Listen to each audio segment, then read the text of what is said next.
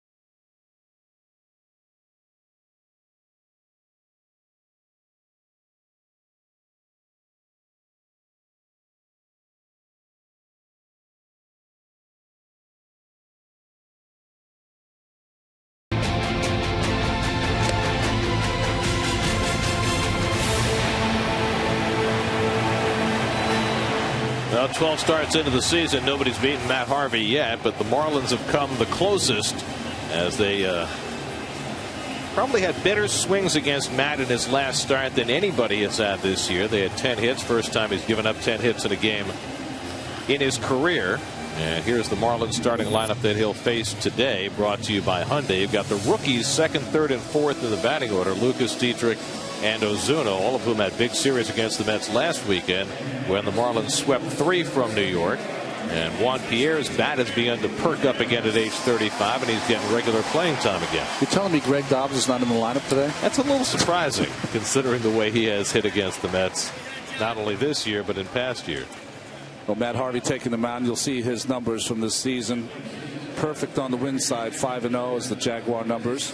Take a look.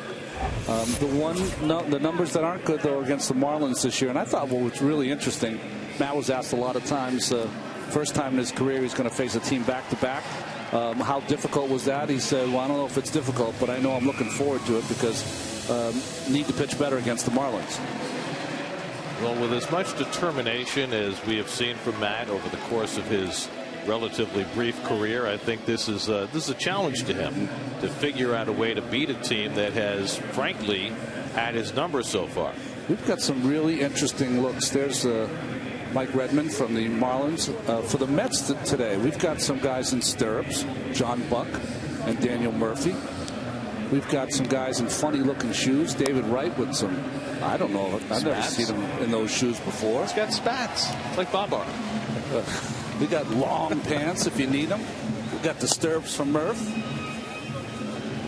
Mike Davis. No change.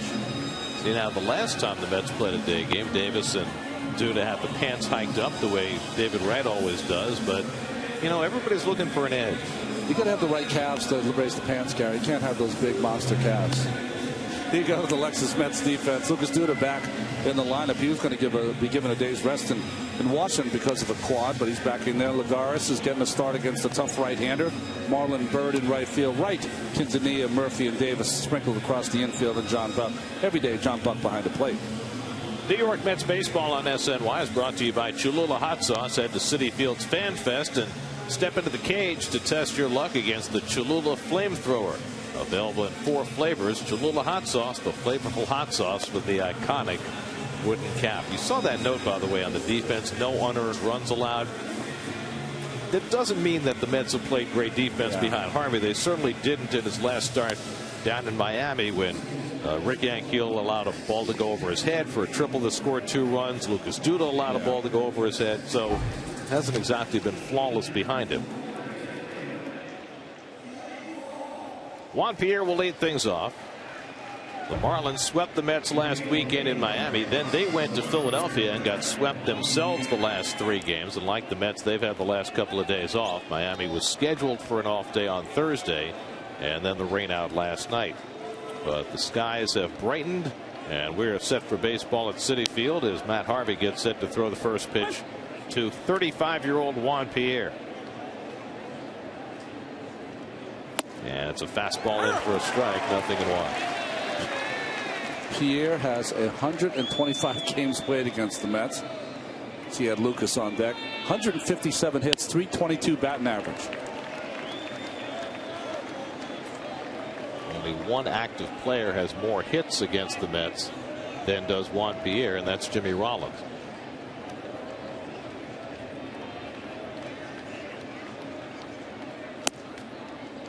Ball and 2 strikes to Pierre, who's 5 for 11 against Harvey. You've got some Marlins who have had some rather inflated numbers against Matt in their 2 appearances against him. And a ground ball for the stirrup Murphy to handle, and there's the first down. Alfonso Marquez calling the balls and strikes today. Dan Bellino, a young umpire at first. Mike DeMuro, a second-generation big league umpire at second. And Ted Barrett is the crew chief working at third. Here's Ed Lucas, who made his major league debut against the Mets last weekend. Hit. In fact, he had 4 hits in the last game of that series and continued to hit in Philadelphia, so he's found his way into the lineup again. 8 for 16 to begin his belated big league career. 10 years in the minor leagues, a rookie at age 31. Well, what do we got? 6 pitches here thrown by Harvey. 5 have been fastballs. That slider just fell off the table. I mean, he missed that by 2 feet. And just off the corner with a slider. 1-2. Well, Matt threw a lot of changeups, so a lot of left-hand hitters in the game in Miami. Early on in this game, staying with the power stuff. And Lucas bounces that one foul. So a ball and 2 strikes. The looked like a little two-seam fastball from Harvey. It was interesting before the game. Terry Collins has had to answer questions every day, at least 5. That's been the over and under on Zach Wheeler in his media scrum. Curveball sits high. 2 balls, 2 strikes. That ball fooled the umpire because that was right off the table. You can see John Buck turning behind to talk to him. That is a strike. Fooled Lucas, and it fooled the umpire.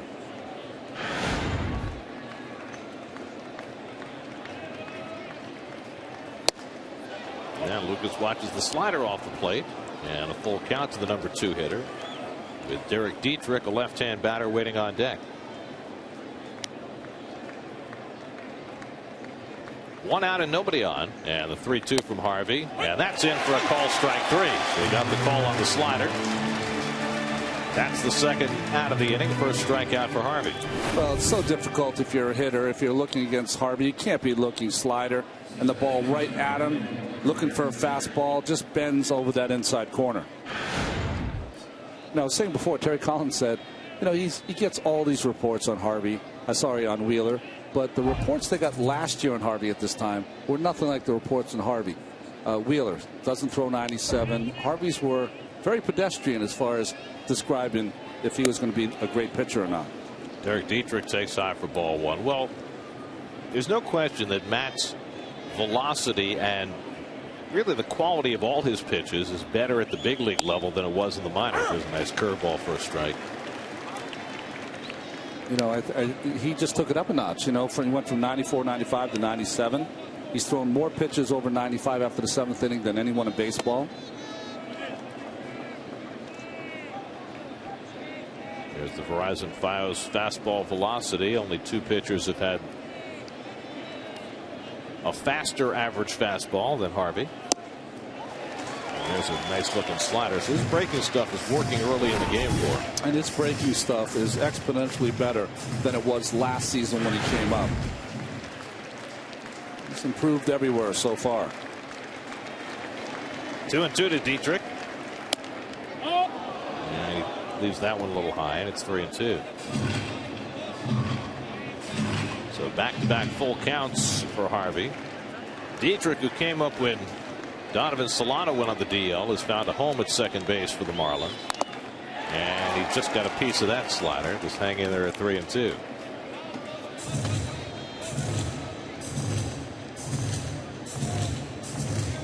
That is now 12 starts into the season without a defeat, the first Met pitcher in history to get this far into a season without a loss. But 7 of his last 8 starts have resulted in no decisions, including that last one against Miami, in which he didn't pitch well, but left with the lead. And Dietrich lifts one to shallow right. Murphy out, Bird in, and Bird calls to end the inning. Harvey has himself a 1-2-3 opening inning. Mets come to bat against Jose Fernandez when we come back.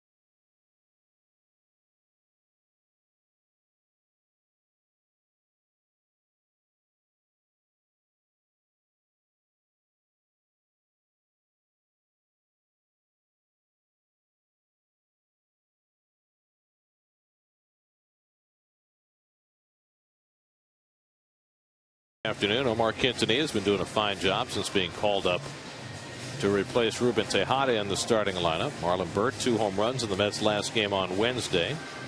Another start for Juan Lagares against a right-hander, his 2nd in a row. Well, Jose Fernandez, this will be his 12th start and his 4th against the Mets. He's also started 3 times against the Phillies. Toyota numbers for Jose Fernandez. And you know, the interesting thing about Fernandez is that against the NL East this year, he's 2-0, ERA real low, and 1-0 against the Mets. Omar Quintanilla will lead things off. Quintanilla's 7th start since being called up. 10 for 20 over his last 5 games, and he takes a fastball for a strike from Fernandez. Jose Fernandez, just 20 years old, defected from Cuba when he was 15, went to high school in Tampa, #1 pick by the Marlins 2 years ago, the 4th overall pick in that 2011 draft. And Quintanilla pops one up on the infield. Echeverria, the shortstop, one-hands it for the first out.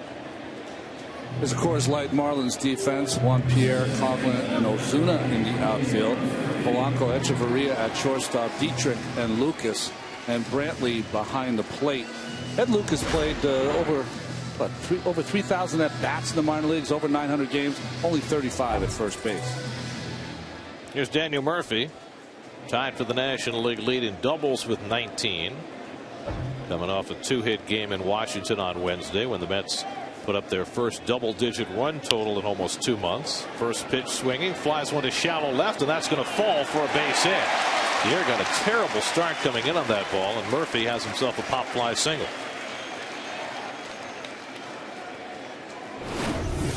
Well, at 35 years old, you've got to make sure you got a good jump, and just froze in his tracks initially, and then can't make up for it with the speed he once had. It's just perfectly placed. No one gets that ball. So 1 out and 1 on, and David Wright will come up. David's bat has cooled down significantly, hitting just 175 over his last 15 games.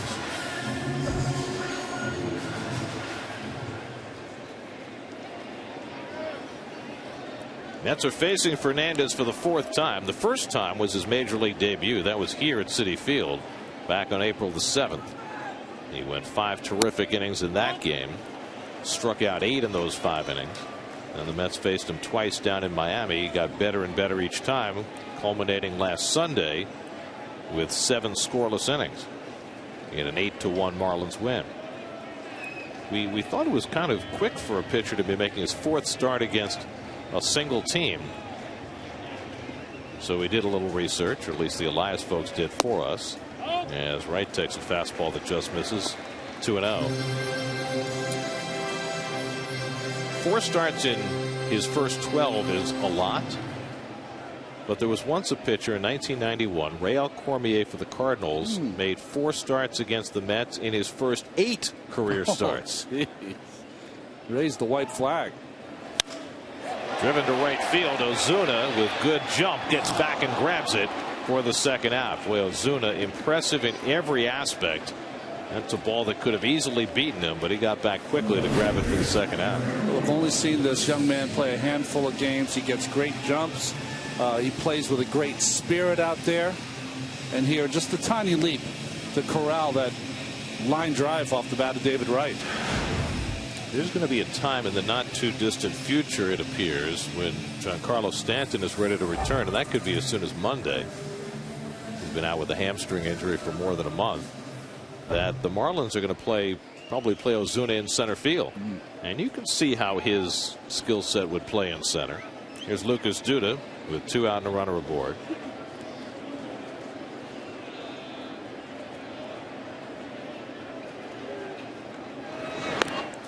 When we were in Miami last weekend, they were hoping that by sometime in the next couple of weeks they would have had Stanton and right, Ozuna in center, and another terrific prospect, Christian Yelich, in left. But Yelich has had a setback, an abdominal injury down in AA, so he's going to be pushed back a few weeks from making his debut. But they've got talent coming. A young team that's ditched most of their veterans and has restocked their farm system as a result. Well, a handful of guys in spring training. Yelich was one of the most outstanding of all those prospects. He had a home run in Port St. Lucie to left center against the wind, left-handed hitter. So, you know, it's funny when you look at the Mets' future and the Marlins' future. The Mets have this big line of pitching prospects on the horizon. The Marlins have a whole bunch of position player prospects on the horizon and not a whole lot of pitching in their system. Duda fouls the curveball off.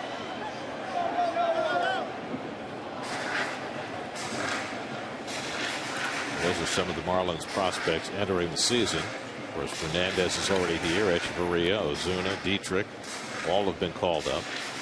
Marisnik is one of the players they got from Toronto in that 12-player trade they made. He's supposed to be a Gold Glove caliber center fielder. We saw him in spring training. So you see most of their prospects, their remaining prospects, are on the position player side, where the Mets are the flip side. Maybe some deals to be made. Fastball just misses 2-1. Of course, everybody has restocked their farm system to a certain extent this week with the first-year player draft. And the Mets, for the third straight year, taking a high school position player with their first pick. Dominic Brown, a first baseman from the LA area. Foul back. Did I say Brown? That was being hopeful. Yeah. If Dominic Smith can be what Dom Brown has become. Dominic Smith, the #1 pick. Andrew Church, a high school pitcher, went second. And down there on the lower left, the name might sound familiar, from the University of Connecticut, L.J. Mazzilli, son of Lee. The whole family's over the moon. Fantastic for L.J. That's a great thing, right? Very offensive-minded second baseman, a lot of speed. Dominic Smith, the Mets' first pick, just 17 years old.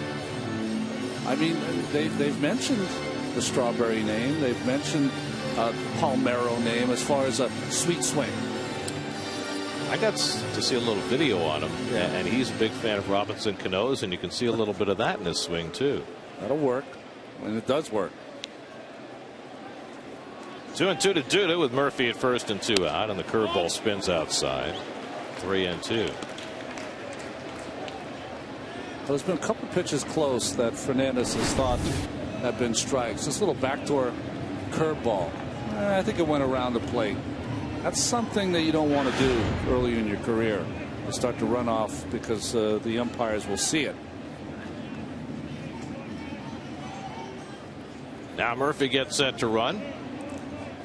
3-2 to Duda, and a check swing foul.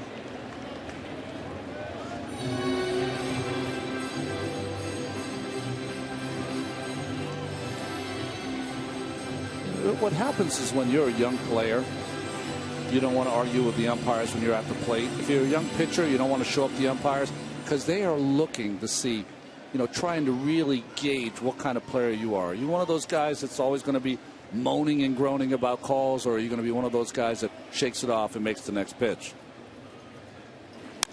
Duda cracks one toward the middle, and that gets past Dietrich for a base hit.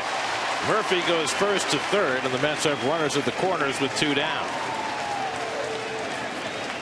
Dietrich shaded over toward the hole, as you would expect against Duda, and Duda beat him back up the middle. Well, comes at him with that sinking fastball to Duda.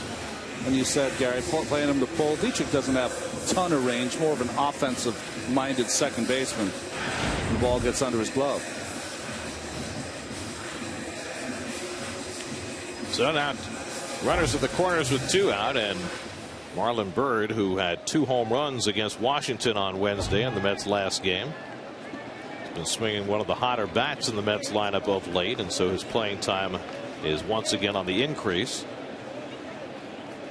8 home runs now on the year for Marlon, 28 driven in. And he takes a fastball strike. Interesting watching the fastball of Fernandez and Harvey. 2 different fastballs, right? Harvey's more true, rides up higher in the strike zone a lot. Fernandez throws more of a 2-seamer. It runs back into the right-hander.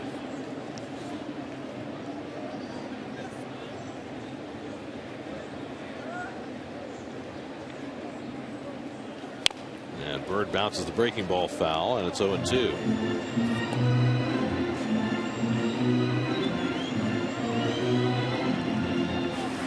Ike Davis would be next. Fernandez pitching on a couple of extra days of rest. Was scheduled to go last night. Coming off 7 scoreless against the Mets in his last start.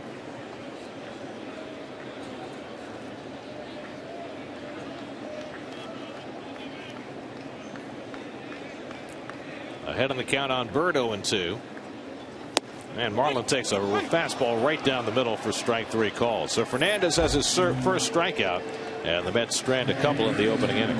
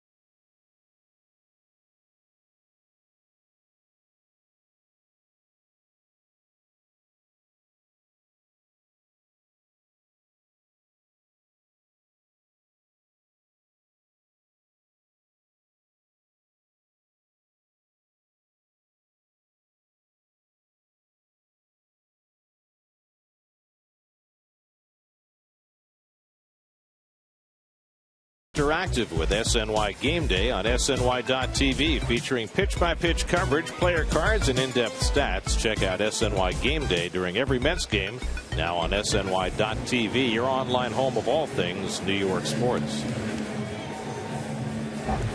Marcell Ozuna leads off the second inning for the Marlins against Matt Harvey. Ozuna had a very impressive series against the Mets down in Miami. 9 for 19 in that series. He's just 22 years old.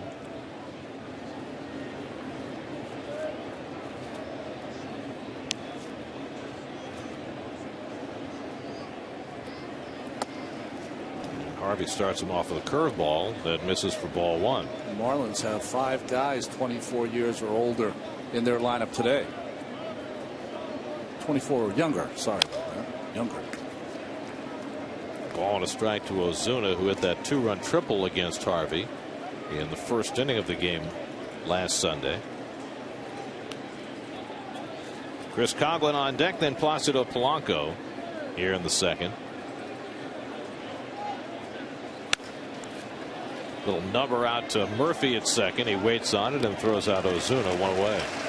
Ozuna flying down the line. Everything we've seen him do has been all out. It's amazing what the infusion of a young player will do to your lineup. We've seen it this last week with the Dodgers and Yasiel Puig. You saw it last year when Trout came up for the Angels. You know, changed that entire team around. It's almost like you have a team feeling kind of bad about themselves. You know, we got off to a slow start, and this young man's coming up, and what's he saying to himself? I don't care what you're playing. I'm coming up here to try to win a job. And so far, so good. Here's Chris Coghlan, who's been swinging the bat very well, maybe the best since his Rookie of the Year season 4 years ago. And another first pitch curveball from Harvey for a strike. Coghlan at 283 for the year. And he's probably going to have playing time taken away when Giancarlo Stanton comes back. But Coghlan reasserting himself as a guy who can be a useful big leaguer. Well, I think then it's going to come up to can he lead off if Pierre continues to hit in the 230s, although Pierre has hit better of late.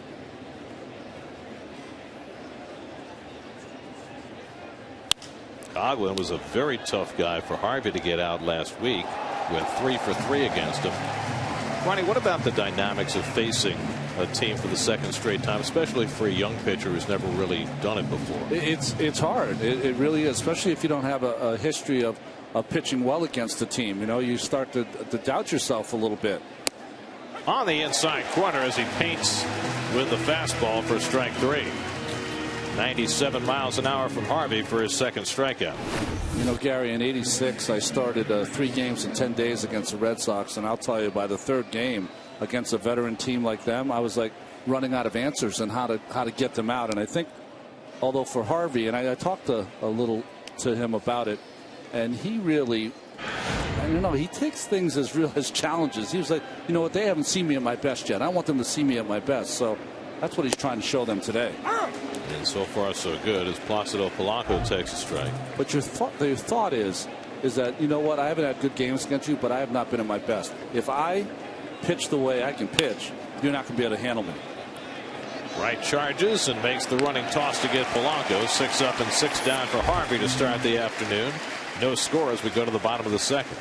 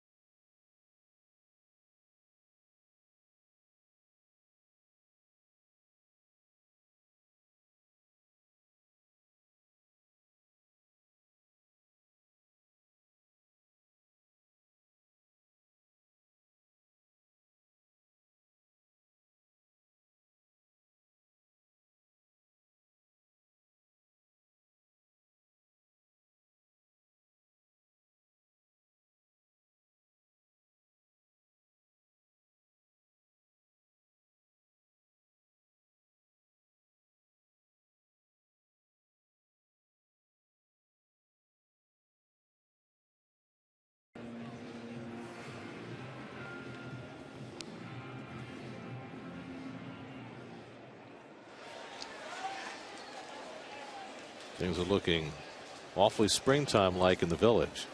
They are, right? You're doing pretty sweet if you got a little brownstone around the corner there. You're doing very, very well. Should have invested 40 years ago. That's right. Ike Davis at 166 for the year. And Jose Fernandez falls behind him 2-0 as we start the bottom of the second. Fernandez worked around a couple of hits in the opening inning. Davis, Buck, and Lagares for the Mets in the second. And there's a strike. 2-1. Jose Fernandez wearing number 16. Pitching in Flushing. Hard throwing 20-year-old. Certainly brings back memories. Here's a little bit of tribute going on there with Fernandez wearing 16 for Doc Gooden.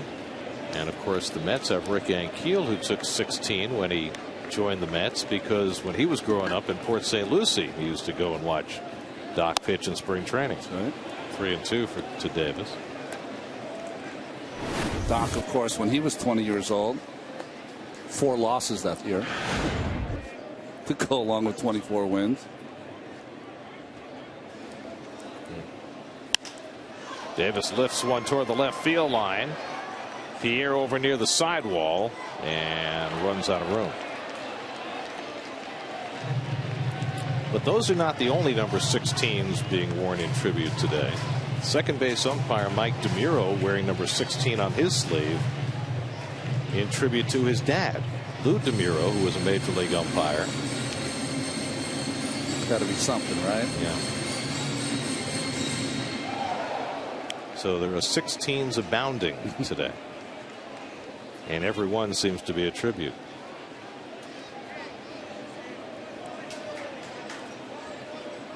I have not gotten to Doc's book yet, but it is getting rave reviews. Well, I'm on the next road trip. I know you guys find that shocking. Davis draws a leadoff walk. I'm going to bring it on that road trip. There's Doc. Jersey. I just finished Howie's book, Howie Rose. Well worth reading. Yeah? Yeah. Well, then maybe I'll bring both. Put it in the book. Put it in the book? Yeah, of course. The book. Of course. But I was thinking that, for me, when the 86 books come out, whoever is the author of them, there's a quick read and a slow read. The quick read, just to make sure that I want to do the slow read. In case I'm mentioned. Yeah, I understand. Here's John Buck, dropped to 7th in the order. And he takes the curveball outside. Buck had a home run against Fernandez earlier this year, but things have not gone well for John over the last 5 weeks. Since the 3rd of May, he's hitting just 163 after that very fast start. Juan Lagares waits on deck.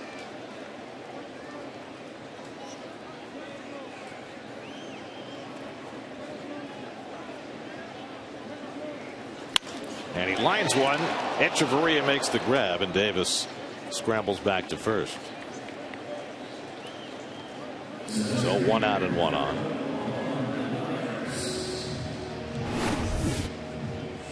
Well, good at bat here. We've talked about it that in the first month of the season, when he got most of those numbers, John Buck was going up the middle, going to the right side.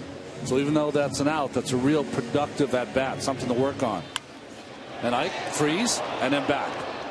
Good base run. I often wonder now with Buck, and it's still relatively early in the year. It's only the 2nd week in June, and the Mets they've had more time off than they would have liked because of all the rainouts. But Buck has played virtually every day.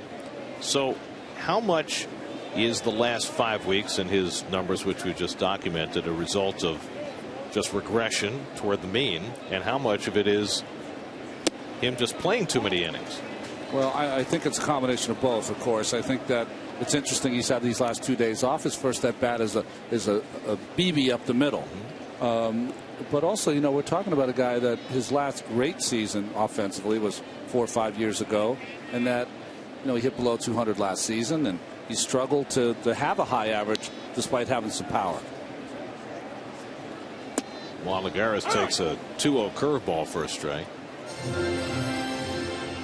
There are the lifetime numbers for Buck. So, when he was hitting close to 300 and hitting 10 home runs the first month, that was a great month, but certainly you didn't expect him to carry on that pace all year. My feeling is that from watching the games that he's played, that I think Anthony Recker has deserved to play a little more during the week, and I think that'll make Anthony better, and certainly will make John Buck better. Certainly when the year began, the hope was that by mid-season Travis d'Arnaud would be ready, and so Buck's playing time would diminish. But with d'Arnaud still wearing a boot on his foot, that's not going to happen for quite some time. He'll get back to playing in a month or so, and he probably won't make it to the big leagues till late this year, if at all. I would think that if he made the big leagues, he would have to be in September after his season's done, because he needs to play every day.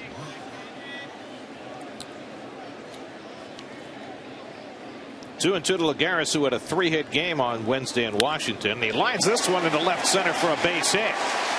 Davis heads to third, cut off deep in the gap by Pierre, and Davis is being waved home. Echeverria makes the relay throw to the plate. Davis slides in safely with the first run of the game. An RBI double for Juan Lagares chases Ike Davis all the way home from first, and it's 1-0 New York. Less than a week ago, Jordan Zimmerman was pitching for the Washington Nationals. Terry Collins said, I don't want to start him against a big right-hander with good breaking ball. Well, in a week, he's changed his mind, and he's put out Lagares against that good breaking ball of Fernandez. He hangs one, and he splits the defense. Good job by Pierre to get to the ball, get it in.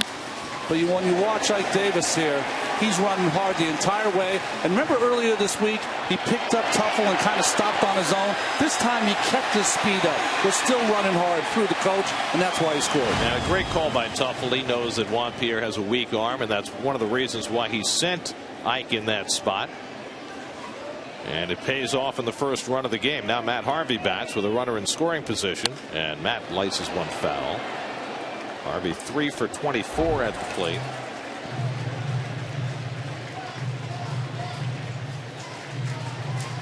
So the leadoff walk hurts Fernandez, as Davis has come around to score. Just the third RBI for Juan Lagares, and if he hits, he will earn more and more playing time. I mentioned this is his second straight start against a right-hander. He had been platooning with Rick Ankiel since Ankiel got here. There's a good swing by Harvey, and he fouls it back. See, what you really want to do is when you get this relay, you want to stand up straight and throw a BB. But you know, Juan Pierre has never had a very good arm. It's not that great now, and that allowed Davis to score the run. Well, Echeverria did all he could. He's got a laser beam for an arm. And Harvey goes down on the fastball. Second strikeout for Fernandez, and the second out of the inning. You know, the one play they could have made there, if Coughlin could have got there quicker, Coughlin to get to the ball, he would have got it in a little better. That's the little nuances that, as an outfield team, you can try to do to stop the runs.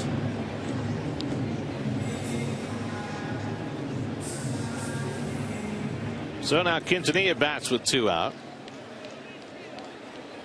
Omar popped to short his first time up.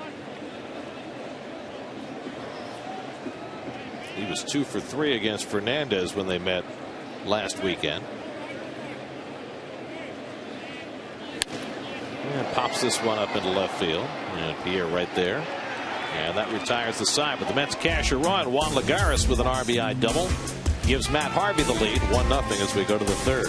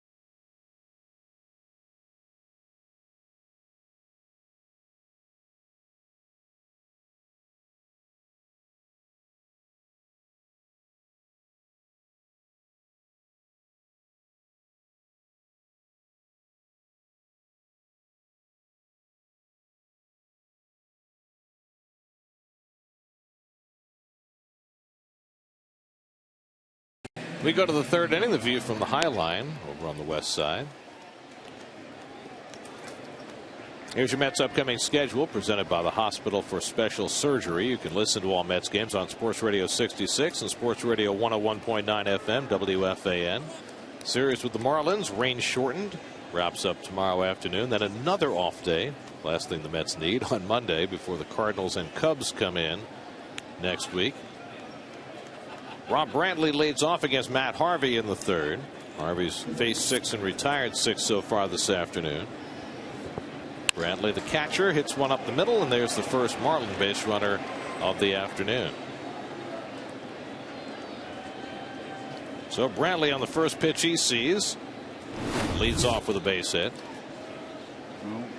A little hanging slider there by Harvey right in the middle of the plate.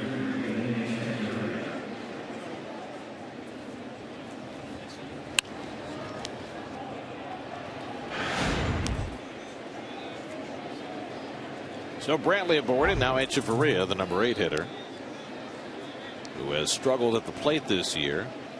Also missed some time on the disabled list. And he takes a fastball strike. Echeverria, part of that big deal that the Marlins made last offseason with Toronto. Jose Fernandez, pretty good hitting pitcher, waiting on deck.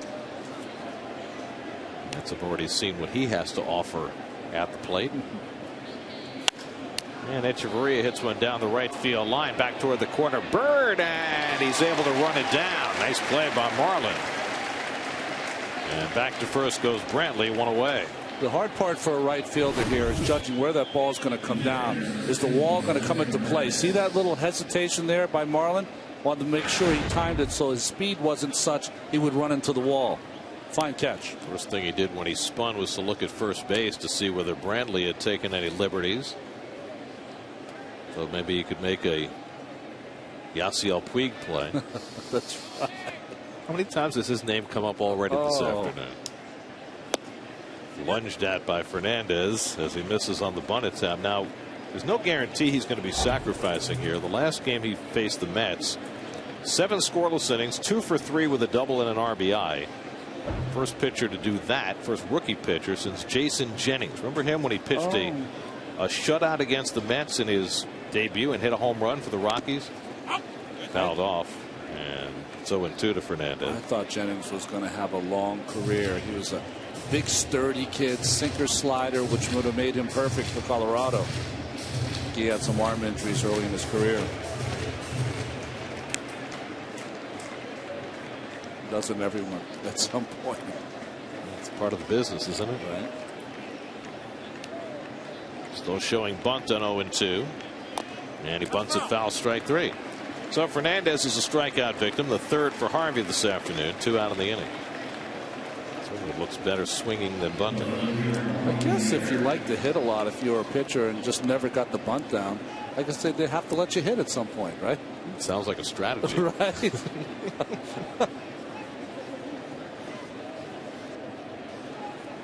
So now Juan Pierre with 2 out and a runner at first. Pierre grounded out to Murphy his first time up.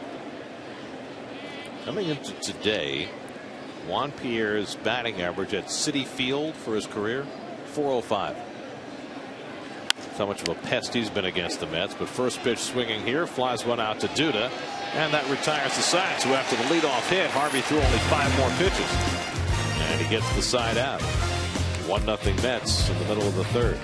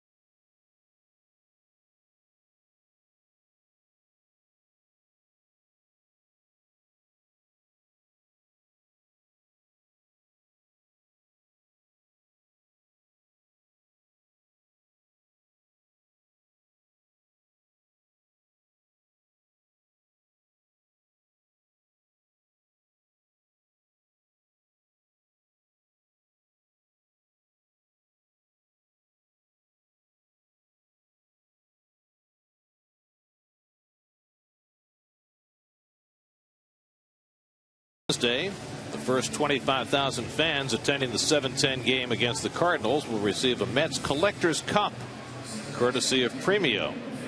Visit Mets.com for your tickets.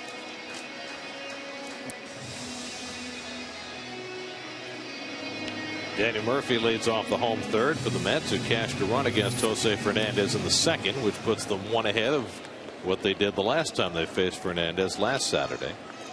Murphy had a bloop single in the first inning that fell into left field.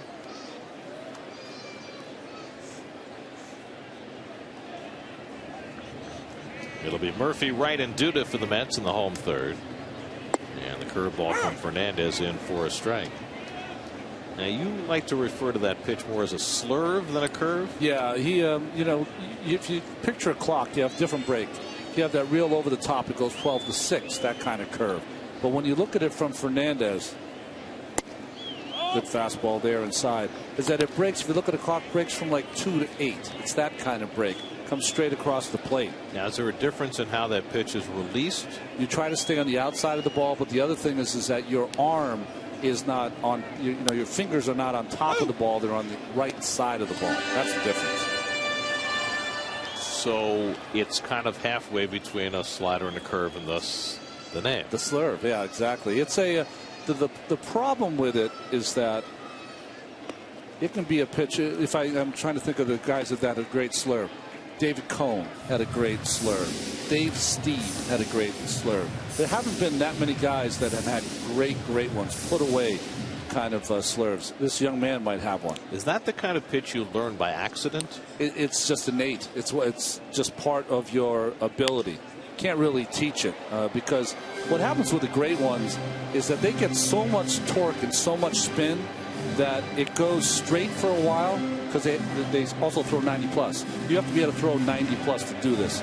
They let it go and it kind of spins so quick that it doesn't catch the gravity or the air. And then once it slows down a little, that's when it starts catching and start turning. So the optical illusion is it's a fastball out of the hand and it makes a left turn. It's an unbelievable pitch. Like I said, few can master. 2-2 to Murphy. And he fouls off the changeup.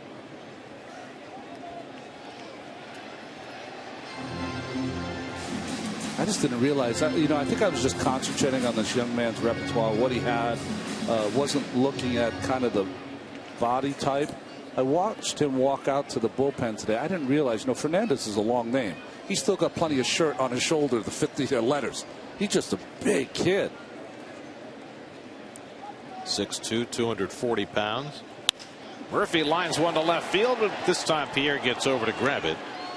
One away. Crazy in baseball, right? You pop one up, you get a base hit, you get a lenient, you get an out. I mean, it just doesn't make sense. I was talking about, okay, so curveball, talking about on top of the ball. When you let go of a curveball, you want your arm and to be on top of the ball. If you're throwing a slurve, you're not going to be on top of it. You're going to be to the side of it, on the right side of it, letting it go that way. And what happens, what I was saying, for the really great guys that throw hard, it'll spin so fast that it won't catch the air, and then it'll slow, and boom, it goes that way. Most guys can't do that. It's just very difficult. Kind of like throwing a hook with a bowling ball. Same thing. The real good bowlers, that ball goes straight for half the lane and then starts to make the turn.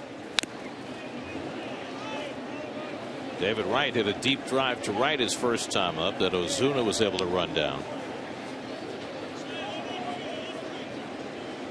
Over the last week or so, David has hit a bunch of balls well to right field that have resulted in outs, which, you know, in terms of results is not great, but in terms of process is probably exactly where he wants to be. Well, it's interesting. Before these guys get on a roll, they'll have 4 or 5 games where they'll go 1 for 3 with a walk. They'll hit a couple balls hard, and then the next thing you know, they get those 3-hit games, 4-hit games. Drives this one deep to center field, chasing Coghlan back, and he runs that one down. So David's hit a couple of balls well to the outfield for a couple of outs. There's nothing more frustrating for a hitter than to hit 2 line drives and be 0 for 2. But Coghlan is one of the outfielders that he has speed, but not lots of speed. So he plays very deep. He made this play look pretty easy considering where David hit that. It's not a bad pitch either. 2 out and nobody on. Now Lucas Duda, who grounded a single into right center his first time up.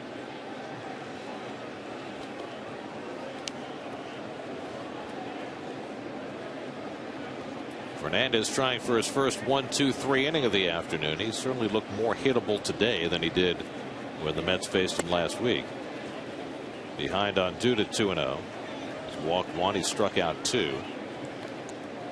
Interesting. Chuck Hernandez, their pitching coach, outstanding pitching coach, Tigers, now Marlins. He's doing a couple things that he did not do in his other starts against the Mets. He's overthrowing, he's flying open with that front side, and I'm sure that he's seeing it, and we'll discuss it with him in between innings. It's almost like he's, I don't know, he's maxing out every pitch, and we didn't see that the last time. Usually he keeps himself pretty well in check for a 20-year-old. See if Duda is going to be swinging 3-0 here with 2 out and nobody on. He takes inside, ball 4, so Duda on base for the second time. The second walk given up by Fernandez.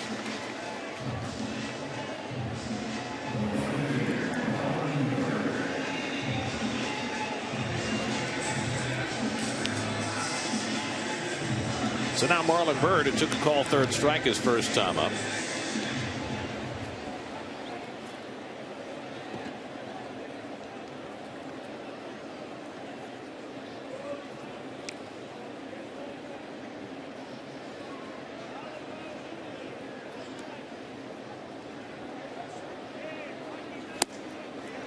Fernandez has averaged just over a strikeout per inning this year. Coming into the day, 60 strikeouts and 59 in the third innings. Only 4 pitchers in Major League history have averaged a strikeout per inning before they turn 21. Kerry Wood, Dwight Gooden, Bob Feller, and the wild card in the group, Oliver Perez. Oh, that's right. Remember that first year with the Pirates when he was just 20 years old. He was a 200-plus strikeout guy that year. Specialty lefty now, right, in Seattle. And doing a great job. Who knew?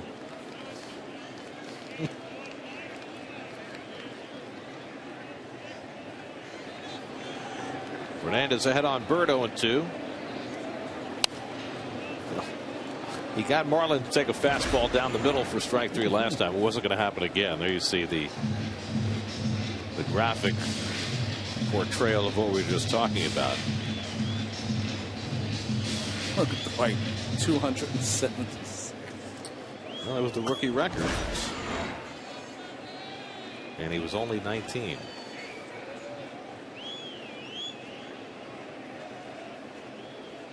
Curveball bounced foul. Nice grab, Timmy. I mean, Dwight didn't turn 21 till when? November? After the 85 season. After the 85 season. So add both of them there. Wow.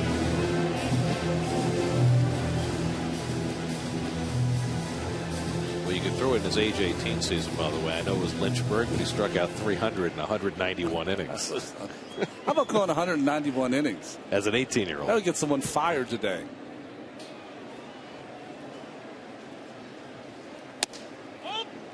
Curveball sits inside, 1-2. It's interesting to watch Rob Brantley. He's a young guy behind the plate. He's got a lot of movement. You know, Sandy Alomar Jr., when he was here coaching, he used to always talk about being very smooth and quiet behind the plate. Brantley's still learning the position, still moving around a lot. Sometimes you can lose a pitch.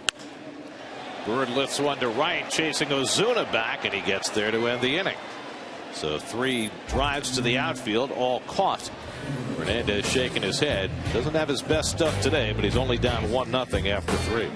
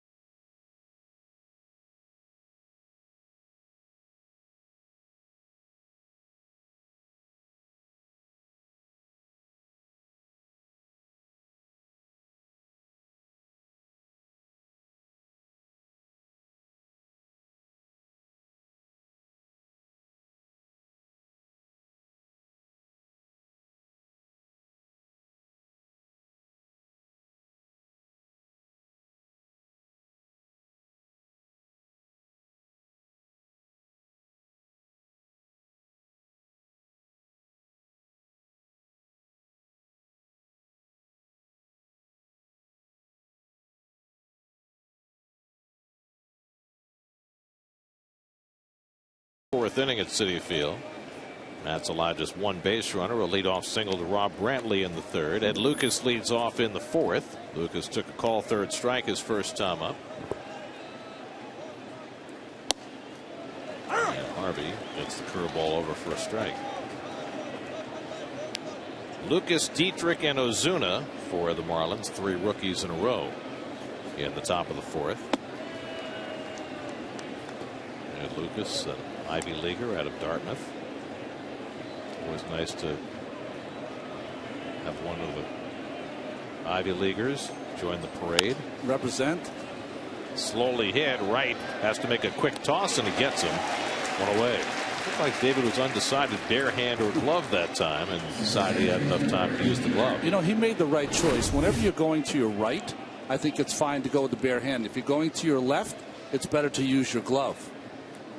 And Lucas not all that fleet, and so David was able to throw him out with ease. You know, if you're going to your right, you can get the 90-degree angle where your hand is fully open. If you're going to your left, you're only going to have part of your hand ready to grasp the ball. Here's Dietrich, who flied out to right his first time up. And he smacks one into right field for a base hit. So the Marlins, swinging early in the count against Harvey, have their second hit. A one-out single for Dietrich. You know what's interesting is that the Marlins obviously are trying to first pitch fastball hit off Harvey. And I think the first reaction you have as a pitcher is, boy, I guess I can't throw first pitch fastballs. That's the wrong way to think. You can really start just making a little better pitch on that first pitch. They'll get themselves out. You'll get some early pop-ups, ground balls. So here's Ozuna, who grounded out his first time up. There's Tino Martinez, the Marlins hitting coach. He knew a little bit about formulating the game plan before he went to the plate. Great player. A little bit about finding the upper deck. Fastball for a strike to Ozuna. I mean, what else would you want? He was a great team player, great hitter, world champion, guy who could play in the clutch. Just about everything you want in a player. Good defensive player.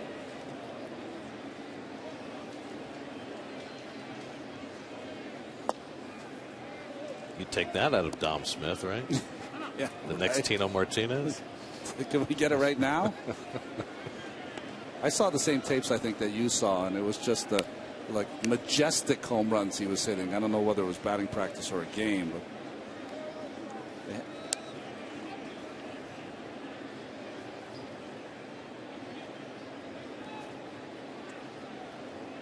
1-1 to Ozuna. Buck setting up inside, and Harvey missing away.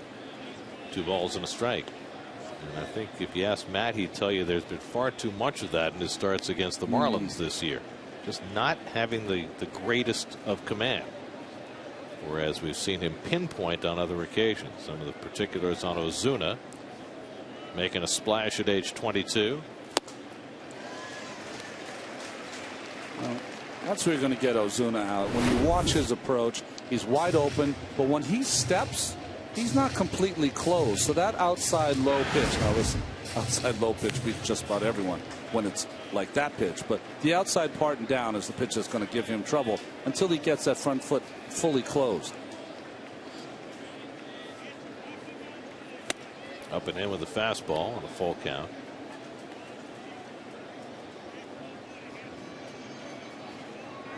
Brantley, we know is Dietrich, we know is got a little bit of speed. You could think about it. Why not? Coughlin on deck. 3rd full count of the day for Harvey. Dietrich runs. Ozuna lines one, base hit. Dietrich going first to third, and so the Marlins have something working. 1st and 3rd and 1 out. So by putting Dietrich in motion, they get that tying run to third base with 1 away. Good hitting there by Ozuna. Let's see where this pitch is from the side. It's up. It's about thigh high. It is a little outside, but the problem is it's a little up. If it's down, probably gets him out. But the ball is up. Murph trying the deke at second base. Nobody dekes more than Murph. He dekes himself half the time. Just interesting on 3-2 pitches now. If there's been 3 or 4 of them, Matt has chosen to go with breaking pitch almost every time. Now Coughlin trying to get that tying run home from third. Struck out looking his first time up.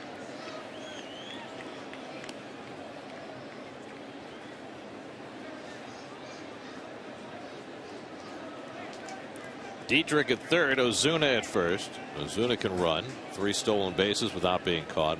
Matt's done an awfully good job controlling the running game for a young pitcher.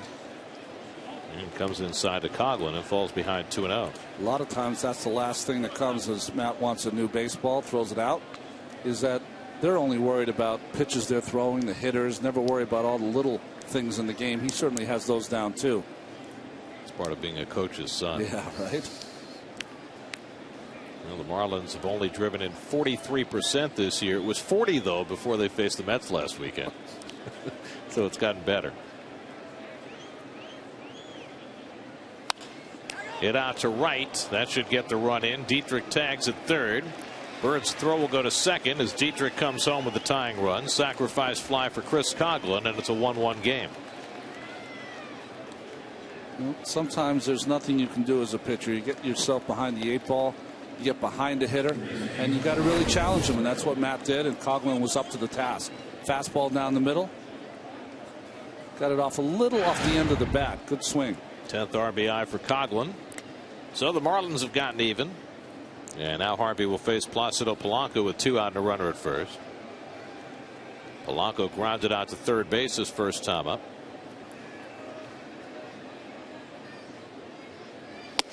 And takes a fastball for a strike.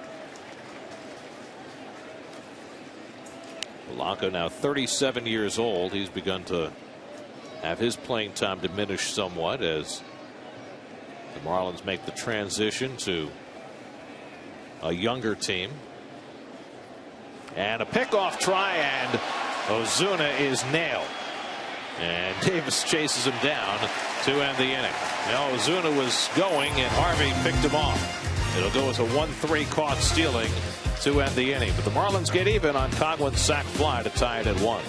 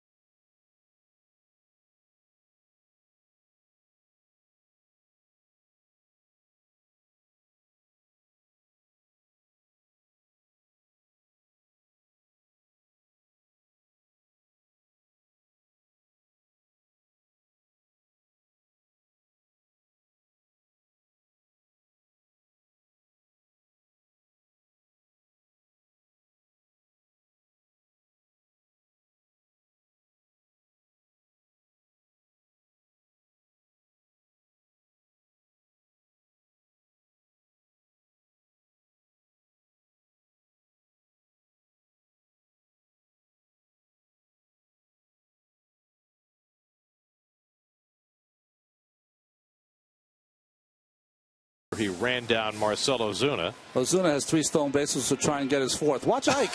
He misses with a tag. He almost went and grabbed Ozuna. Said, hey, wait, stay here. But finally puts the tag on. Now, it's a really good thing that he was not able to grab him with his bare hand. That would have been obstruction and he would have been safe at second. I can see why you would react like that, though. Hey, come back here. Yeah, come on. Hey, I'm talking to you. You're an easy out now. Come on.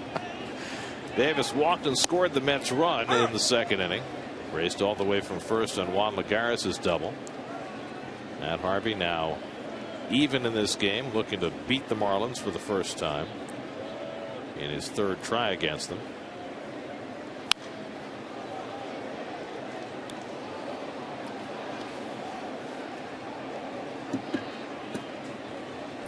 John Buck on deck, and then Juan Lagares for the Mets in the fourth. Each team with a run on 3 hits. And the curveball spins in, strike 3 call. So Davis caught looking, 3rd strikeout for Jose Fernandez. That's a slurve we were talking about before. Starts outside, bends back over the middle of the play. I think I thought that was high and broke a little late, but not agreed with Marquez. 1 out and nobody on. John Buck coming up. Let's check in with Kevin Burkhardt. Kevin? Every day with a starting pitcher, John Buck has a little sit down, maybe 10 minutes or so, to go over the game plan. And that meeting can entail a lot of different things, guys. I watched his meeting in Washington with Sean Markham that lasted about 10 or 15 minutes. Took place at 4 o'clock for the game. Today at home, usually you don't see those meetings. They're kind of behind closed doors. There's a few more places for the players to hide here at home. But I asked John for a little insight about what goes on in those meetings and how the two will sit down and kind of formulate their idea of what they want to do against the hitters ahead. And on Thursday, he gave me the example, or a couple of examples. He said, here's how it started. And we go in. First thing I bring up is Jason Worth. And ironically, we both went back and looked at video from 2010 when we were teammates, and looked at how we attacked Worth. I had a plan how I wanted to get him out. Markham looked at the same video, agreed, so we started there. He said, but it's not just simple stuff. We'll look at in-depth how I want to attack certain hitters. I explained to Sean what I like to do off of the changeup against certain batters, and I reminded him of some things that I like deep in counts against certain players, because quite honestly, sometimes I'm focused on a few different things and I want the pitcher to know my idea. Same thing though, same time, I want the pitcher to express to me what he wants to do. So if he disagrees during a game, he changes his mind, really he's got to throw the pitch with conviction. But a lot goes into that 10-minute session before each game, guys.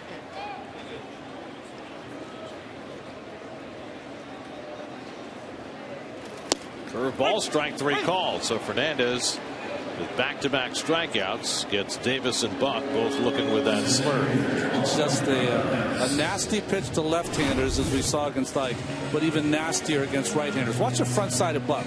See how kind of that front shoulder just opens up just a tiny bit, which gets you off the pitch.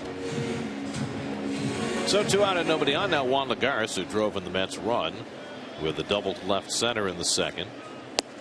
And that first pitch, breaking ball in for a strike, and Fernandez feeling awfully good about that pitch now. So did you and your catchers have meetings right before each start, or is that a relatively recent phenomenon? No, I think that's happened forever, to tell you the truth. You know, you can go back all the way to when the ball was put in your locker. You didn't know you were pitching until the ball was put in your locker, and then you'd have to go seek out and find the catcher. Gary Carter definitely would meet with you, would not take 10 minutes, take 5 minutes to go over the lineup. But you know, you really went with what Kidd was going to call. You knew the National League as well as anyone. Strike 3 called. Well, 3 batters, 3 call third strikes, all with the breaking ball. Quite an inning for Fernandez. 1-1 after 4.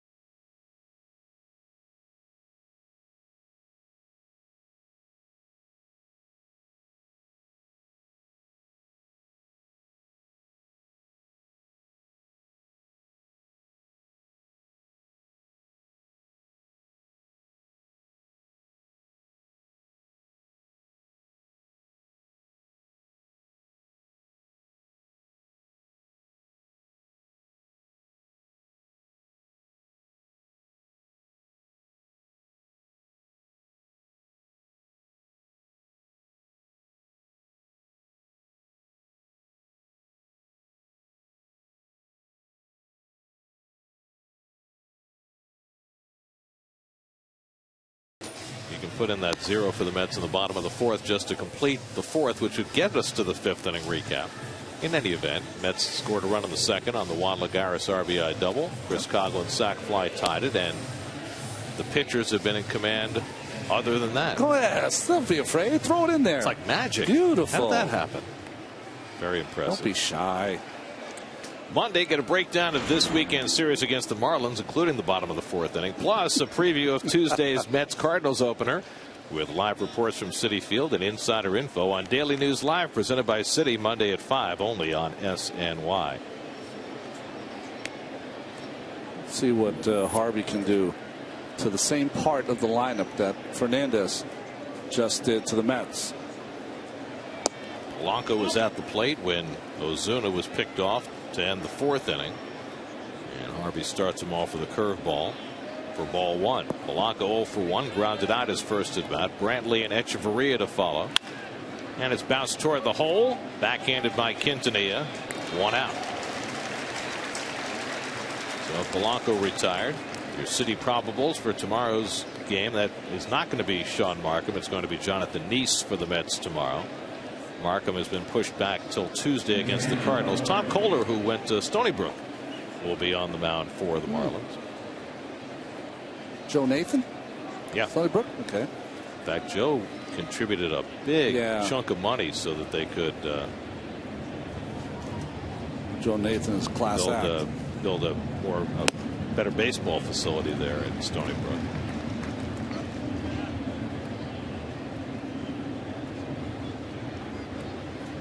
Echeverria on deck. Rob Brantley had the first hit against Harvey, a single up the middle to start the 4th inning. We have the revised City probables for tomorrow's game. That was the same button as 0. It just comes up a little longer. You know, it's like the umpires. We just want to get the call right. Yes.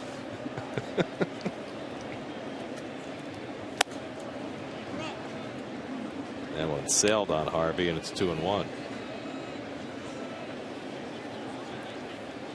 I had to say, how would you judge Harvey's demeanor this afternoon? It's like frustrated, you know. And Brantley has his second hit of the afternoon. So he's 2 for 2. That's the 4th hit off Matt Harvey. And listen, he's only given up a run. He's pitching excellent, but you know, he seeks perfection, and he hasn't gotten it yet. And I think more so today because of the way the Marlins handled him last Sunday.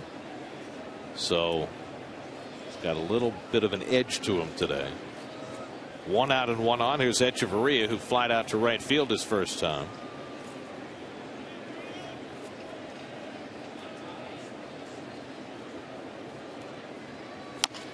Slow ground ball, tough play. Harvey makes the wide throw, and Ike saves him an error by scooping that ball up. One that Matt should have put in his pocket. And Davis made a fine play to keep that ball from going into right field. So it's an infield hit for Echeverria, and the Marlins have 2 on. You want your third baseman yelling, you know, hold it, hold it. But he doesn't, lets it go. And just an excellent play by Ike to get off the bag and somehow get a glove on this. I mean, he had to go, what, 4 or 5 feet over there to make the play.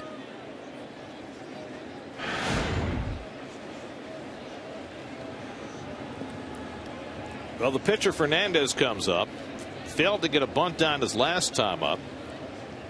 Showing bunt already. As the corners get set to charge, and he bunts and misses strike 1. He just keeps throwing that slider to him away, and he keeps kind of reaching for it, jabbing at it. And now the third base coach, Joe Espada, is going to come down and have a chat with Fernandez. Perhaps it's time to take the bunt off. The next option will be smoke signals at some point. I mean, I wonder if he missed a sign that last pitch, whether he was supposed to swing away. After all, he's had a lot more success doing that than he has trying to bunt the ball today. He gets this one down. Harvey wants to go to third with it. Gets the force there. Relay by Wright, though, not nearly in time. So they pick off the lead runner. 1-5 as Brantley is erased for the second out. Isn't it amazing the little things you can do if you are pitcher on the mound is also one of your 9 athletes on the field. You can get the kind of outs that can make the difference in a ball game. Fernandez happy just to get this ball down. Problem is, it's right back to Harvey. Aggressive play, but the right play. David tries to double up at first, but didn't work. So now 2 on and 2 out. You got Juan Pierre at the plate. Now, Pierre is a guy who's not going to hit the ball over outfielders' heads very often, so they can play awfully shallow, which makes it not a guarantee that you're going to get a run home on a 2-out hit. There's a call strike to Pierre, 0-1. It happens a lot of times when you go to pick up the baseball, your eyes will come away from the ball, but he tried to go barehanded, but luckily had the glove behind it, kind of shoveled it into his glove to make that play. Almost like he intended to pick it up barehanded, but had the glove there only as a backup. What happened is that he got a little too far away from the ball. There was someone who taught me early in my career, try to step on the ball with your right foot. That'll get your hand right to the baseball. And people at home, you'll never step on it. Don't worry.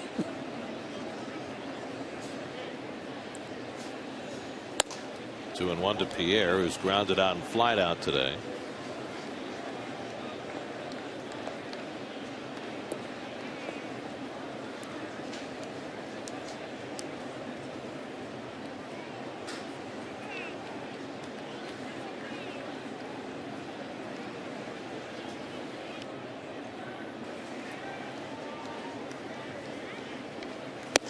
And Pierre takes the fastball high, and now it's 3-1.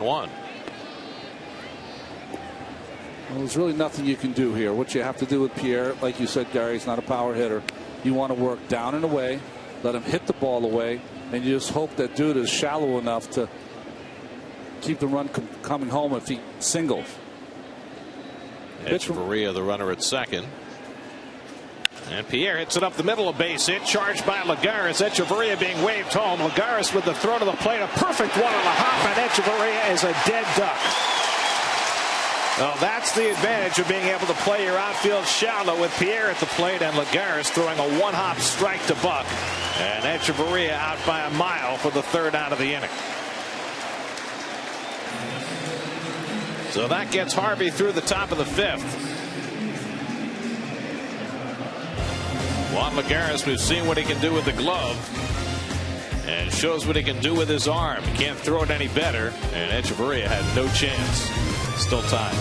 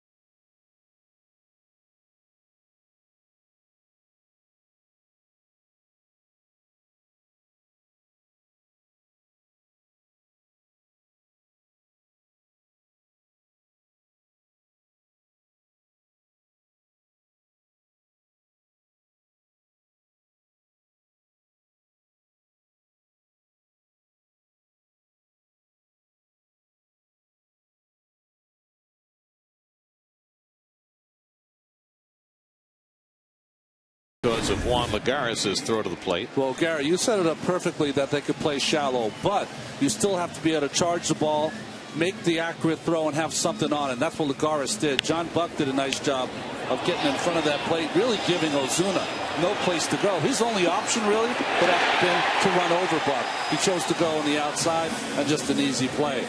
Joe Espada aggressively sending Echeverria home. In retrospect, maybe not such a great decision. Matt Harvey leads off for the Mets as we go to the bottom of the fifth, and we're very pleased to have Michael Milken joining us in the booth, representing the Prostate Cancer Foundation. Every year around Father's Day, Michael joins us to talk about the fight against prostate cancer. Welcome, Michael. It's good to be here. It's great to see the two of you, and this is our 18th season and $40 million raised from home runs. Tell us how the program works again, Michael. The program started 18 years ago with a young owner named Fred Wilpon that had this idea: take Dad to the ball game, remind him to get checked for prostate cancer, and it's become the #1 awareness program in baseball. And as a result, there are selected games. This one is a special bonus game, but all the games beginning on the 11th to Father's Day on the 16th, and people pledge money for home runs hit. We average about 130. We're down a little bit from the year 2000, when a lot more home runs were hit. Maria throws out Harvey one away. And you can go to PCF.org, standing for the Prostate Cancer Foundation.org, and you can learn a lot about nutrition. But the best results in these 18 years is we've reduced the death rate from prostate cancer from projected levels by 50%. Almost 500,000 men who the government was projecting were going to pass away from prostate cancer can all be here and watch the Mets play the Marlins today. So it's made a huge difference from that standpoint. And I know it's going to mean a lot to me. One of my good friends just found out this week that he has prostate cancer, and you know, his future looks a lot brighter because of this program in the last 18 years. Not only the early detection, but we have had 6 new drugs approved, more than any other cancer, for prostate cancer. And a lot of that money's come right from this program.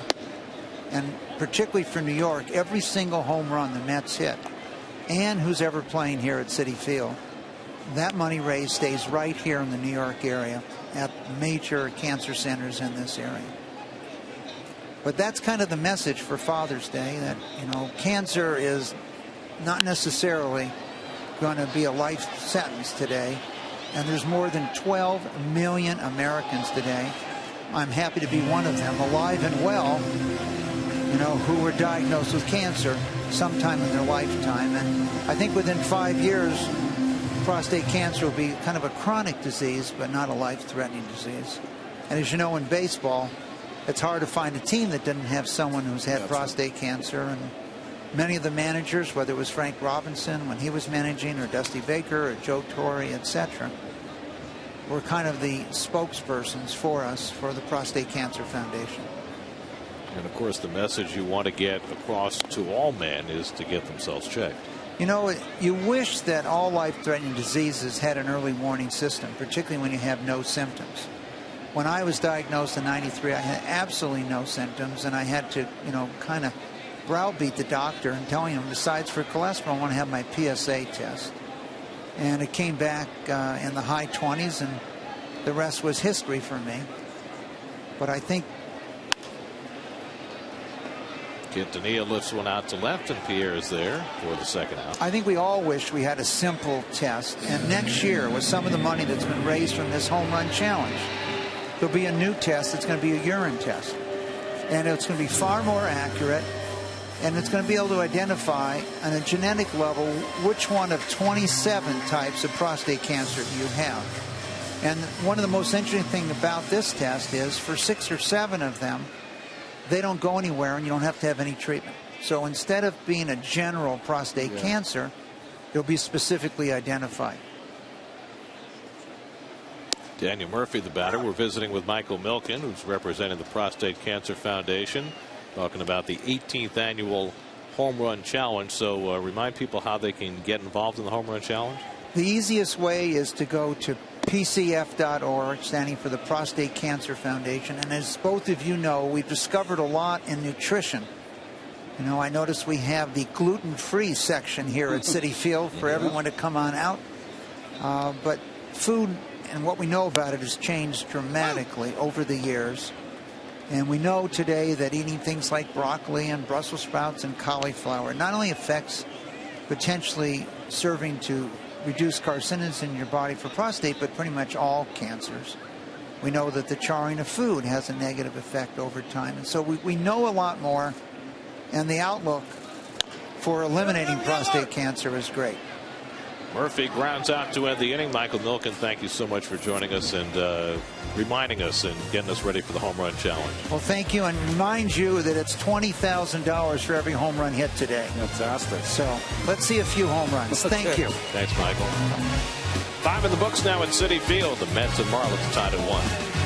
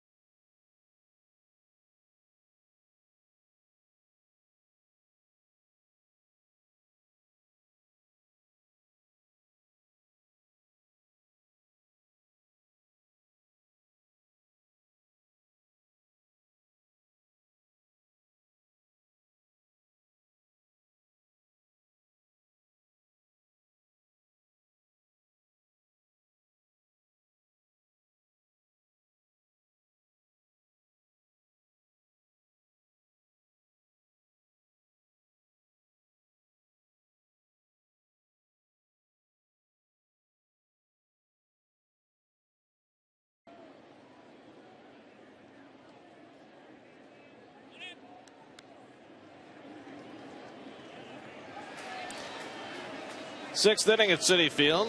It's been everything you expected with Matt Harvey and Jose Fernandez matching up for the second time. Two young pitchers who will probably face each other many dozens of times over the next coming years.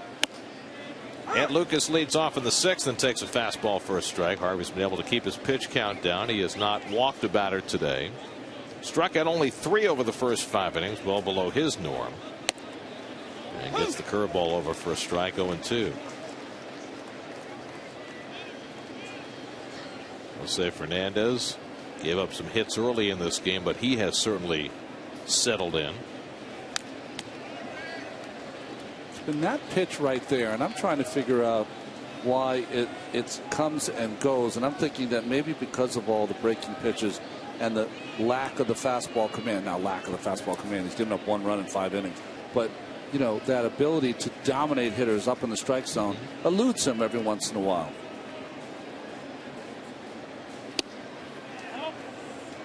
Interesting two-seamer there. You see that? Trying to throw that ball off the plate away and dart that outside corner. Sunk down and in. Here's the 1-2. And he got him. Good slider by Matt Harvey to strike out Ed Lucas for the second time. His 4th strikeout of the day. Well, that fastball, prior pitch down and in, sets up this little slider away. Think about Harvey. See how he reaches back all the way to as far as he can go to second base and then doesn't let go of that ball till, boy, he gets right in front of his face and chest. So 1 out and nobody on. Now Derek Dietrich, who singled to right and scored the only Marlins run in the 4th inning. You know, when you watch most pitchers, if they have this kind of extension, they'll cup the baseball. It means they'll wrap it with their wrist. He does not. He just puts it back there, almost like you would envision if you were teaching someone in the Olympics to throw a javelin. That's kind of how you would teach them, to reach back as far as they could with that arm open, to throw it as far as you could. For Harvey, it's to throw it as hard as he can. And there's not a tremendous amount of pronation, which you see often when guys extend backward like that. That's the key. He doesn't cup it with his wrist. When it cups with your wrist, that really front of your shoulder is the one that's compromised. He does not do that. It's a nice, fluid, easy motion. That's the way his dad taught him to throw when he was just a kid. There's a nice curveball for a strike, and it's 2-2.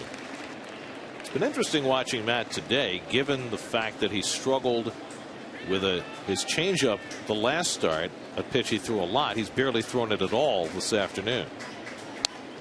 Well, it'll be interesting to talk to him this week and find out if he and Buck, as they had that meeting that Kevin was talking about, that 10-minute meeting, if they decided just to junk it for this start. Show it, but not use it a lot. Yeah, because especially against the left-hand hitters, that was a primary focus for Harvey in that start last Sunday. 2-2. Got him with a curveball. Back-to-back strikeouts for Harvey to start the 6th inning. 2 out and nobody out. Let's check in with Gary Apple. He has a game break presented by your Tri-Honda dealer.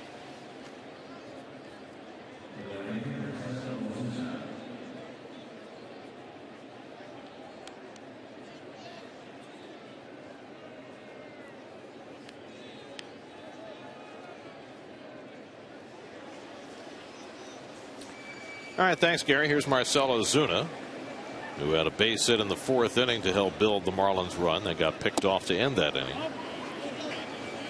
Darvish has all those strikeouts, but he hasn't won in 3 starts, and it might be 4. And Mark Burley finally pitching well for Toronto. Toronto's starting to get some better performances. R.A. Dickey in his last start was as good as he's been all year. Still, they're 8 games under 500 and 10.5 out of first place. 4 teams to travel over. By the way, speaking of Toronto, you see who they called up today? Yes, I did. JT. Josh Tolley back in the big leagues. Good for him. Yeah, it's nice to see Josh getting another opportunity. Of course, he was part of the trade that brought the Mets Travis d'Arnaud and John Buck and Noah Syndergaard. Slap to the right side. Murphy giving ground and makes the toss to get Ozuna side retired. Ball kept moving away from Murphy, but he was able to stay with it. 1-2-3 inning for Matt Harvey. We head for the bottom of the 6th at Citi Field. David Wright to lead off in a 1-1 game.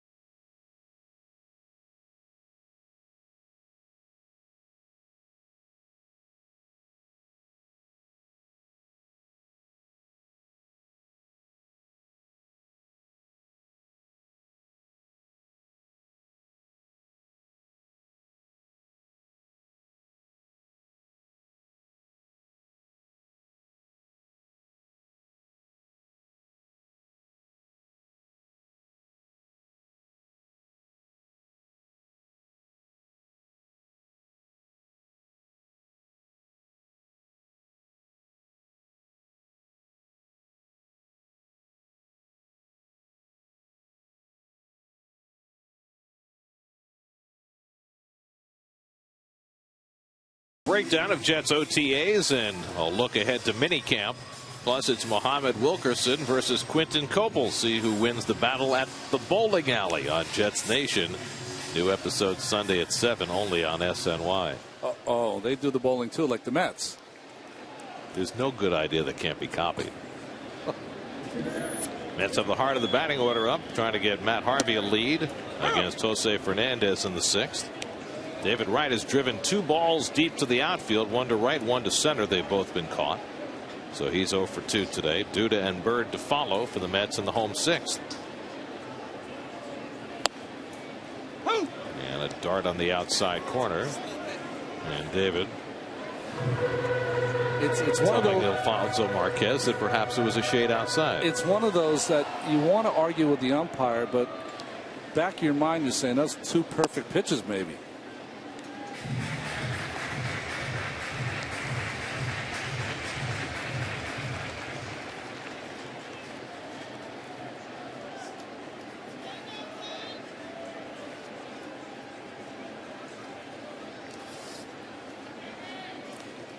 One, 2 from Fernandez. Right at the second baseman, Dietrich. And Wright is retired, 1 away. 8 in a row now retired by Fernandez. Well, we've been talking today about Jose Fernandez's slurve.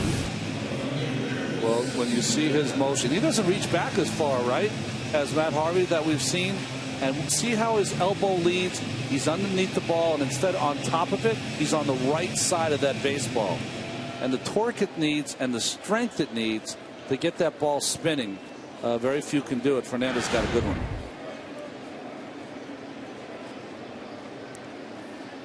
One out in the home 6th, and now Lucas Duda, who's been aboard twice with a single and a walk, and he takes the fastball outside. As Fernandez dominates through the middle of this game, it's worth noting that only once this year have the Marlins allowed him to throw as many as 90 pitches in a game.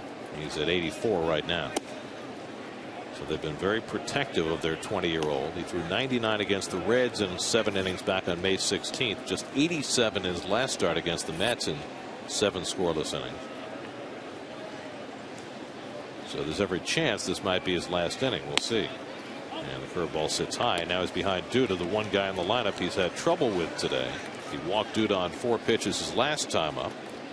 And we wondered whether Lucas might be given a green light 3-0. Well, might be a good spot for it here.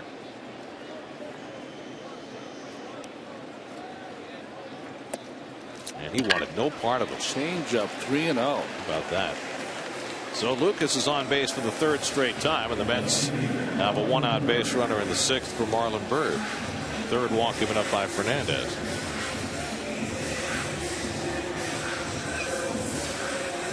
Marlon today has struck out and flied out, 0 for 2. Mets have had just a run on 3 hits. They got all 3 of those hits in the first 2 innings. Juan Lagares driving in the only Met run with a double in the 2nd. Marlins tied it in the 4th. As Harvey and Fernandez wait to see who cracks.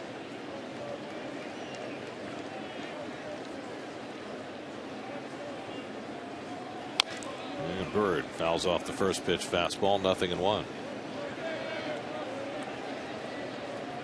Well, just his 12th big league start, and he's already made quite an impression. 3-1 on the strikeouts, the walks almost.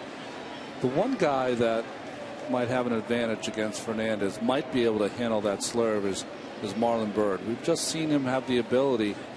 He has that short stroke, waits to the last minute. And he cranks one, but foul. Well, it's a good call, but he just got a little out ahead of it. I don't know what it is. I think being a veteran, he's figured out how to hit the breaking ball. I mean, he got one up in his eyes there, but like you said, a little quick. So this will be just the 2nd time that Fernandez gets to 90 pitches in a start. About to throw number 90 to Bird. No action in the Marlins bullpen.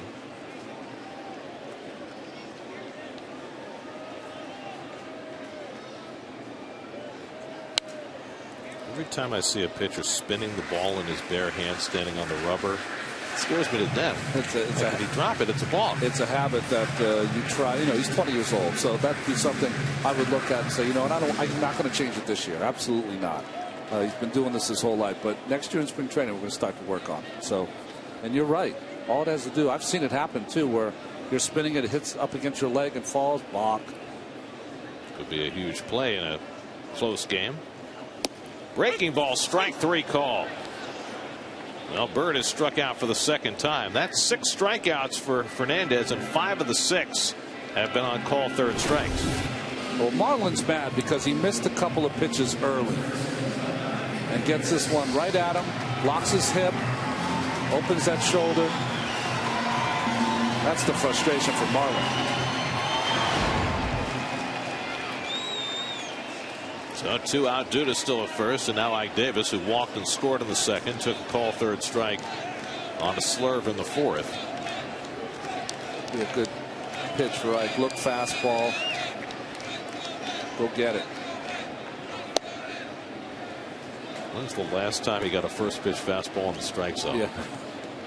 It's amazing, isn't it? It's just I shouldn't say the book, but the way that every team approaches Ike is the same. They roll over some breaking balls. If they're behind in the count, first pitch curveball is what you'll see a lot. You got a fastball there, but out of the zone. SNY Super Slow Motion brought to you by your Mercedes-Benz Tri-State dealers. Visit them on the web at searchmercedes.com. Nice shot of David Spats. Good looking shoes.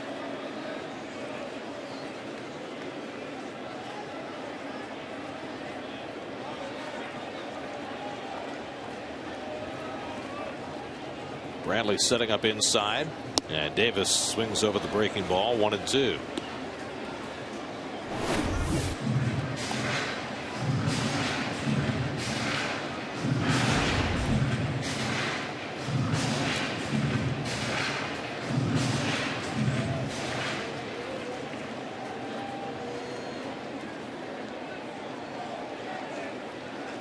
Now Fernandez ahead in the count.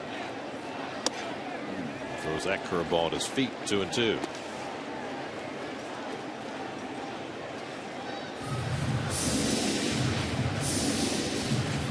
And action begins in the Marlins bullpen. They're not going to let him go much past 100 pitches. I would say this would be his last inning if he could get through with Davis here. Chad Qualls up in the pen. 2-2. And Davis wastes it.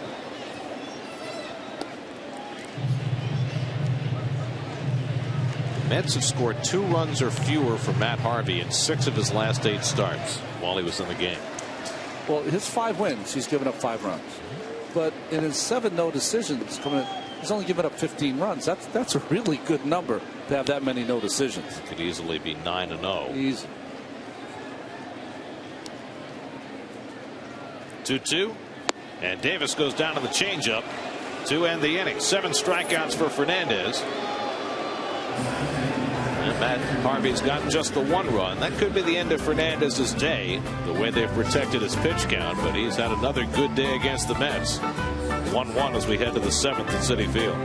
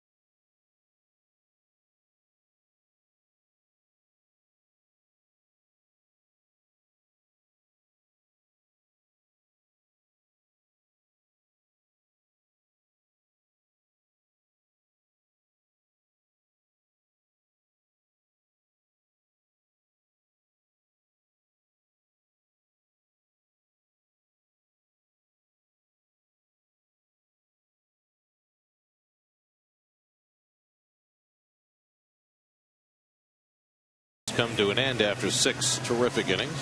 Well, you mentioned it, Gary. You know, he's been at the 90 pitch mark. Now they moved it up a little for this start. Outstanding effort, and things are still coming easy for the 20-year-old. I'd have a smile too. 20 pitching in the big leagues? That would be a constant smile. Get that paycheck every 2 weeks at that age.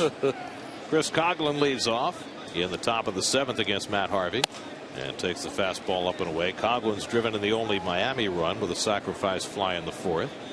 Chuck Hernandez, the pitching coach, debriefing young Jose Fernandez. And the curveball in for a strike. 1-1 to Coghlan with Polanco and Brantley to follow. Harvey about to throw his 80th pitch in the 7th inning. He's been so much more economical with his pitches since that 121 pitch effort against the Marlins back at the end of April. And has struck out 5 today. He has not walked about it. That's 94 strikeouts now and only 19 walks for Harvey this season.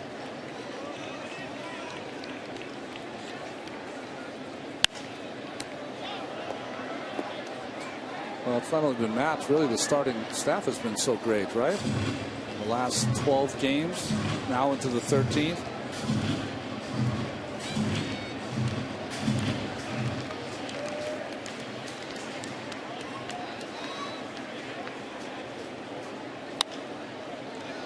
Popped up, right back, Quintanilla over right, beautiful catch!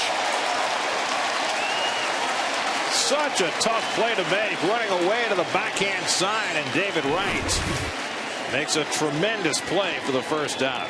I mean, you really don't know if you're going to crash into that tarp. Instead, makes like Spider-Man right over it. Or Bo Jackson at least. Yeah, right. Big play. Appreciate that as a pitcher. Get a play that you think is going to be just a foul ball, turns it into an out.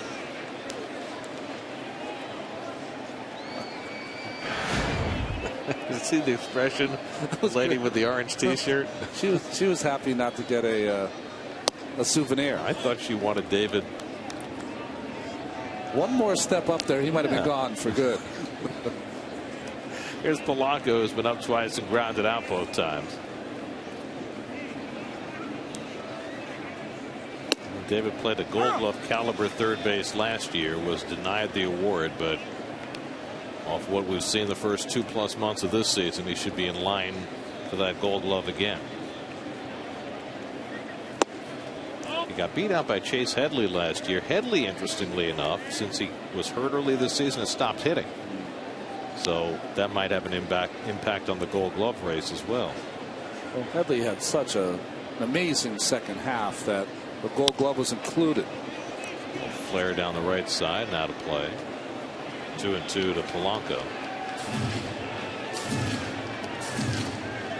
Well, Fernandez's only chance to get a win is if the Marlins would score a run against Harvey here in the 7th. But Fernandez, through his 4 starts against the Mets, has a 1.67 ERA, including today. 27 strikeouts in 22 innings. Popped up. Lagares in. 2 out. Let's look at today's AT&T trivia question. The 5 players who've been #1 overall draft picks for the Mets all time.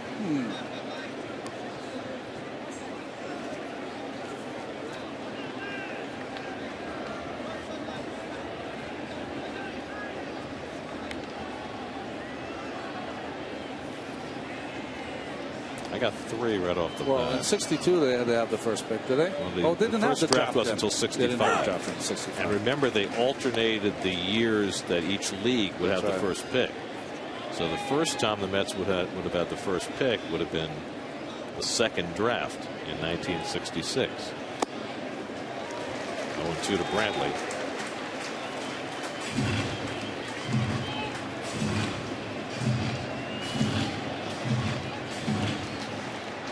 Danny Echeverria would be next. Brantley's 2 for 2 against Harvey today. Matt's ahead of him 0-2. He tries to go upstairs and misses. 1-2.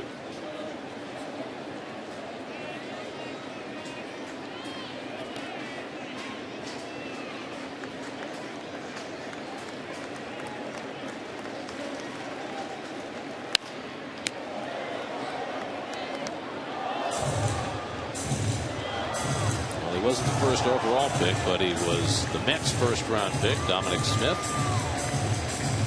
taken in the first round of Wednesday's draft. See some of his numbers in high school. He also pitched a few games. They say he throws 90 plus. Indeed. Well, the last time the Mets took a left-handed first baseman who also pitched a little, Ike Davis. That's right. 2-2. Struck him out. Harvey gets Bradley with a slider. His 6th strikeout of the afternoon. David Wright helping out with a terrific play to Rob Coughlin. 7th inning stretch, 1-1 game.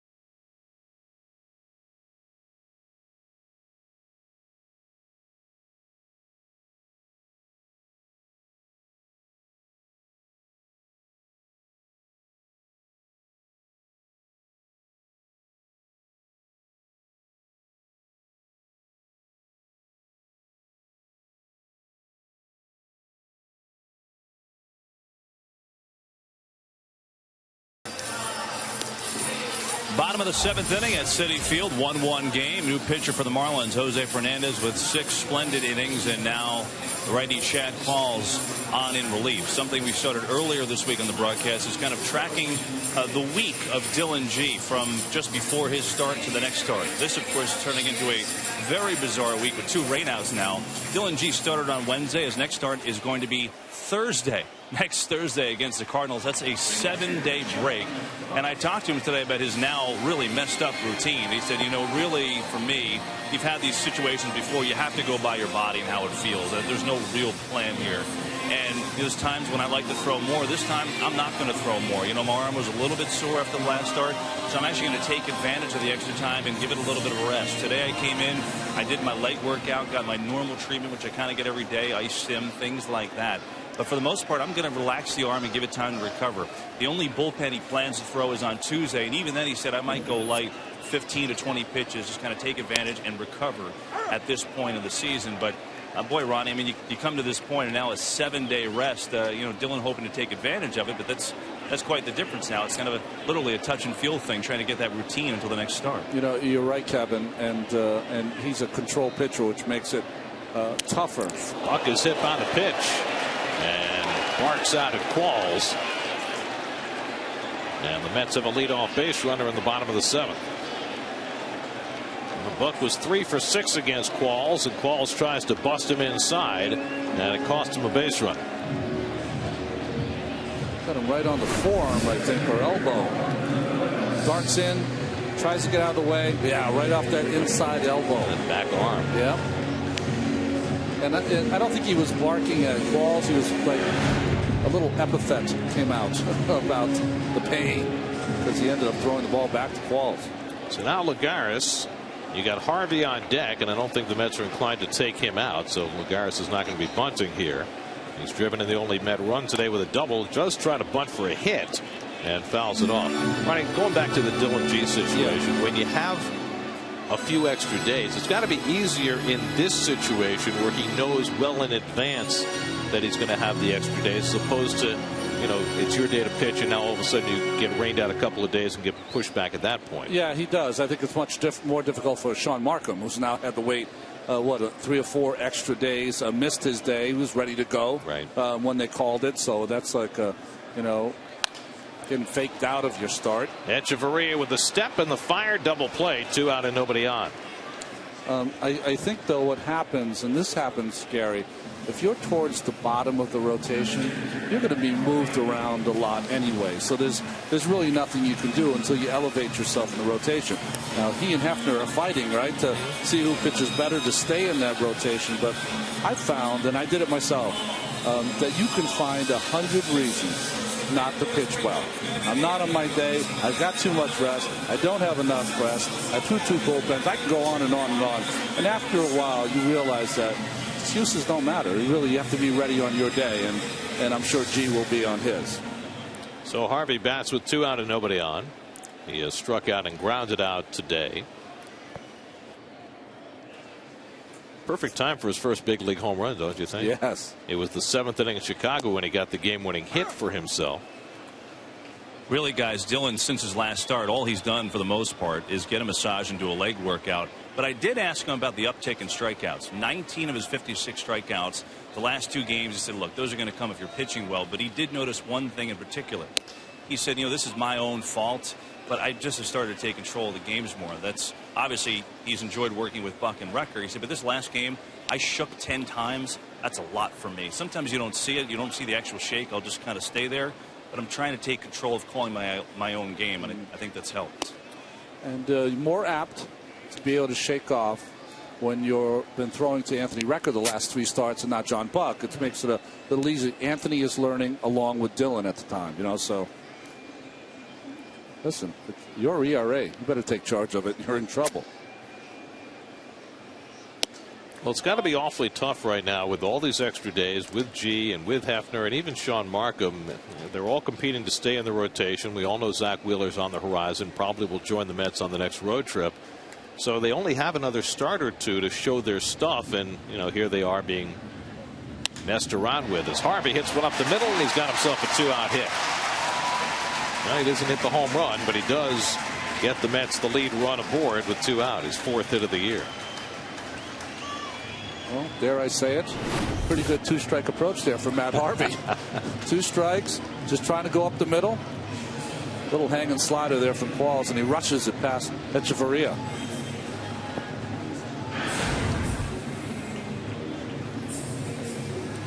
So now Omar Quintanilla will bat with the runner at first. Quintanilla, 3 fly balls today. Started the day with a 5-game hitting streak, 10 for 20 over the 5 games.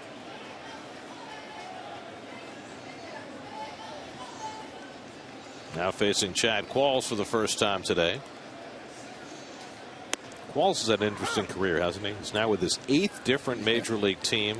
He's had some great years, and he has had some horrendous years. Which really tells you a little bit about relief pitching, isn't it? That you just don't know from year to year how these guys are going to sustain their excellence, or if they do.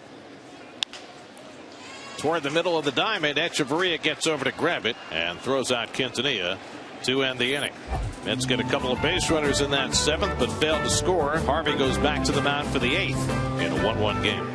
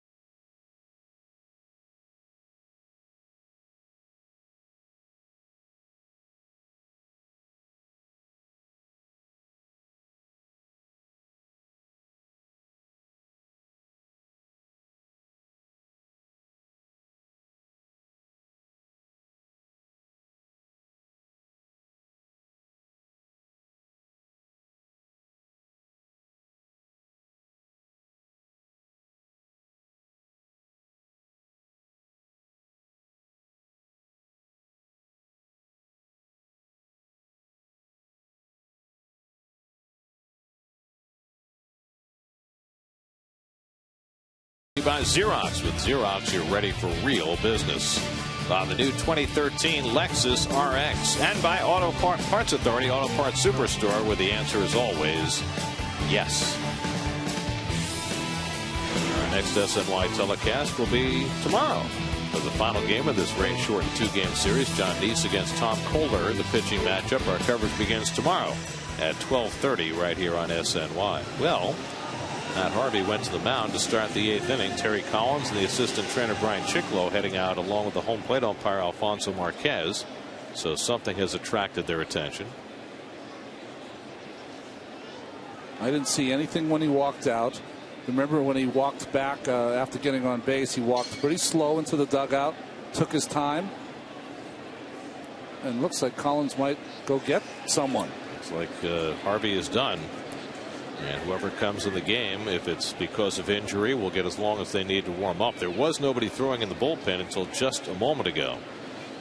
So something is ailing Matt Harvey, and he is coming out of this game. I mean, the way he was walking so slowly, I don't know, and then breathing so heavy when he got out there, it's only speculation. We'll wait till we hear. So Harvey will exit after 7 terrific innings. It'll be another no decision for Harvey, his 8th in his last 9 starts.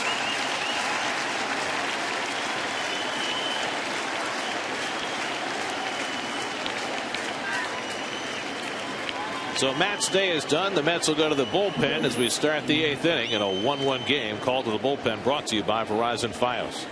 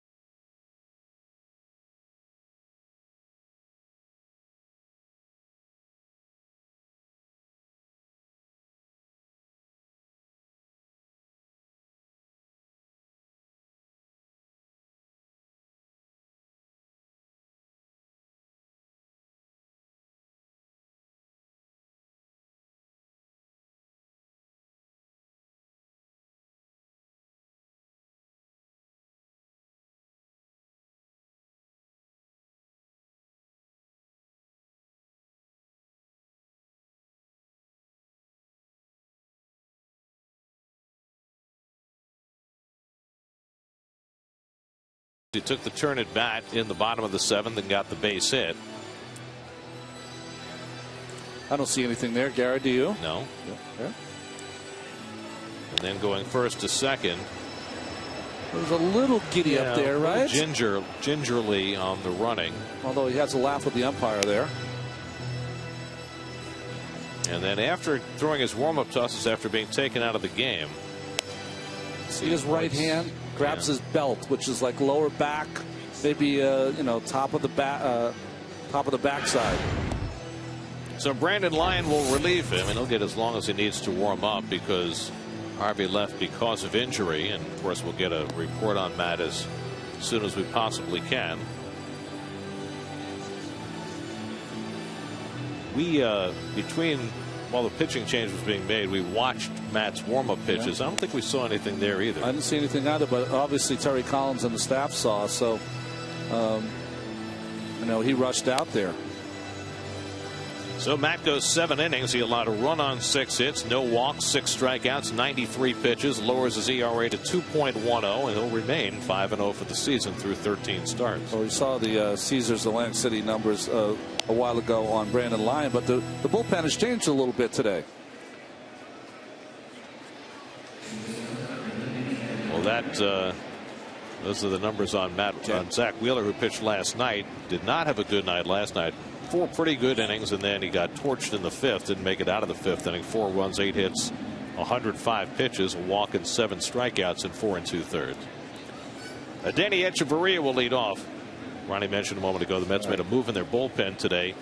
They called up David Aardsma, who was at one time the closer in Seattle, and he is in uniform and available today. But it's Brandon Lyon who gets the call in the 8th inning and throws a strike to Echeverria. Aardsma had been with the Yankees in the spring. They let him go. Signed with the Marlins, had an opt-out in his contract, exercised that about 3 weeks ago, and the Mets signed him. Had him down at Vegas, where he was pitching well, and now Aardsma's back in the big league. Lyon throws a curveball for a strike. The Mets option Colin McHugh back to Las Vegas, and to make room on the 40-man roster for Aardsma, they put Jeurys Familia on the 60-day disabled list. He just had elbow surgery and is probably out for most of the year. 1-2 to Echeverria.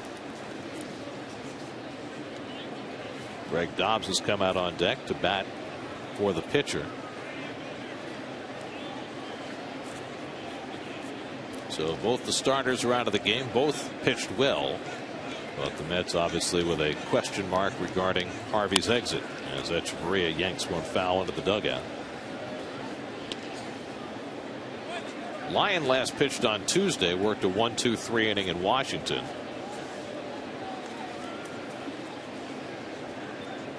The one positive about having back-to-back rainouts, your bullpen is well rested.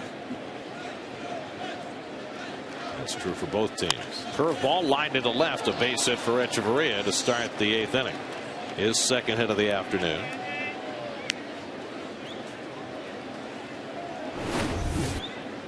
Well, Echeverria has been pretty much overmatched so far offensively, but you know, he has been plugging along, working hard, and here not a classic swing, gets full, but gets enough of the bat on it to kind of ladle it out there to left field. Funny swing. Now the guy the Mets have trouble getting out, Greg Dobbs. You see he's hitting just .216 for the year, but he has crushed the Mets this season, hitting .364 with both of his home runs against Mets pitching. Dobbs had been playing most of the first base. They got Casey Kochman back from the disabled list, and he was playing for them in Philadelphia this week, but he hasn't hit at all. And Lucas playing first base today, and Dobbs appearing as a pinch hitter. And first pitch swinging, fouls one off. Well, if they were going to bunt, they would have sent somebody else up to the plate. Yeah. But by choosing Dobbs, Mike Redmond demonstrates that he's not interested in the bunt.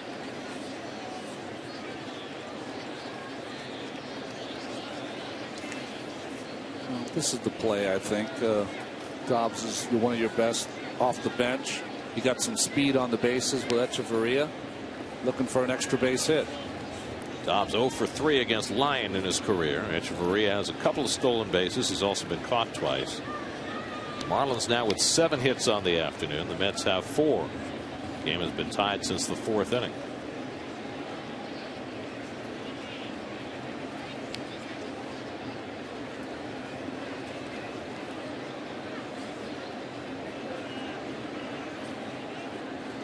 Lining up the knuckles and that black stripe on the left hand glove.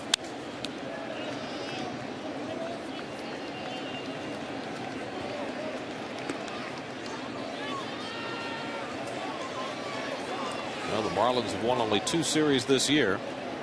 Mets are well aware of that. Lost 2 out of 3 in late April in Miami, and then got swept last weekend. Well, the Marlins have won only 16 games this year, 6 of them against the Mets. Well, they have 6 come from behind wins. 3 of them are against the Mets. So they've played their best baseball all season long. Buck setting up outside. There goes Echeverria. Buck's throw sails into center field. Echeverria will stay put as Lagares was playing shallow and charged it quickly. So it's a stolen base for Echeverria, his third. Well, tough pitch, change up away, kind of backhanded by Buck, and nice play and hustle by Lagares there. He can really, the more you see him play center field, the more you appreciate his play. So now the go-ahead run in scoring position with nobody out. A 1-2 count on Dobbs with Juan Pierre on deck.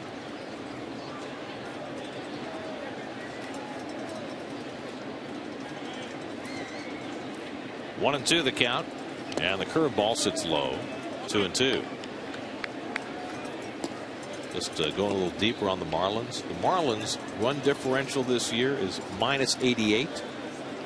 Against the Mets, they're +14. Their run differential, the second worst in the major leagues. But magically it changes when they face the orange and blue. Quintanilla trying to keep Echeverria close at second. And that just missed inside. A full count to Dobbs. That pitch is a good pitch. Marquez has not called that all game long. It's the one that comes back over the inside corner. He hasn't called it all game, so he won't do it now. Close pitch. Now it's 3-2 to Dobbs.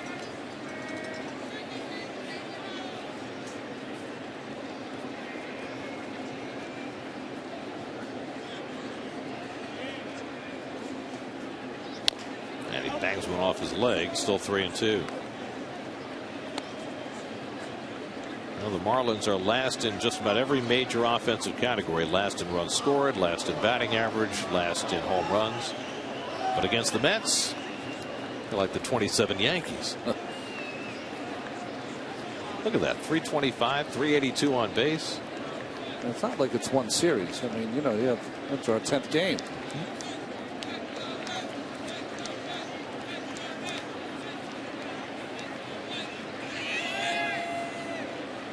3-2 from Lyon, and he misses outside, ball 4, and the Marlins have 2 men on, and that sets it up perfectly for Miami. Now they can have Juan Pierre lay down a bunt. So not the way Lyon wanted to start the inning. Scott Rice and LaTroy Hawkins stay busy in the Mets bullpen. It's always difficult, even with a veteran pitcher, come out of the bullpen after a pitcher leaves because of injury. You have as long as you need to warm up, and almost inevitably they don't warm up properly. Well, I think you feel an innate pressure to get warm as quickly as you can. Your fielders are behind you. People are waiting in the stands. But tough moment here, because Pierre is one of those guys that even in these bunt situations, he can lay it down almost perfect where he can work a hit out of it.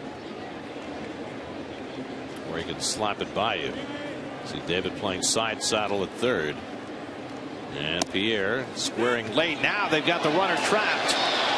Echeverria at third, tagged out by Wright for the first out of the inning. And Dobbs holds it first. Anytime that hitter offers it a pitch and bunts through it, that runner at second is in jeopardy, and he got hung out to dry. It's a pitch that Pierre, it's out of the strike zone, probably should let go. But, you have to blame the base runner because you can't get thrown out there. But you're right, Gary. It's such a difficult play. And the tag applied early. Good job by John Buck. He couldn't throw him out on the steal, but got him here with the pickoff. 2-6-5 on the caught stealing. So that's a huge first out of the inning. Now they go ahead run at first with 1 out, and that takes the sacrifice situation away. 0-1 to Pierre.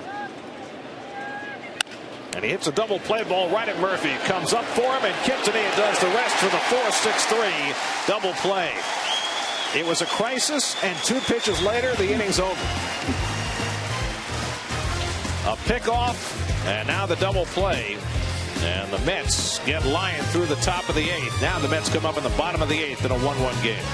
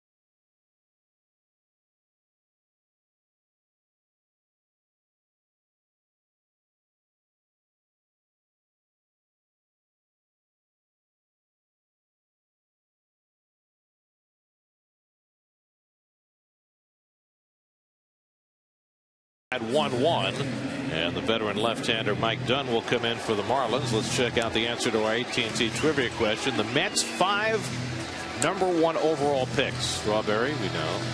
Abner. Oh. Paul Wilson. Tim Foley. Steve Chilcott. Tim Foley was the one I did not remember. Paul Wilson. Crazy horse, Tim Foley. We should have got Paul Wilson in. Here's Mike Dunn to pitch the bottom of the 8th. He's pitched 22 times against the Mets. His 23rd. 18 of those have been scoreless. 95 plus.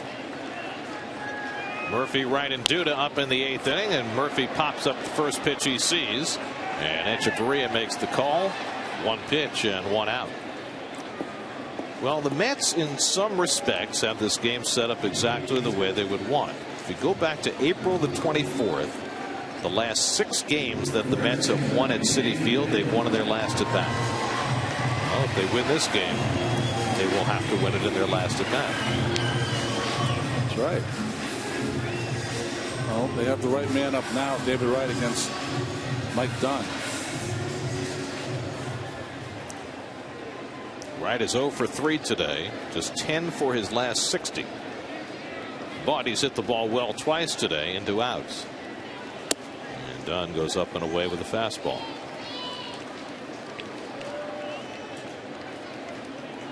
Bobby Parnell hoping for a save chance. Probably will pitch the 9th, whether he has one or not. Tie game at home. That's when you use your closer.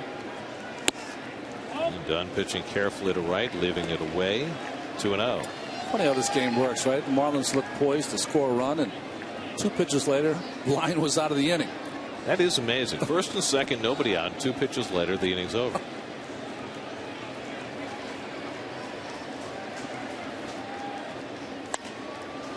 Red looking to take one the other way, fouls it off. 2-1. David 1 for 4 in his career against Dunn. Lucas Duda on deck.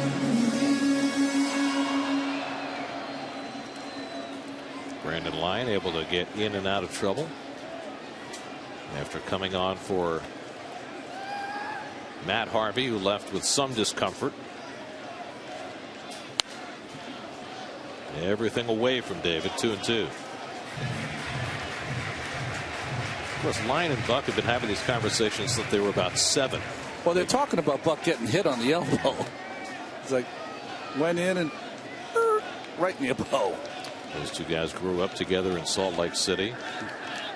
Teammates since they were little leaguers.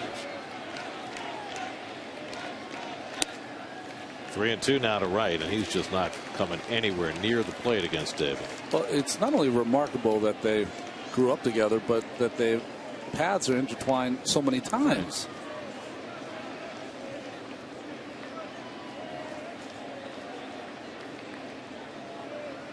Again, Brantley sets up outside, and that's ball 4. So Mike Dunn pitching very carefully to David Wright, and the Mets have the lead run aboard with 1 out.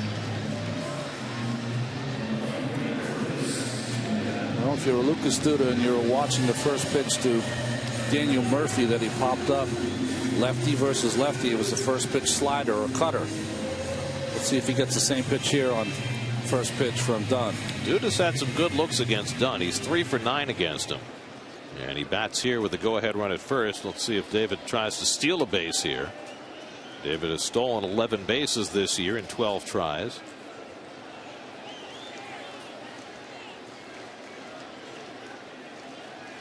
Haven't seen him steal one in spats. And Dunn's going to keep an eye on him. Well, Dunn doesn't have a great move to first, but of course the lefty kind of nullifies some of the base running. But I think what David can do once he peeks in, if he anticipates or sees a breaking ball called by Brantley, the catcher, he can be ready to go advance. Dunn bounces a lot of his breaking pitches.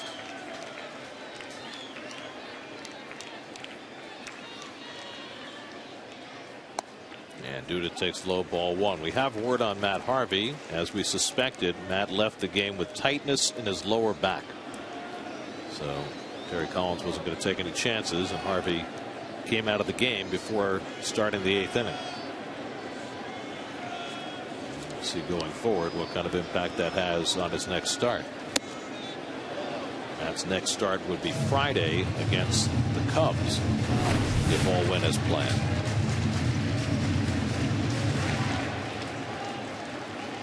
just blew it by Lucas on this 1-0 count with the fastball. Duda's been on base 3 times in a row today with a single and 2 walks against Jose Fernandez, who didn't give up much else. And Dunn comes inside. 2-1. I've seen a lot of Matt Dunn since he first came up with the Yankees and on to the Braves.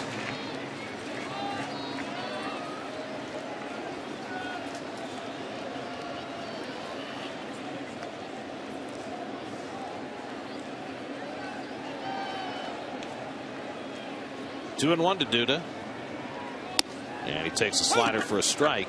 2-2. Well, good pitch by Mike Dunn here, right on the corner. Perfect pitch. 2-1. Marlon Byrd waits on deck. Right-hander throwing in the bullpen. This could be Dunn's last batter. 2-2, and Duda fouls it away.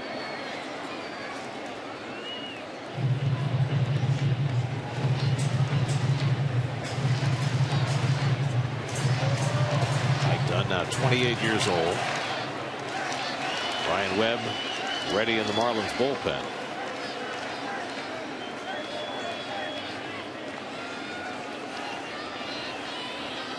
Two and 2 to Lucas Duda.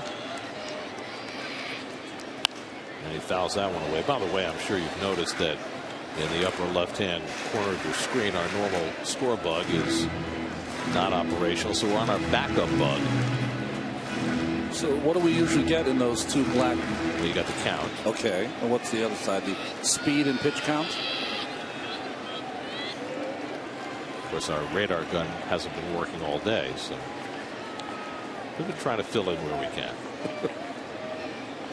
2 and 2 to Duda, and he fouls another one off. So Lucas hanging in there against Dunn's best offering.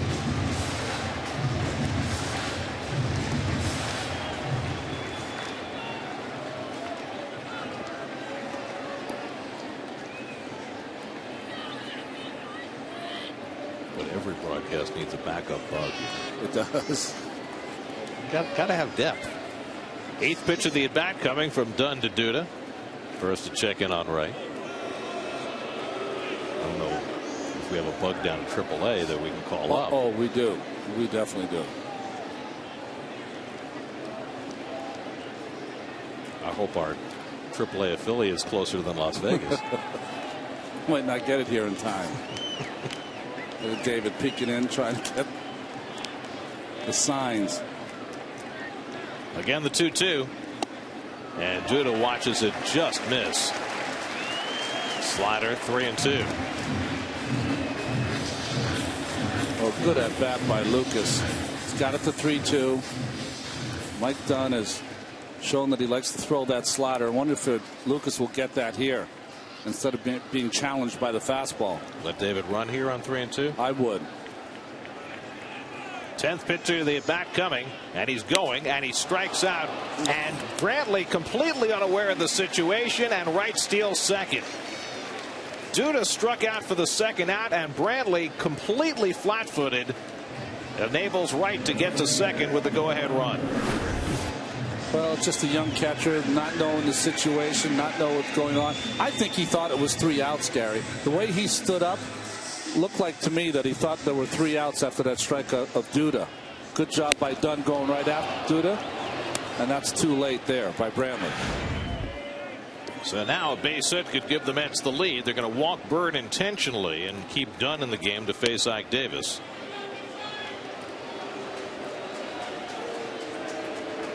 So this will be the second walk of the inning.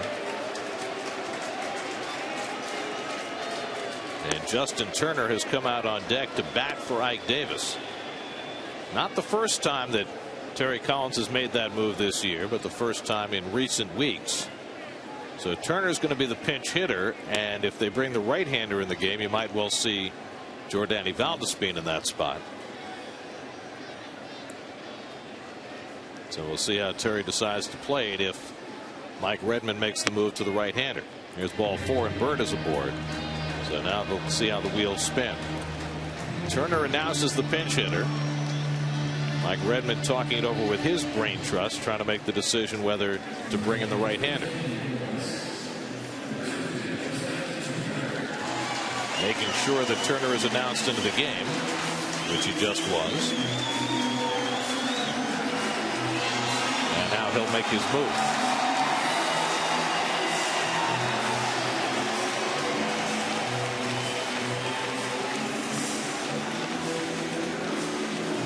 Ryan Webb ready to go. Redmond has yet to make the sign, and now he does. And so Dunn is out, and Webb will be coming in to face Turner or perhaps a left-hand hitter. We'll see what Terry Collins decides to do when we come back from this break. Mets and Marlins tied 1-1 in the 8th.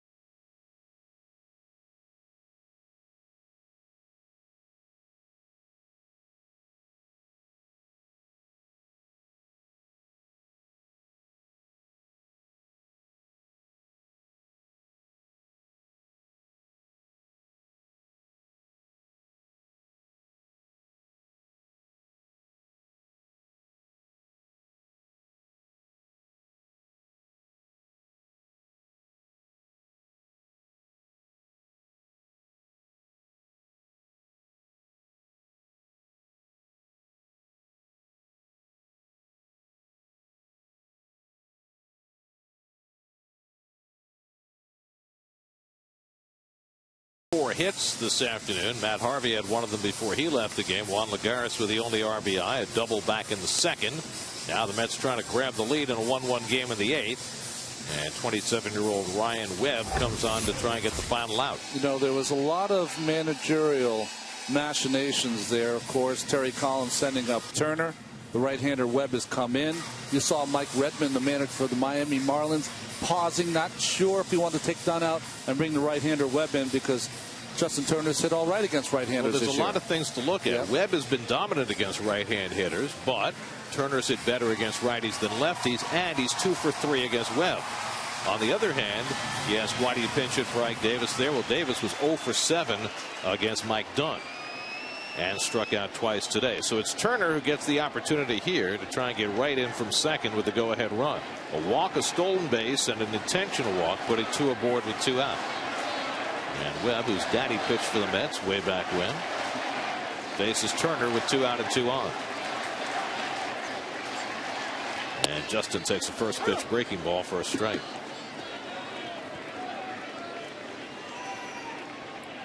Webb had not given up a home run this year until he allowed one in Philadelphia earlier this week.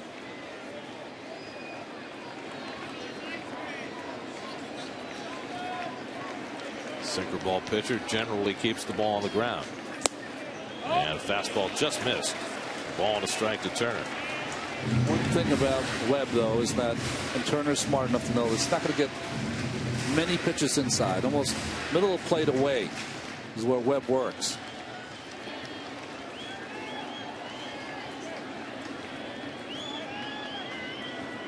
One coming to Turner. And he takes it low, slider, 2-1. Hey, we got our number 1 bug back. The count is back. The pitch count is back. Ball's right with the run. Not that impressed. I didn't even miss a second while it was away.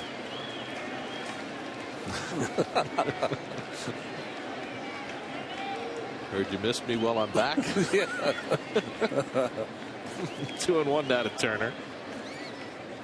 And he slams one foul. 2-2. Justin felt he had his pitch to hit there. Yeah, he was just a little late on that fastball. He got it. The Webb throws pretty hard. Just beat him. See, a little late.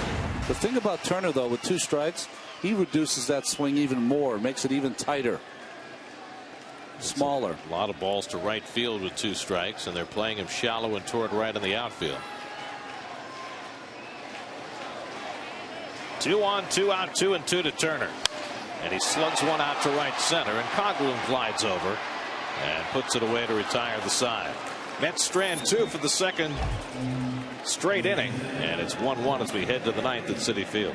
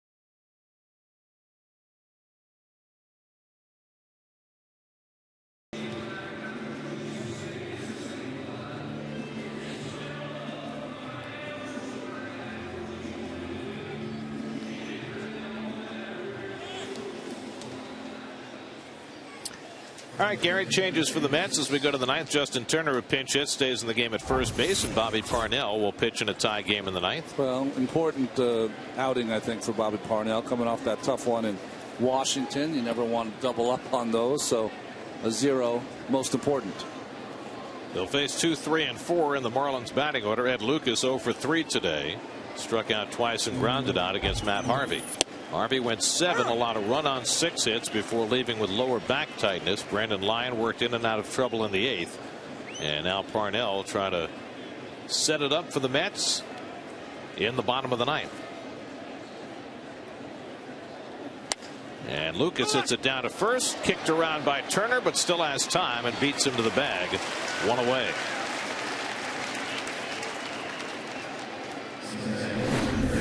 Well, nice job by Turner. We know that's not his #1 position. Gets in front, keeps it in front, and then beats Lucas to the bag. So funny, isn't it, about how that ball will find you if you're on the field in a different position. Well, remember, Turner was going to start in left field on Thursday in Washington if the Mets had not gotten rained out. It was going to be his first ever professional start in the outfield, and he got rained out of that, and I don't know if it's ever going to come to pass, but that's exactly what Terry Collins said. He said, look, you know, we're putting him in there for offense, but the ball will find him. You know that. And it finds him at first base for the first out in this inning. Here's Derek Dietrich, who's 1 for 3, scored the only Marlins run back in the 4th, and takes a curveball for a strike. Now, Parnell was off his game for a rare time on Tuesday night, the last time he took the mound. It just wasn't right from the start in that game in D.C. Ryan Zimmerman hit the long double off the wall in right center to start things, and he was never able to really find a way to stop the bleeding. It was really the first time that I saw him throwing, not pitching. All year long he has been so accurate on what he wants to do when he's out there. He had converted 7 straight save opportunities before that blown save on Tuesday night. This is a win or lose situation.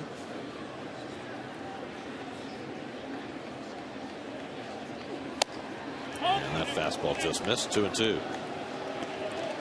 It's amazing how many different motions you have from all the pitchers. Saw Harvey before reaching way back. Pretty even leg kick. Bobby doesn't really push off a lot. He just has natural great arm.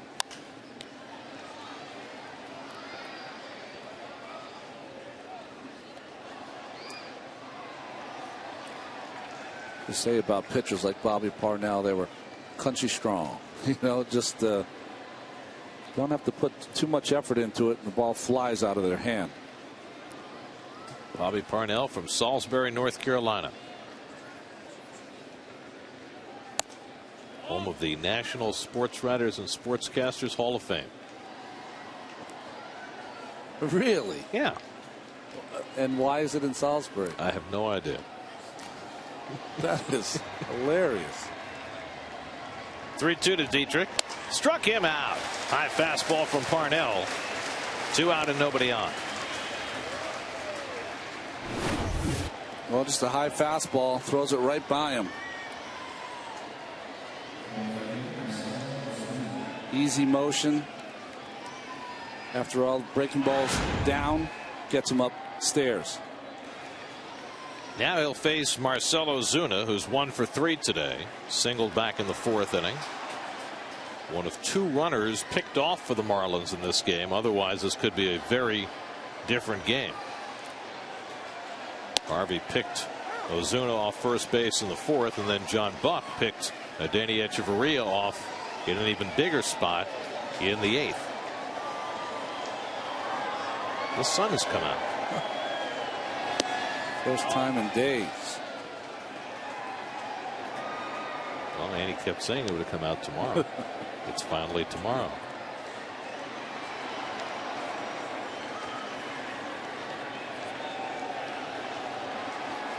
One and 1 to Ozuna. Bouncing ball down to right. He's got a very long throw to make on a hop. Not in time. Ozuna with good speed, able to beat it for the infield hit, his 2nd hit of the day. Well, there's nothing really David could do here. You're playing deep for the hard hit ball. Instead, you get the 2-hopper. Tries to throw it in 1 hop, and Ozuna just great natural gifts. So the tie-breaking run is at first with 2 out, and Chris Coghlan will be the batter. Now remember that Ozuna took a false step towards second. It was picked off by Harvey back in the 4th. This would be a great spot for him to steal a base. It's got to go here. It's hard for a young player, though. Once they've been picked off, they're a little cautious the next time. And he stumbles back into the bag.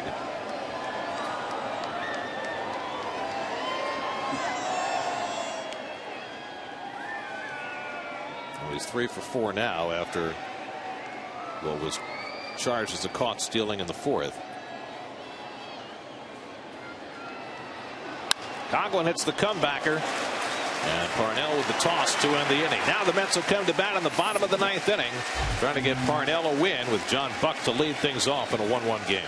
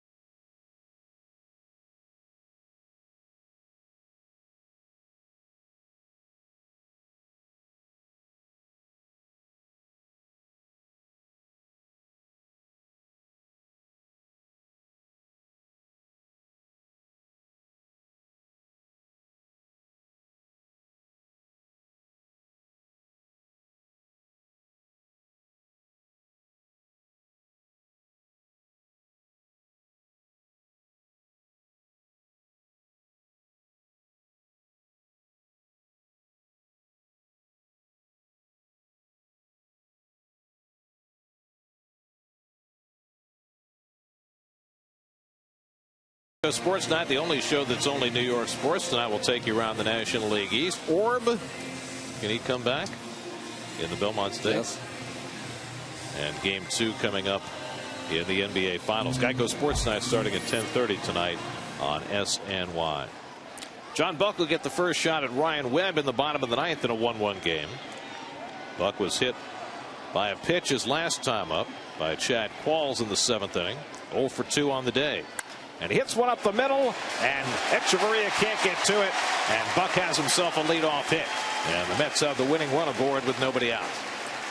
Now how do you play it? Do you pinch run for Buck? They had Baxter on deck to pinch hit, but now he's being called back, and Lagares will bat for himself. Will he be up there the bat for himself or bunt for himself? In fact, they're not pinch running for Buck. That's what happens when you only have 2 catchers. You're reluctant to do that. I certainly would. So now Lagares will look to bunt him into scoring position, and Baxter's now on deck instead to bat for the pitcher. Boy, I think I'd be tempted to take Buck out, even if you have to have a pitcher run in this spot. Agreed. Got to have some kind of speed or a perfect bunt from Lagares. But instead he fouls off the first one. Lagares drove in the only Met run in this game with a double to left center that chased Ike Davis home from first back in the 2nd inning. I think Tuff would come down and speak to Lagares. If you noticed, he was trying to bunt to third base. No, bunt to first base. Ed Lucas does not have a lot of experience there, and he did not get off the bag to charge. Push that ball to first. Polanco, a former Gold Glover, playing third base. Bunt is down, nicely done. He deadens the ball enough, and Webb gets the out at first. 1-3 on the sacrifice, moving Buck to second.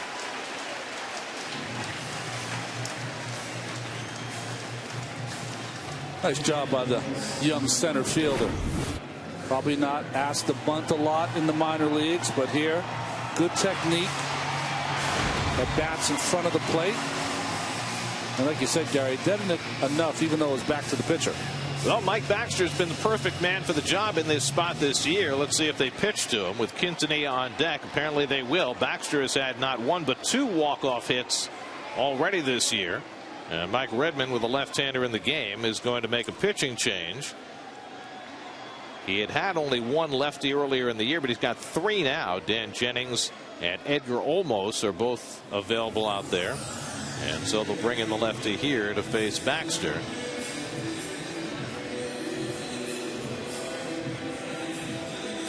And it looks like he's making a double switch as well, as Justin Ruggiano is going in the game to play center field.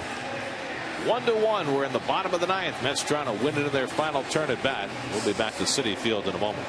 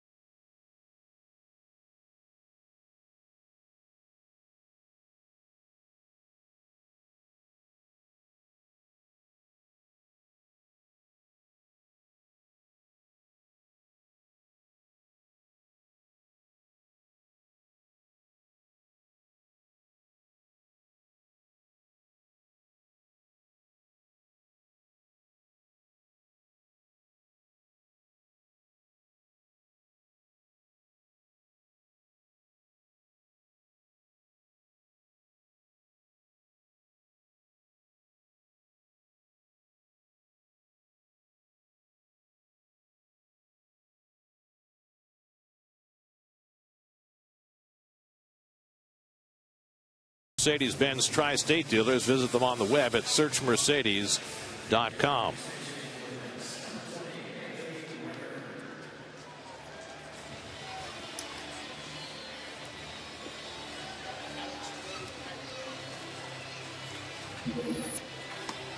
Justin Ruggiano comes in the game to play center field in a double switch. He'll bat ninth, and the new pitcher Dan Jennings will hit in the 5 spot. Well, he's got 10 straight scoreless appearances on the road, does Jennings, but in quite a pickle here. Now, the Mets had sent Mike Baxter up to pinch hit. Terry Collins is going to switch off and send up Anthony Recker, his only available right-handed bat. So Recker is already in the game as backup catcher. But the Mets are not running for John Buck, who's carrying the winning run at second base, and that confuses me. Well, you know, even if you're not going to use an everyday player, you would think that one of the pitchers would be faster, but some managers don't like to use pitchers in these instances. So Recker trying to win it for New York, takes a call strike. Anthony's had a couple of nice games with the bat. Wednesday afternoon, he had a single and a double, and he drove in 3 runs in the Mets' last game. Omar Quintanilla on deck. And he's a left-hand batter. Facing Jennings.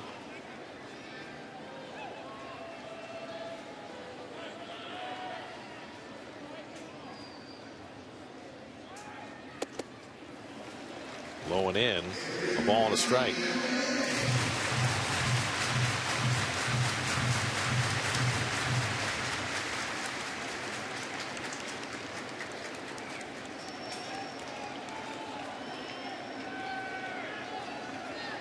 Jose Fernandez started this game for the Marlins.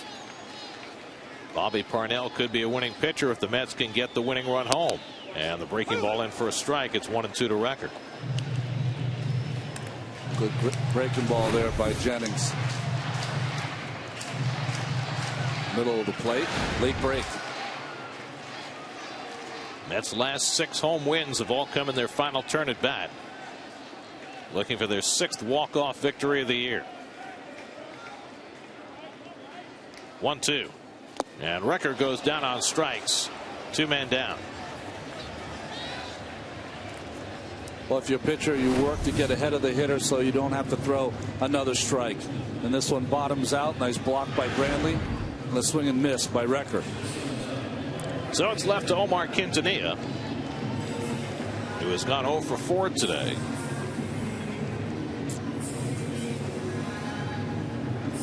Buck led off the inning with a base hit. Lagares moved him along with a bunt.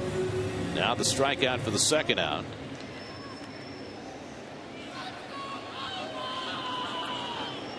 John Buck with 2 outs is going to have to try to get a huge secondary lead. Get himself a big advantage. And the breaking ball up and in. Well, we saw it earlier in the game, didn't we, with Juan Pierre up and a runner at 2nd and 2 out. The Mets were able to play shallow enough in the outfield that they cut down the run at the plate. Lagares threw out Echeverria. Got the same situation here with Quintanilla. Problem slow runner in Buck. Problem you have is Pierre doesn't throw well at all, although Buck doesn't run well. The other 2 outfielders, Ruggiano and Ozuna, both throw very well. Yep. Quintanilla has 1 walk-off hit in his career. It came in 2008 for Colorado.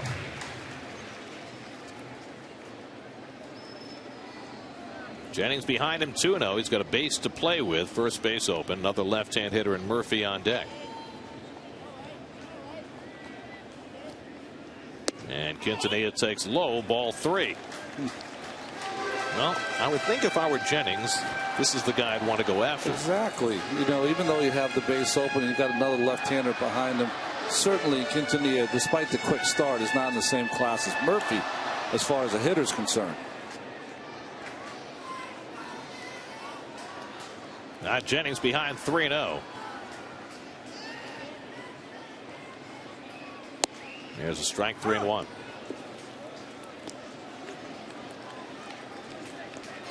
Echeverria keeping close tabs on Buck at second base, trying to keep him close. You would think that Jennings is going to throw another fastball away. Quintanilla can try to shoot it through that hole.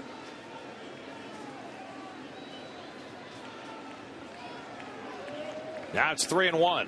And it's outside, ball 4. So Quintanilla gets the walk, and it's left in Daniel Murphy's hands.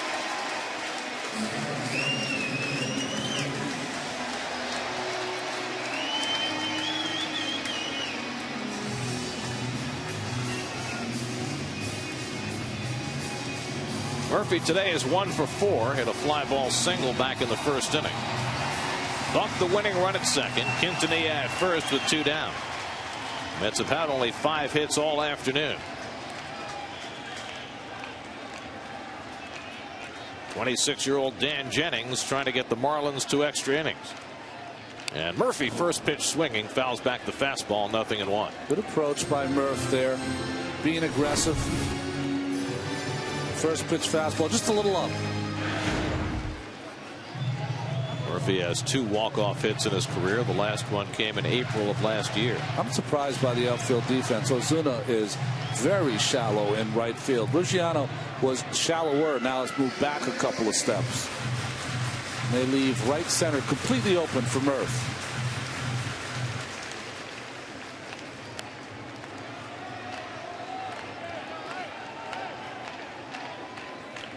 And Murphy smacks one to the right side. Dietrich flags it down nicely, and we're going to extra innings. Well, Murphy hit it hard, but Dietrich was up to the task. And Jennings gets the Marlins out of trouble in the bottom of the 9th. On we go to the 10th at Citi Field, tied 1-1.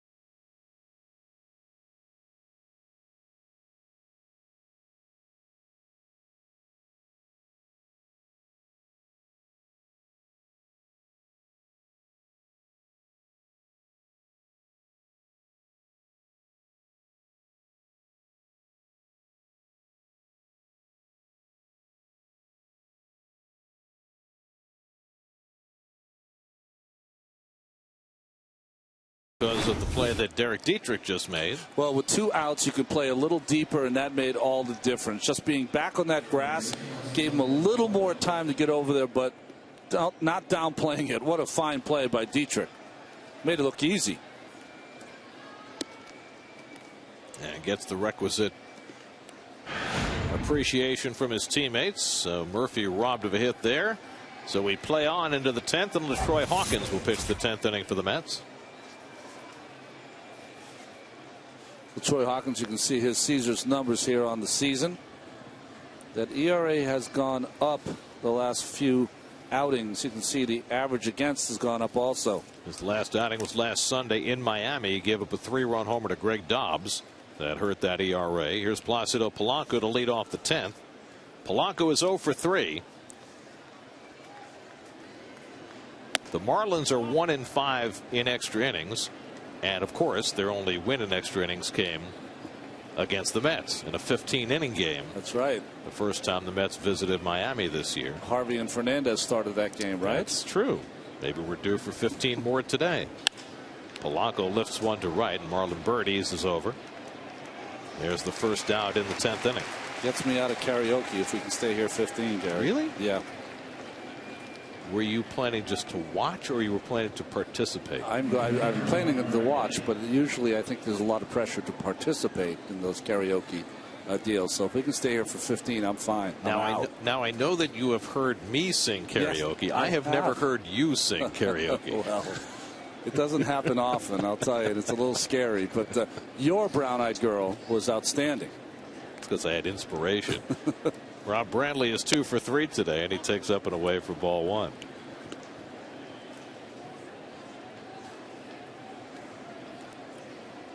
Well, we got to play on that line, of course. On the pull side is what Terry Collins and the Mets staff has employed all season long, not on the other side.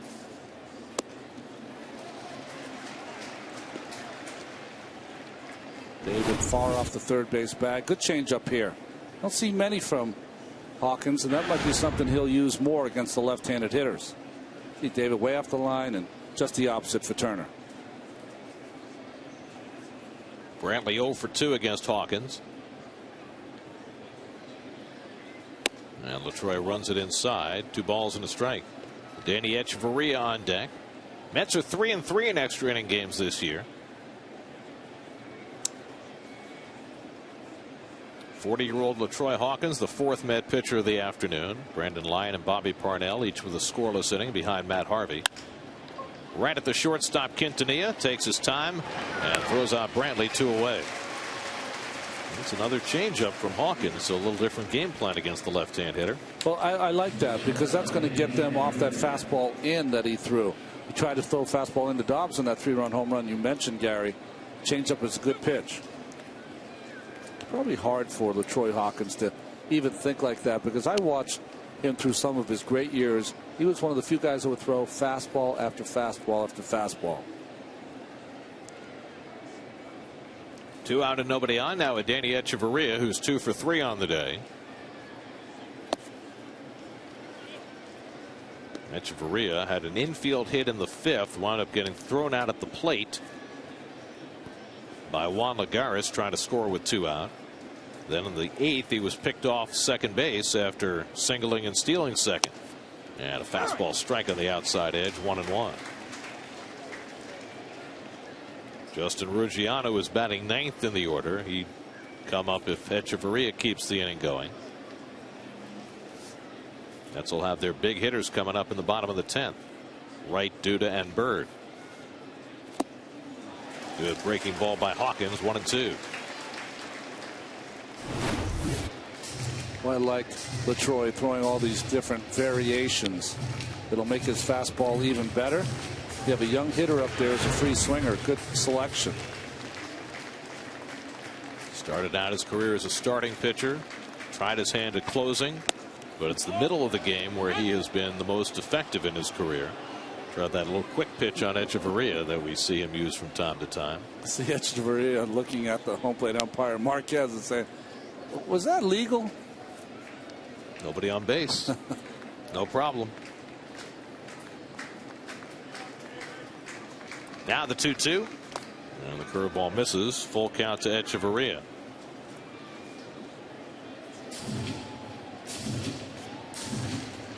Marlins 1 run and 8 hits. The Mets 1 run and 5 hits. Mets got their run in the 2nd. Miami tied it in the 4th, and we've been tied ever since. Both the young starters, Jose Fernandez and Matt Harvey, pitched well. Harvey leaving after 7 with some tightness in his lower back. And the Met bullpen trying to pick up the slack from there. 3-2 to Echeverria with 2 out.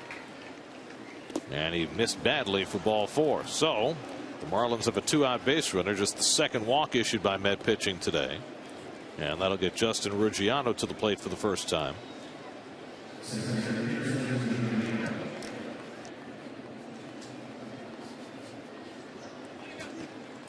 Ruggiano, who had a career year last year, has lost some playing time of late.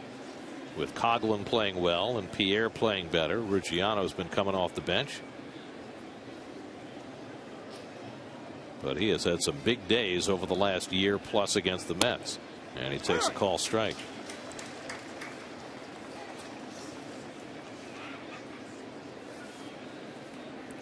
We'll see now on the pull side. David Wright now will be on the line. Turner, of course, holding the runner on.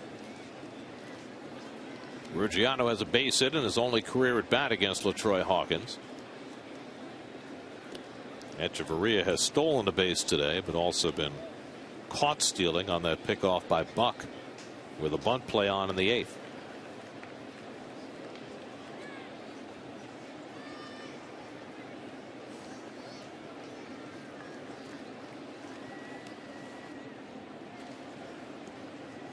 There goes Echeverria. It's hit through the vacated hole and into right field. Echeverria continues on to third, and the Marlins have the lead run at third base with 2 out. So Ruggiano hitting it through the right side, vacated by Murphy covering at second. Well, you mentioned Gary Ruggiano seems to get a knock every time he comes up against the Mets. Nice hitting in the hole. Echeverria on the hit and run, picked up his coach and made it to third base. Derek Collins on his way out. Juan Pierre is coming up. And the Mets will make a pitching change here in the 10th inning. Mets and Marlins tied at 1 as every minute Rice comes in the game. We'll be right back.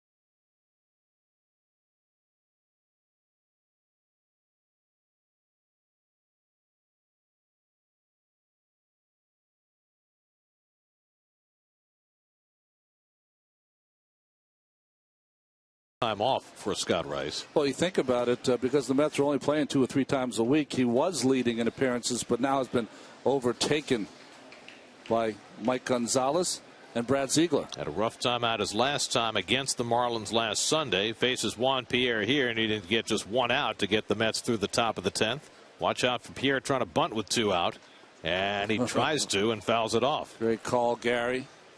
You've seen it before. He tries to drag it to first.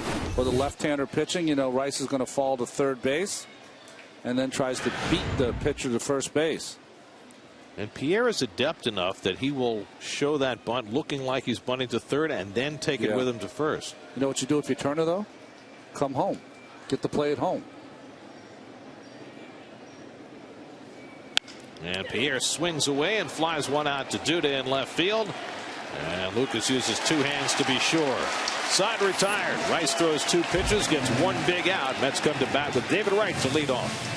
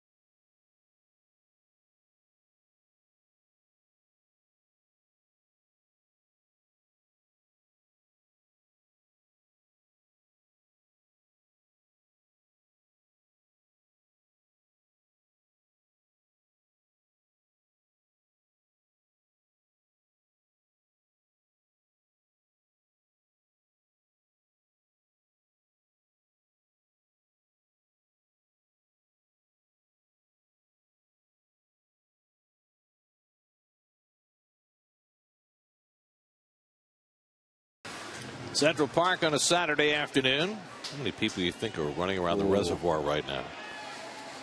Biking. David Wright leads off the home 10th inning against the left-hander Dan Jennings, who works the backdoor breaking ball for a strike. David is 0 for 3 and a walk. Stole a base in the 8th inning. Wright, Duda, and Bird against Jennings here in the bottom of the 10th. Well, just as Mike Dunn did in the 8th inning, Dan Jennings being sure to keep the ball away from Wright. Came more to the middle of the plate that time and gets ahead 1-2. You know what they've done today against David, all the pitchers? They've been able to keep the ball on the knees, keep the ball down. So now Jennings ahead in the count. And Wright hits one out to center field. Back goes Ruggiano to the warning track near the wall to reel it in.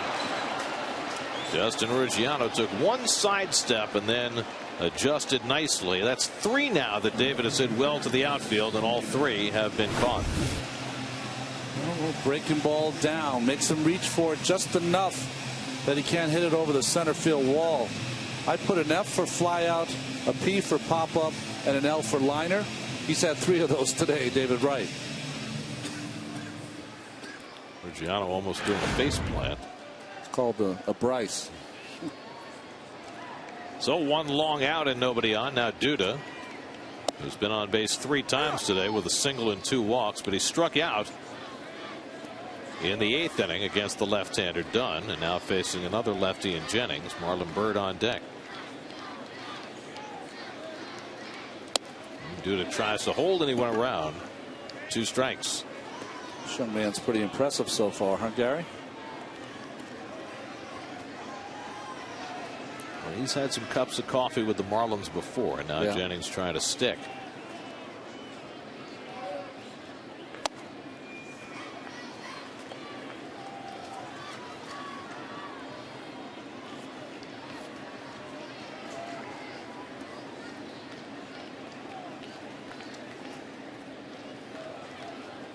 One and 2 to Duda. And Lucas fouls it back.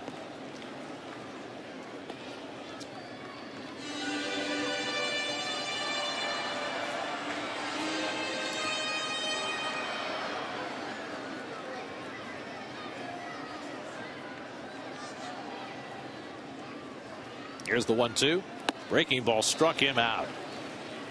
Second strikeout in relief for Dan Jennings. And there are 2 out in the bottom of the 10th. Well, the breaking pitch, left-hander to the left-handed Duda, has been the one pitch that has eluded Lucas. You know, you listen when Keith is in the booth, he keeps talking about it. For a left-handed hitter, you got to be able to take that ball the other way. Not been able to be done by Duda tonight. Now Marlon Bird is 0 for 3 and a walk.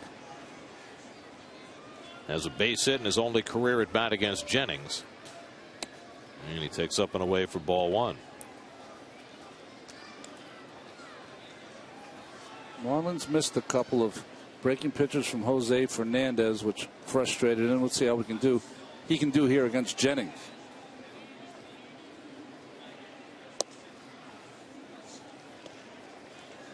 Two and 0 to Marlin. Justin Turner on deck, hitting in the 6 hole.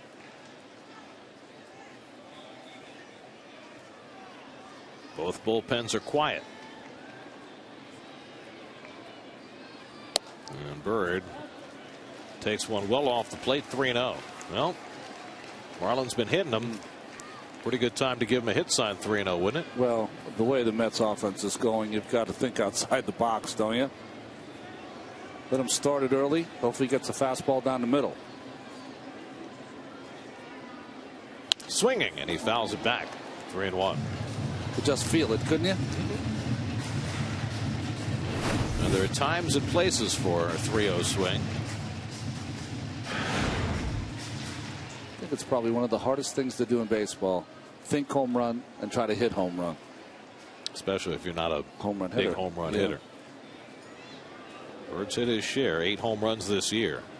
3-1 coming from Jennings. And he fouls it off, 3-2.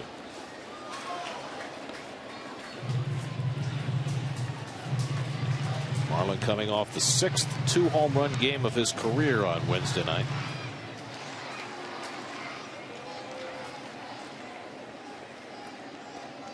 Rally cap, rally glove, rally something or other.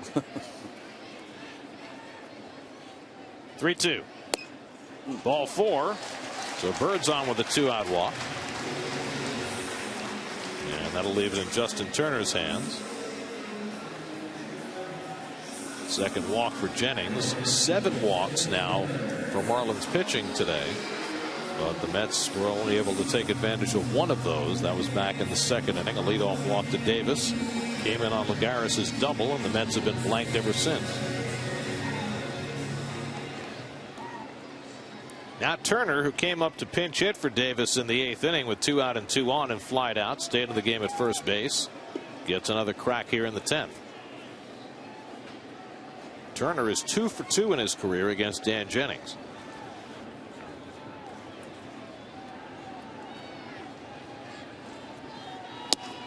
And he takes the fastball just outside, ball 1. You know, the positive of all those walks this afternoon, Gary, has been countered by the negative of double figures and strikeouts again. Mets have struck out 10 times this afternoon. That becomes a daily ritual. Mets in May struck out more than they had in any month in their history. But that's all around baseball, isn't it? Grounded down to third, a foul ball. Polanco was playing right on the line. Did you tell me today before the game that this is going to be another month of most strikeouts in the game or something like that? Well, the last 9 complete months in baseball are the highest 9 strikeout months in the history of the game. I mean, that's almost unfathomable. Pretty old game, isn't it? Jeez. And the thing about it is that as the strikeouts have gone up the last couple of years, the walks are going down. So something's not working for the hitters. Bird at first and 2 down, and Jennings checks in. Marlin has not stolen a base this year. He's only attempted 1. He's got the speed to steal a base, but you know, Turner's got enough that, and speed, and Bird's got enough speed that an extra base hit, Bird certainly can score.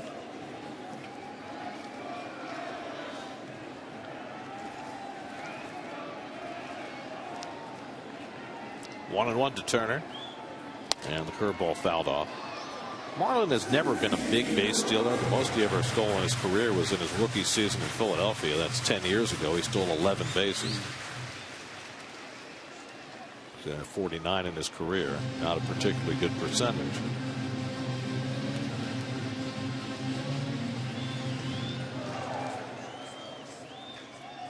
If you're going to be a base stealer, you need to have a pretty good first step. Marlin's a big man. Here's the 1-2 in the dirt and knocked down by Brantley, keeping Bird at first. I don't know if he blocked the ball or the ball blocked him. Ball thrown, bounced before the plate. No, perfect by Brantley. Made sure to let the chest protector do the work.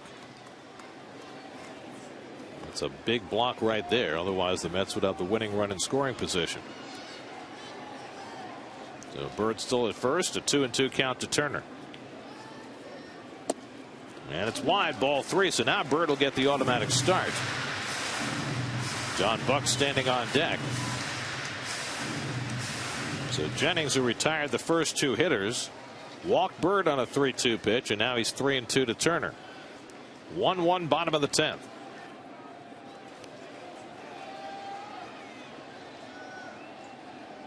Bird runs the 3-2, is wide, ball 4, and now the Mets have that winning run in scoring position again. 3rd straight inning the Mets have gotten a runner to second base. Unable to get him home in the 8th or the 9th. John Buck will try and turn that trend around here in the 10th. Buck had a base hit up the middle to start the 9th inning. Mets got up to second, but he was stranded there. And now facing Jennings, whom he has never faced before in a regular season game. The Marlins have a right-hander up in the bullpen. But it looks like Jennings is staying in to face Buck. Or will he? Mike Redmond is climbing the dugout stairs very slowly, and here he comes. So they're going to make a pitching change. I'm not sure that the team on the field knows it yet, but A.J. Ramos has been warming up, and Redmond was waiting for him to have enough time, and he's going to come into the game. So the Marlins make another double switch here in the 10th. Mets trying to win it in the bottom of the 10th. We'll be right back to Citi Field.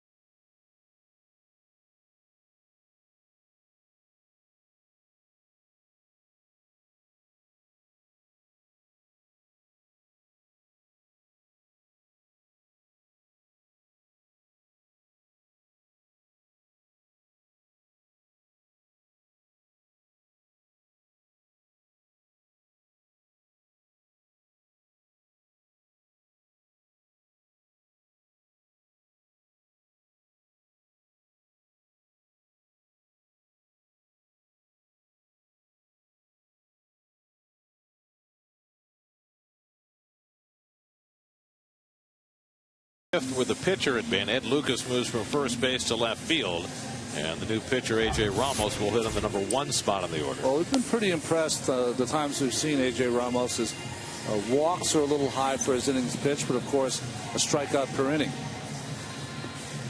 They'll come in to face John Buck with the winning run at second and 2 out in the bottom of the 10th. Buck is 0 for 2 against Ramos. 1 for 3 in the game today, and you see what he's done with runners in scoring position. Got off to the fantastic start, 35 RBIs, which leads the Mets even to this day. Bird, the only guy who matters, is at second. Turner at first with 2 out, and Buck trying to end the afternoon right here. Ramos, the hard thrower, 6th pitcher of the day for the Marlins. And the breaking ball misses inside for ball 1. Buck has had 1 walk-off hit in his career. It came in 2009.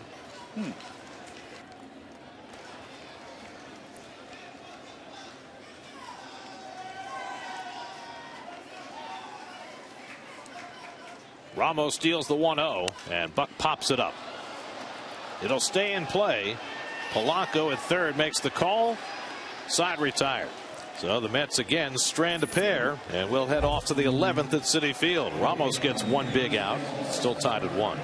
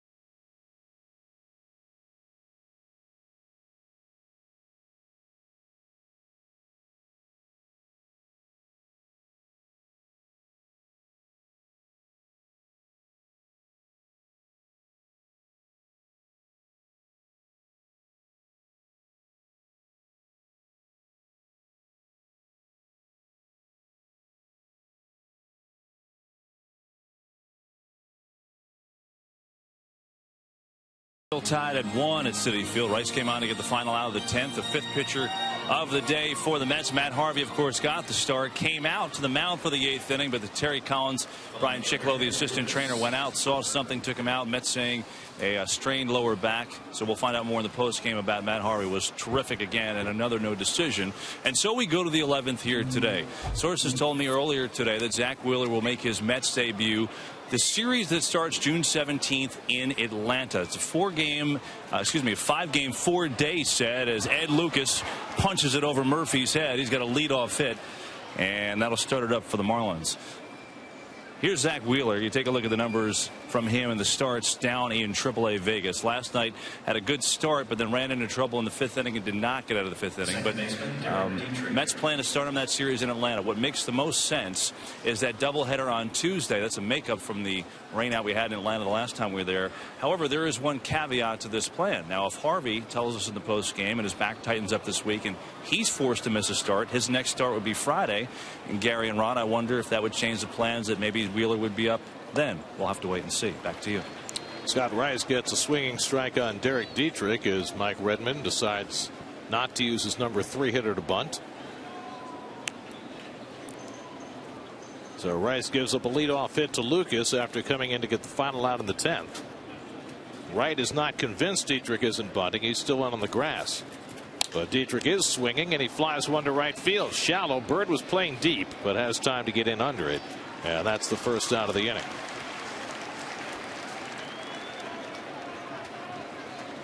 Well, there's been a lot of speculation for about a month now when Wheeler was going to come up. I mean, you make the best determination for your team. I mean, the Mets have some pitchers already backed up now because of the rain dates. It makes sense for the doubleheader as Terry Collins comes out in Atlanta.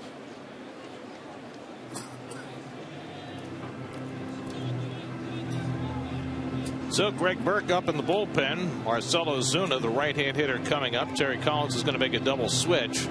So Rice will leave, and Burke will come on.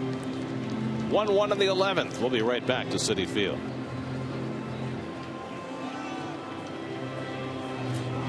Valdes spinning right.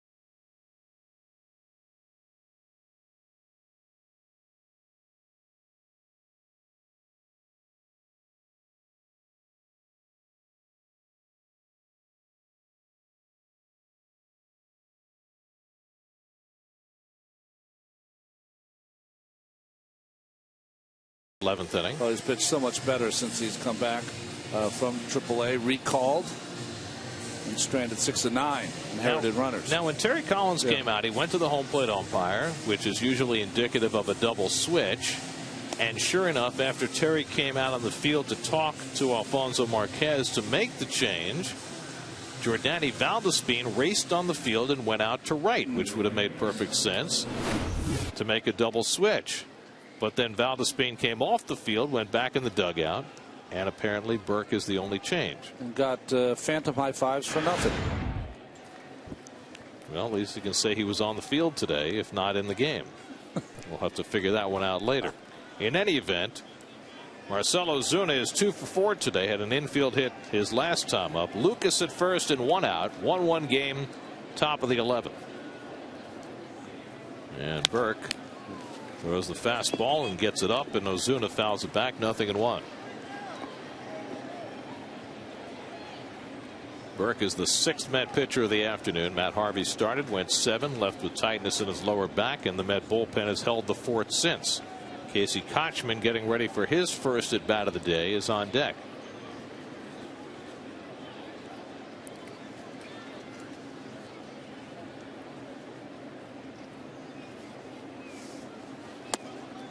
Burke runs that sinker low and in. 1-1. You know, the Marlins with 38% of their wins against the Mets. 6 out of 16. They have been a huge thorn in the Mets side for a team that is 28 games under 500 for the season. Burke tripped on his way to first base. Luckily, he continued to make the throw. Burke pitched on Wednesday night in Washington. Went an inning, allowed 1 hit.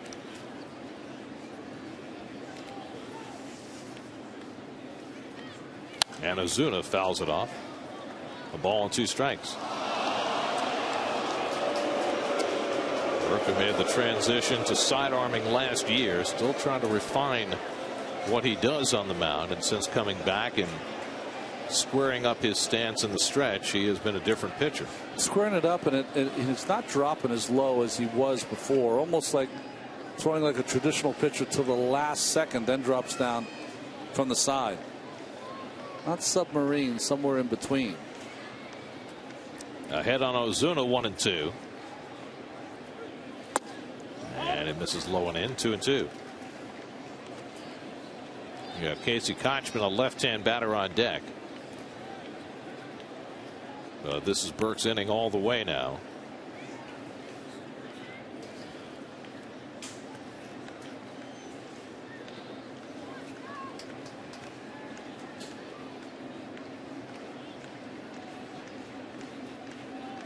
Two. I was talking before, he used to start straight up and down and then bend at the waist. Now he starts at a bent position, and it makes it a lot easier. He's removed one of the moving parts, and it's made him more consistent.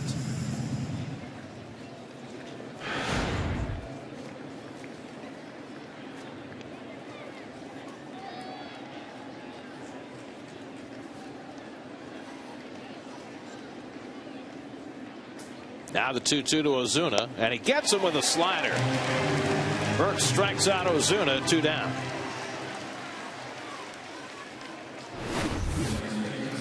Well, good slider, starts in the middle of the plate, rushes it about 2 feet outside. Free swinging Ozuna misses it, of course. And when you watch, look at the lead with that elbow and how much strain you put on it when you throw from the side.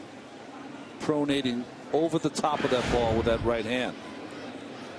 Now Casey Kochman looking for his first hit for the Marlins. He recently came back from the disabled list. He's played in 5 games for Miami, 0 for 16 at the plate. And he takes a strike from Burke.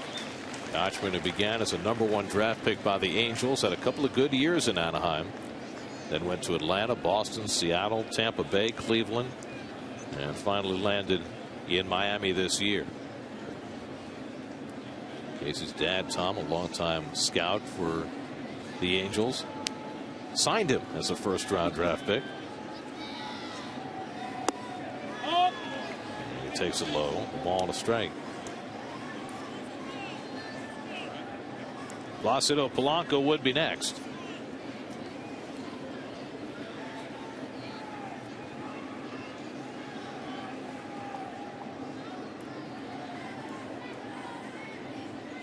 Now the 1-1 from Burke.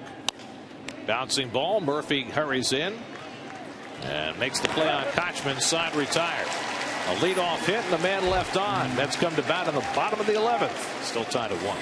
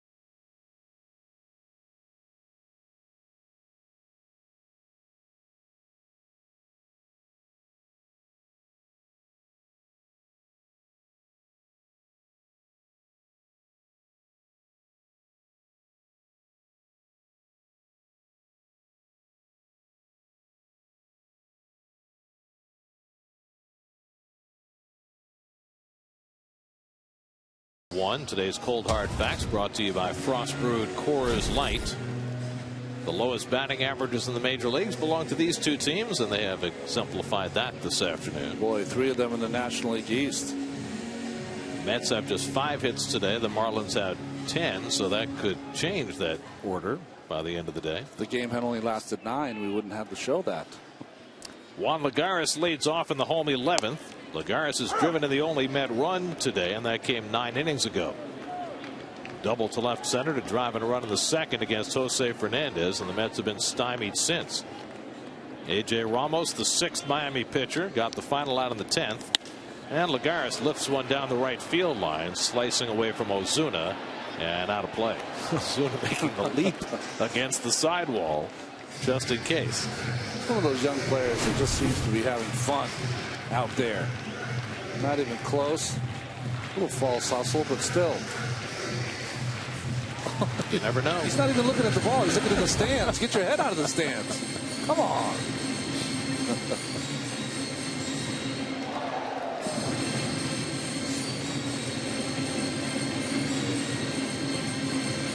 Mets have left 2 runners on base in each of the last 3 innings. Luciano over to right center. Remember, the hit that Lagares had was to left center. The rest of the outfield is deep. Juan is 1 for 3 in a sacrifice today. And the fastball from Ramos up and away, 1-2. Jordani Valdespin, who was almost in the game earlier, is now on deck to pinch hit, with Omar Quintanilla behind him. Here's the 1-2, and the breaking ball looped to the right side. Dietrich gets over to grab it. 1 away. Now the Mets have 2 players left on their bench, Valdespin and Rick Ankiel. And Valdespin will be used here to bat for the pitcher, Greg Burke. What's interesting is that there's been a lot of reaction today to different stuff. Valdespin gets on deck circle. It's like a smattering of people getting up and getting excited because of his late inning brilliance. Well, we mentioned that the last 6 Met home victories have come in their final at bat, and that started with Valdespin's walk-off grand slam back in April. So we'll see whether Jordani has a game-ending blow in him this afternoon. He's got the back pocket out. That always is a good sign. That's a good sign? Yeah, it's a very good sign. Means he's not carrying anything? Well, it's on the right side. It means he's in pull mode here. On the other side, just going up the middle. He's got something in the left pocket. Like he might have a cell phone. There's a curveball for a strike to Valdespin. He's pulling a Rico card he used to carry his wallet back there. What's he got there? He's toting something around with him. So I hope he doesn't have to slide on that pocket. 6 career pinch hit home runs for Valdespin. He skims this one to shortstop. Echeverria waits on it and throws him out. 2 out. So no heroics from Valdespin. 2 out and nobody on, and Omar Quintanilla will come to bat.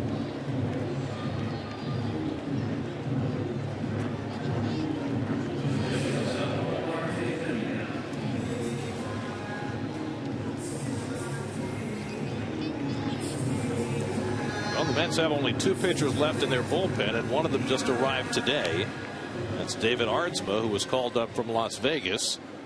And it would appear that Aardsma is going to make his Mets debut if there's a 12th inning. And there's David Aardsma, fresh in his Nolan Ryan inspired number 30.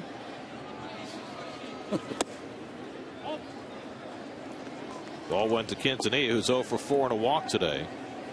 So I'm sure that Terry Collins and Dan Warthen were hoping that they'd give Aardsma a day just to get himself comfortable, having just arrived from Vegas. But unless Quintanilla's got some fire in his bat right now, David Aardsma is going to be thrown right into the fire. Well, the last 8 base runners that the Mets have had, 6 have been by walk, 1 hit by pitch. Mets have had just 2 hits since the 2nd inning.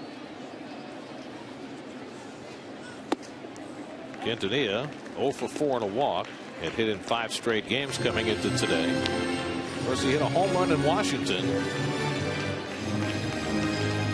You know that he's got some pop.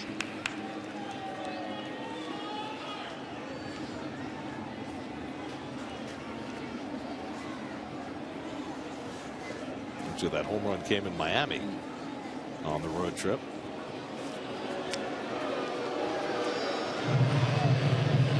Well, Brantley has caught the entire game. He caught all 15 innings when the Mets and Marlins had that marathon down in Miami. Keep in mind that the Marlins have an extra bench player, so they have 1 fewer relief pitcher to go to. Well, they're carrying 3 catchers right now. So they have their closer Steve Cishek still available, and then they have Edgar Olmos, a rookie left-hander who we've yet to see. And Mike Redmond well aware of that as we work this game through the 11th inning. Each team has now used 6 pitchers. 2-1 to Quintanilla with 2 out and nobody on, and Omar takes a fastball strike. 2-2.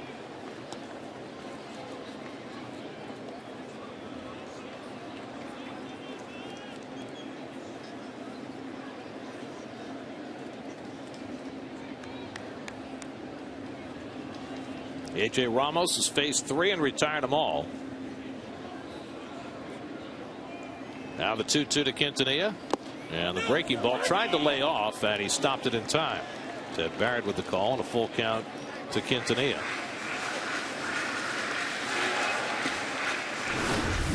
Bradley can't believe that Quintanilla did not swing.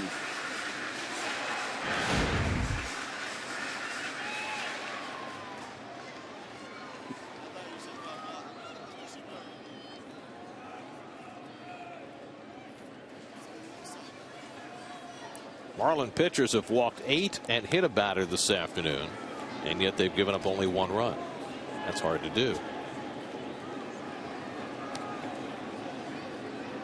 Now the 3-2, and Quintanilla lifts one to shallow left. Lucas playing out there.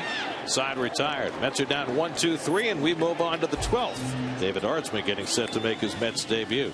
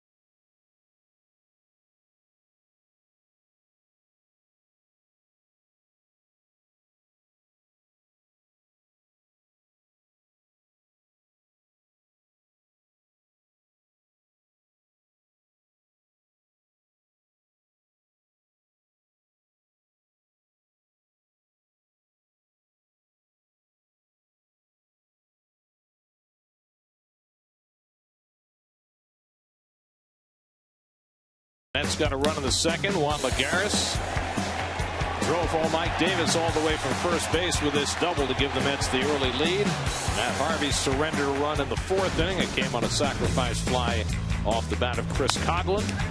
That made it 1-1, and since then a whole lot of nothing as we go to the 12th inning,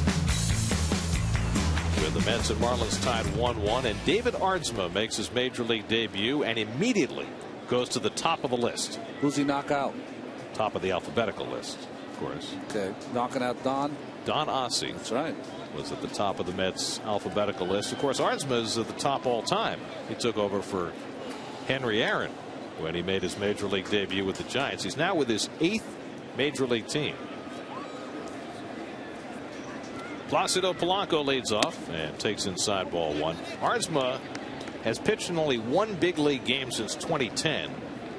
2009-2010, Aardsma was the closer in Seattle and pitched very, very well. But then he had Tommy John surgery in 2011, missed the entire season.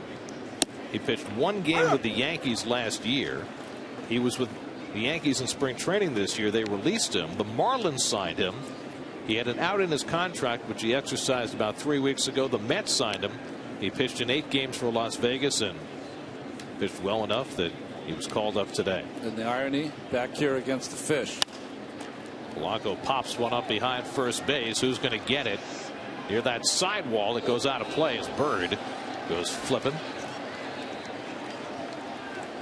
Well, the only time that the wall here will take more of a hit than Marlon Bird. Marlon, an ex-football player, running back. Nice catch by the fan, by the way. Yeah, beautiful. Nice grab.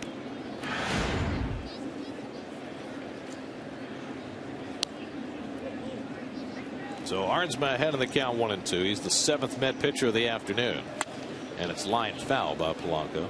Aardsma's a guy that used to throw 94, 95 miles an hour. He's around 90, 91 now. A little slider. Best pitch is his split finger. Got the grip already. Grew up in Denver. Pitched collegiately at Rice and at Penn State. First round pick by the Giants back in 03. And he comes up and in at 93. Trying to show he still has that 93. Boy.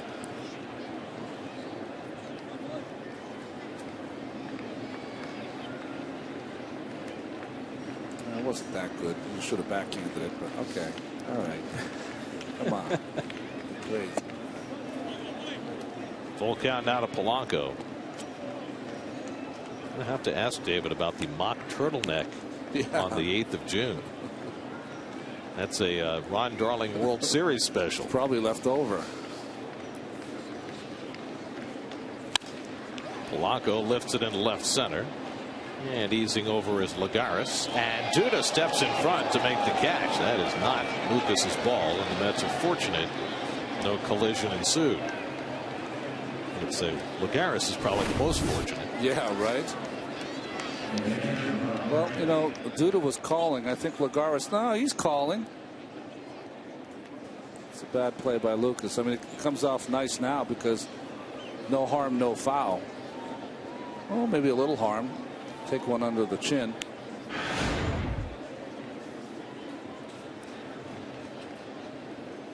So 1 out, 1 leather collar. And here's Rob Brantley, and he takes a strike. Brantley, of all the hitters today, probably has had the best swings. At base hits his first 2 times up against Matt Harvey today. Since then, he struck out and grounded out. 2 for 4. Marlins have had 10 hits. The Mets have had but 5. Here's the splitter, bounce to short, circling in Quintanilla, and he throws out Brantley 2 away.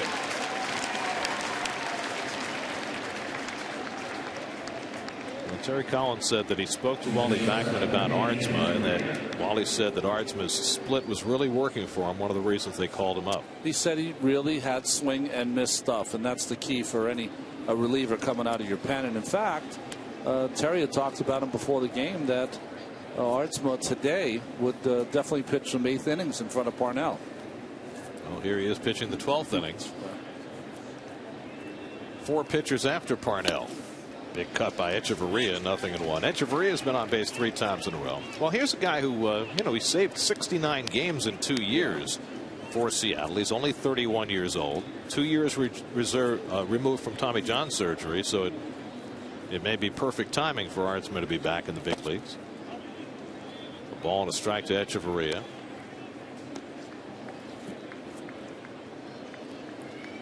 Be interesting to see for Artsman. A little older, a little bit like Atchison. How much can you use him?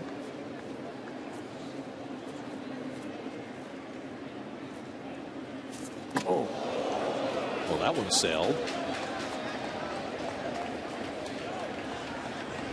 Well, you're not trying to do this on purpose, but it'll get the attention of the hitter. Say. Close shave. Now. Echeverria is 2 for 3 in a walk today. This time Buck moves away. And he has a big cut at that fastball, 2-2. Well, woke up Echeverria. That's the best cut he's had all game long. He's got 2 home runs this year. He had in mind a third. Artsman's retired the first 2 hitters. Now he's 2-2 to Echeverria. And he struck him out with a fastball. An impressive first inning for David Artsma as a Met. He sets the Marlins down 1-2-3. Mets still looking for that walk-off. Daniel Murphy will lead things off for the Mets with David Wright right behind him in the bottom of the 12th.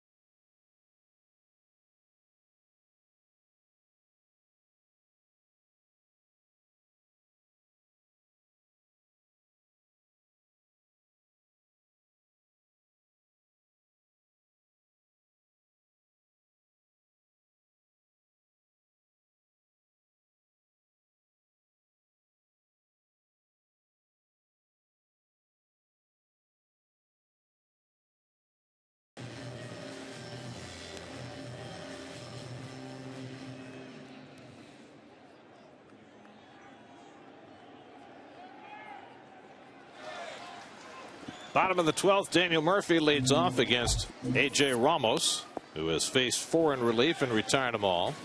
Murphy today 1 for 5. He had a loop single to left back in the first inning. Last time up, he batted with 2 out and 2 on in the 9th, had a shot to second base, and Dietrich made a nice play to send the game along to extra innings. And Murphy takes off the plate, and Ramos behind 2-0. Murphy right in duty for the Mets in the bottom of the 12th. And the Marlins have already played a 15-inning game this year, won by Miami at Marlins Park. And Murphy takes high, and Ramos behind 3-0. As that game back on April 29th, 5.5 hours. Sean Markham forced to come out of the bullpen to take the loss in the bottom of the 15th. Same theme in that game. Plenty of zeros.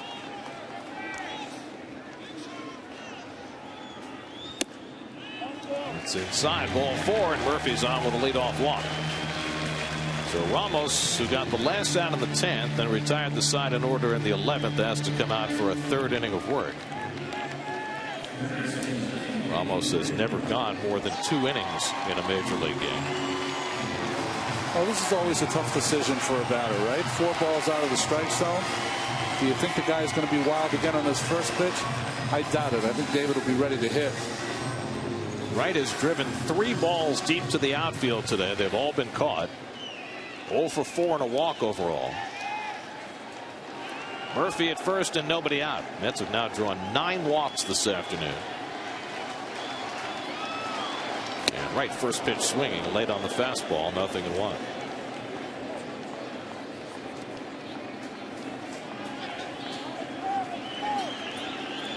Lucas Duda waiting on deck.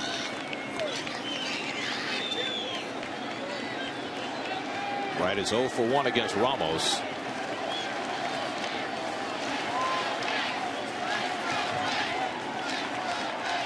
And David, it's a weak ground ball down to 3rd. Polanco goes to 2nd. Too late.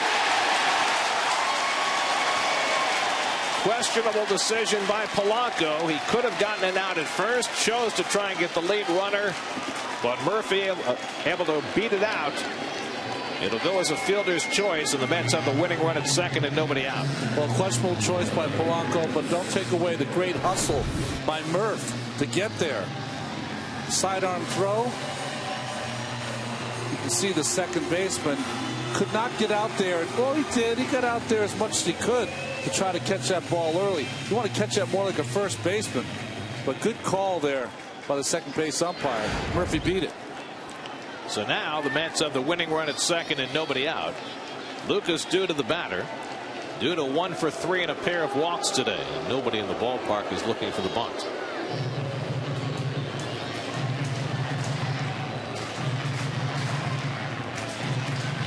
It's the most words I've ever seen Lucas say on a baseball field. Talking to the home plate umpire Alfonso Marquez. Duda singled his first time up and walked twice against Jose Fernandez. He has struck out twice against the bullpen, but both of those were against left-handers. Now facing the right-hander Ramos. And Duda cracks one to center field. Measuring it is Ruggiano. He's got it. Tagging at 2nd is Murphy. He'll go over to 3rd. And now the Mets have the winning run at 3rd with 1 out.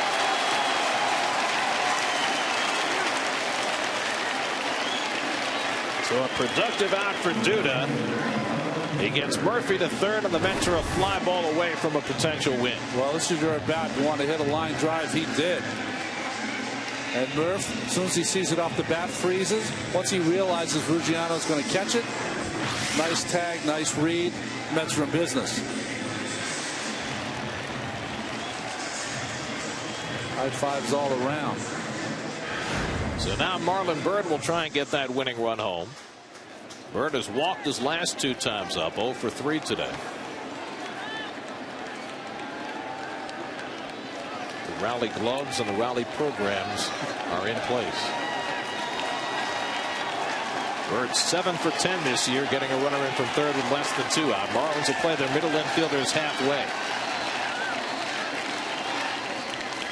And Marlins swings at the first pitch slider, 0-1. A little over anxious.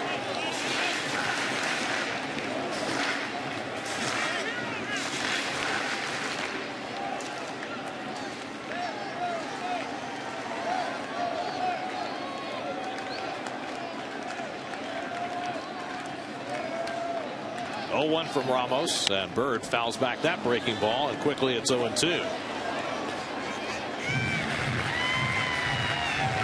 So Byrd looking for the game winner. Ramos looking for a strikeout, and Ramos ahead. And Marlin 4 for 40 after an 0-2 count this year. And be aware if you're the base runners, especially Murph. Saw earlier in this game Ramos bounced a breaking pitch.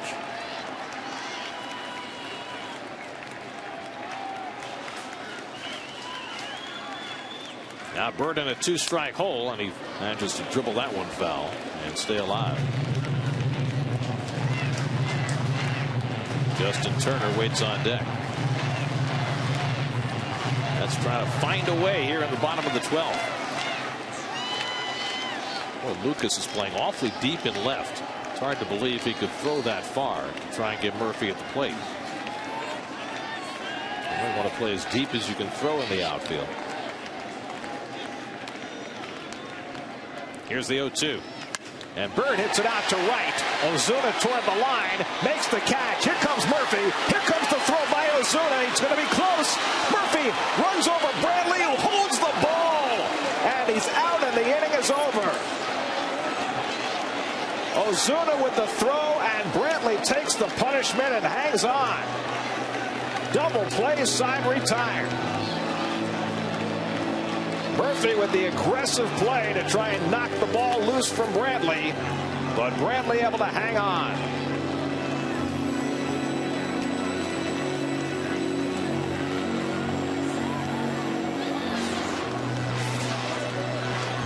Brantley had the ball.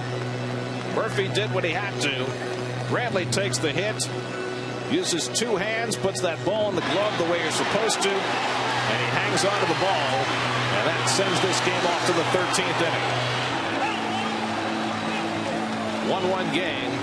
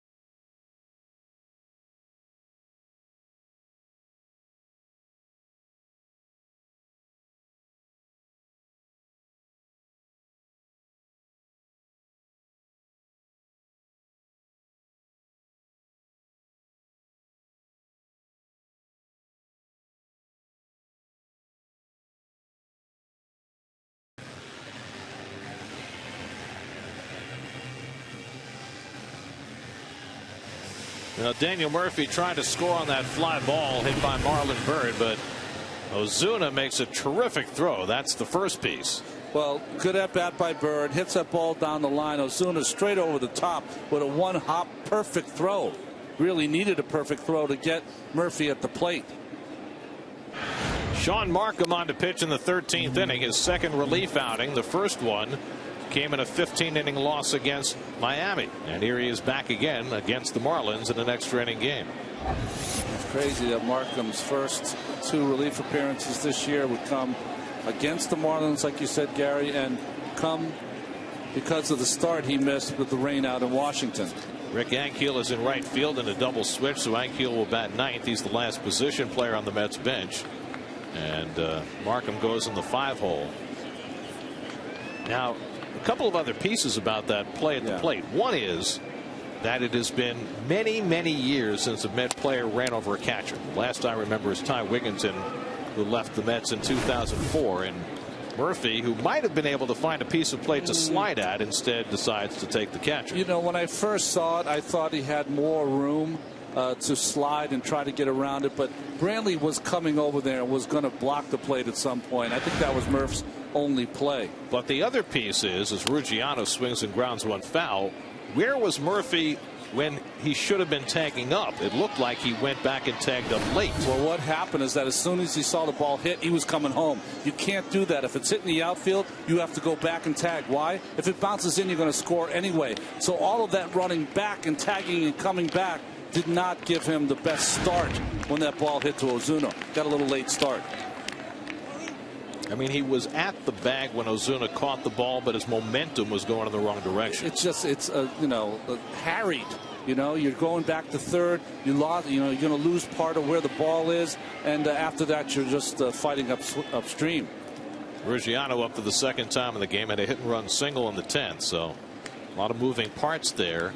But the bottom line is the Marlins made a terrific defensive play. Ruggiano hooks one out to left field. And Duda, who was playing very deep, eases over to grab it, one away. Now the pitcher's spot is due up, and Miguel Olivo will come up as a pinch hitter. Pitcher hitting in the 1 spot of the batting order. Marlins carry 3 catchers, so that enables them to use Olivo as a pinch hitter. They also have Jeff Mathis, and the Marlins also have Austin Kearns left on the bench, so they are well fortified. I hope we don't leave this out of the play. Just how athletic and a fine throw from Ozuna in right field. Just did a fantastic job to get there to the baseball. And also, you're running to your glove hand side, which makes it hard to throw. And he was already turning to make the throw when he caught the ball. Turning and got that arm straight over the top, which you like to see your outfielders do, Gary, because that ball will straighten out on you instead of throwing from the side, and it'll have a curve on it.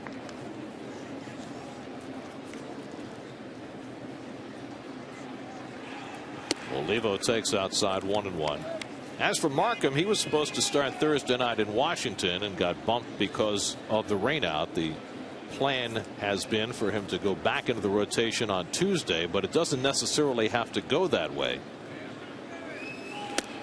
And he could still probably pitch Tuesday after a relief stint today, or he could go multiple innings here, and the Mets could move Hefner and G up to pitch Tuesday and Wednesday.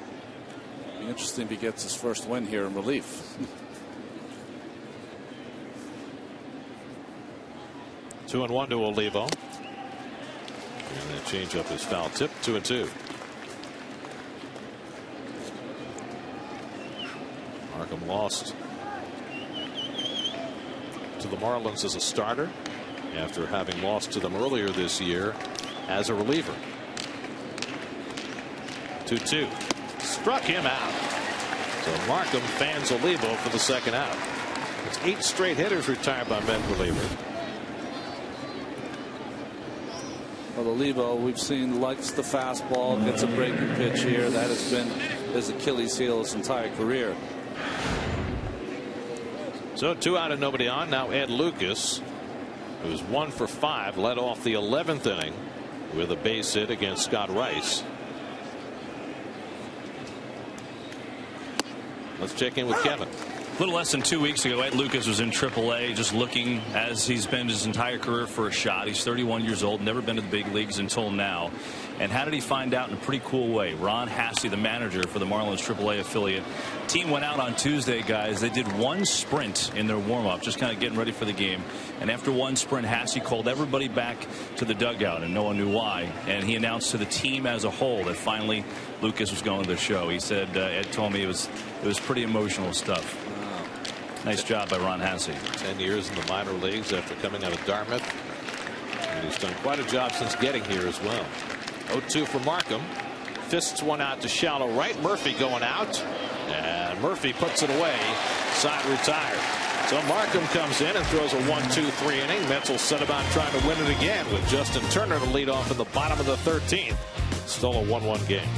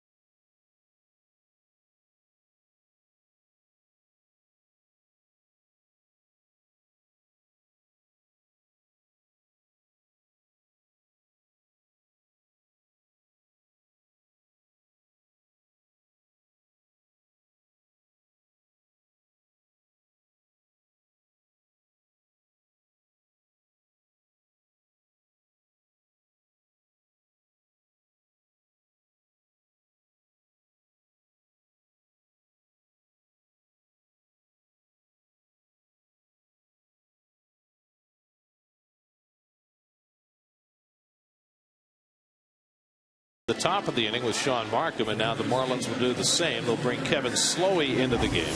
Well, he's going to be passed over for his start anyways. He struggled against the Mets in his last start. You can see his numbers so far.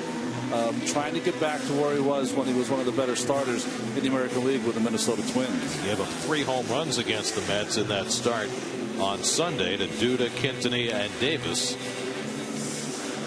Justin Turner will lead off for the Mets in the home 13th. Turner, Buck, and Lagares due up. Slowey's last relief outing came in 2011 with the Twins. He's made 12 starts this year. And Turner takes low for ball 1. So the Marlins now on their 7th pitcher of the game. A.J. Ramos went 2 1/3 in relief.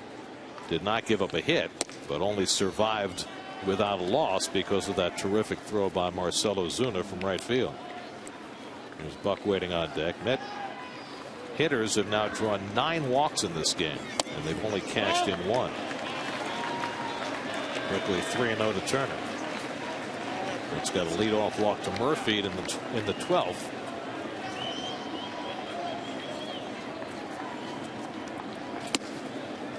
Strike 3-1.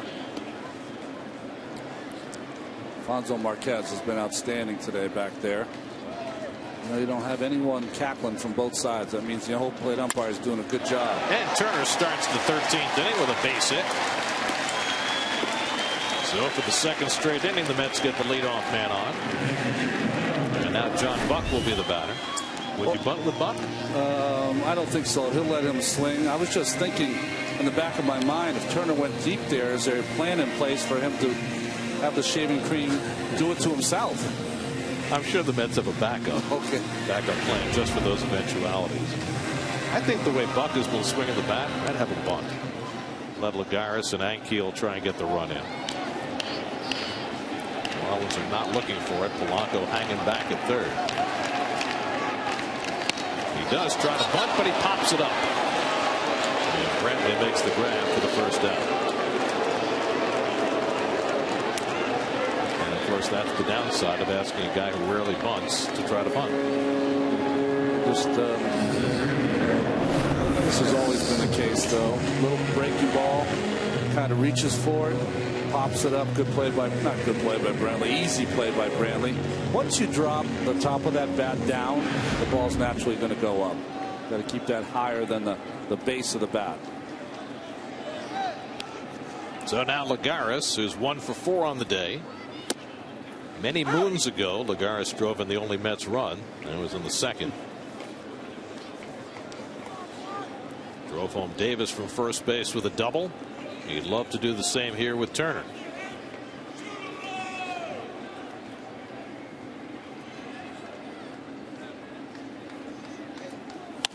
And he takes one the other way, a foul ball, and it's 0-2. I think the bunt was on for Buck, or was he trying to do that himself? I can't believe that he would have done it had it not been called. I was thinking because they were playing so far back, he might have got it in his mind that, you know what, they're playing back, I'll bunt it and get the runner over, maybe get a base hit. I don't know. We'll have to ask tomorrow. Curveball line the other way, a base hit.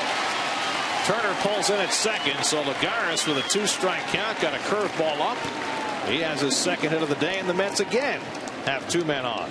You know what's nice to see is the young Lagares now has had 2 base hits in this game.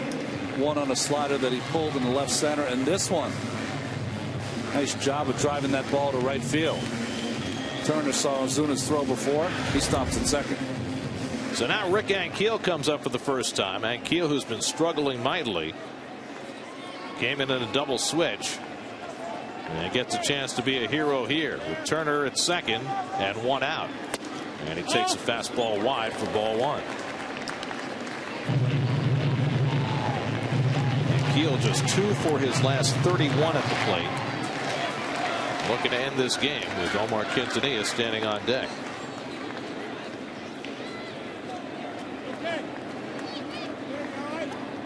And Ankiel watches a knee-high strike. 1-1.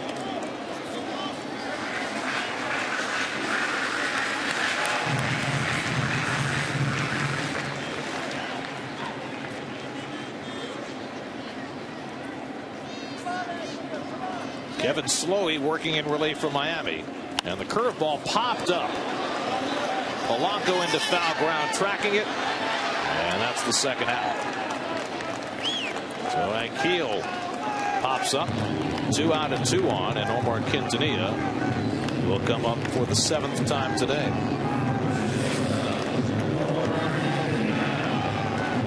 Quintanilla is 0 for 5 with a walk this afternoon. Mets have used all of their bench players. They've already used a pitcher in relief, a starting pitcher. The Marlins have used 7 pitchers. The Mets have used 8.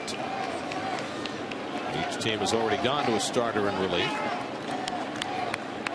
Quintanilla doesn't get a hit here. Slowey and Markham are going to be out there for a long time. Both had their turns skipped because of rainouts. That gives their managers the opportunity to do that and not have to do something like run a position player out there as the day gets long. That's still looking for that one big hit. 0 for 10 with runners in scoring position.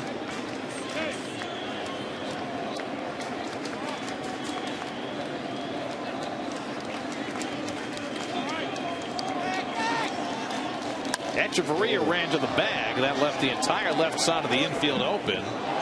So somebody missed a sign for the Marlins, but they get away with it as Quintanilla fouls it off. Missed the sign, or the young Echeverria could be doing it on his own. Not the good time to do it. Learning as he goes. So now Slowey ahead in the count on Quintanilla. Remember, he was 0-2 on Lagares, and he hung a curveball, and Lagares got a base hit. Now the 0-2 to Quintanilla, and the curveball bounces 1-2. More short of pulled down on the lampshade that time. Daniel Murphy would be next. Echeverria keeping his eye on Turner, who carries the winning run at second base. Now Slowey ahead 1-2. And Quintanilla fouls off the fastball.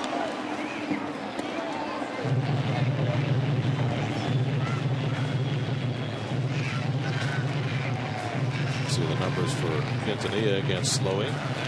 He homered against him in that game last Sunday in Miami. And just looking for a little base hit here to try and chase home the winning run.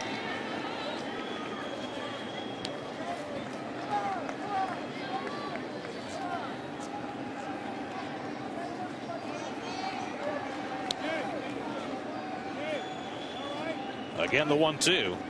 And Quintanilla goes down on strikes, and we move on. Slowey gets out of trouble in the 13th, and the Mets strand 2 more.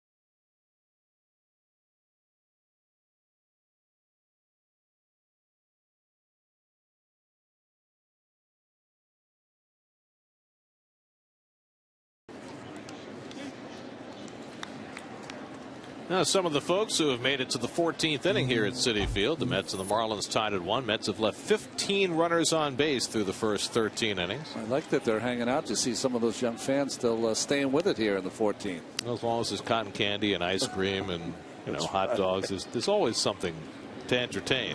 Sean Markham in his second inning of relief, and Derek Dietrich leading off for the Marlins in the 14th inning.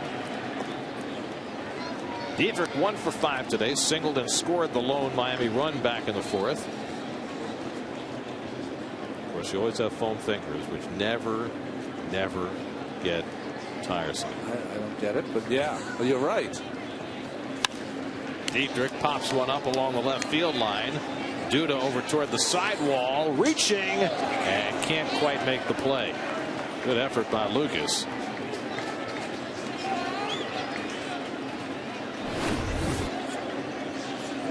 Tries to dangle his arm over the fence there, and it just beats him. Strikes me that both these teams have a Lucas playing left field. That's right. Off the end of his glove, a miss, a fall, a reach. Fenn took a tumble. Down. 0-2 to Dietrich leading off in the 14th. And the curveball hit out to left. Another chance for Duda. This time he gets over and makes the grab. One away. And Markham has faced 4 in relief and retired them all. 1 out and nobody on. Here's Marcelo Zuna, whose right arm is in part responsible for us still playing baseball right now. Made that tremendous one-hop throw to the plate. No, we're not the only ones still playing. Wow. They're an inning ahead of us in Toronto. Did you say someone was pitching well for the Blue Jays? Burley? He was, but Texas tied it with 2 in the 9th. Ozuna 2 for 5 today. Takes a rip. A fastball from Markham. 0-1.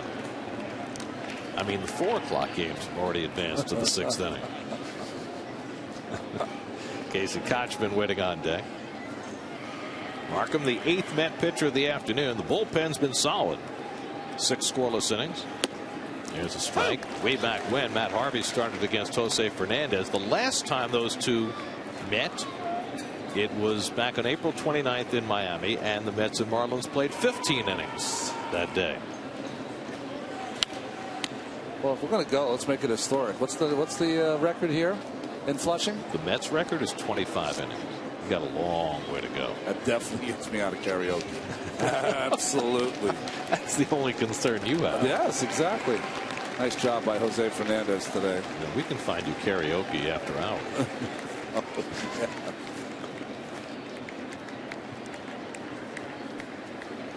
yeah. And Ozuna bounces one toward the hole, a base hit.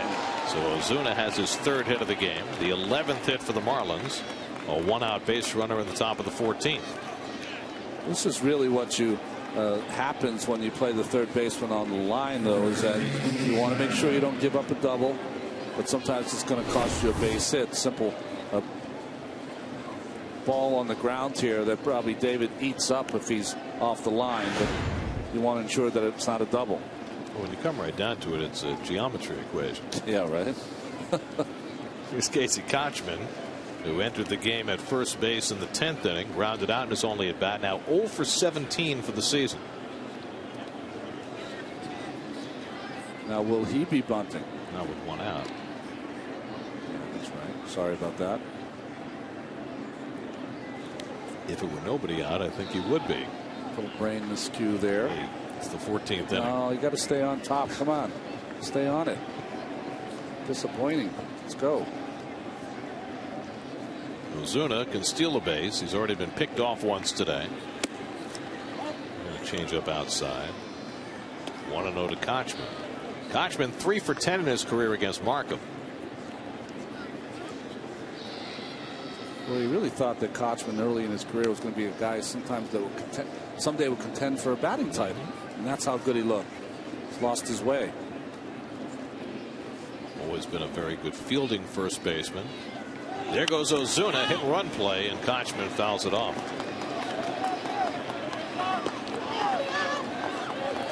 Markham's a difficult guy to hit and run off. He's got a myriad of 8 or 9 pitches that you have to guess is coming your way.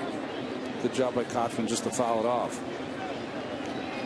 Redmond's called a couple of hit-and-run plays today.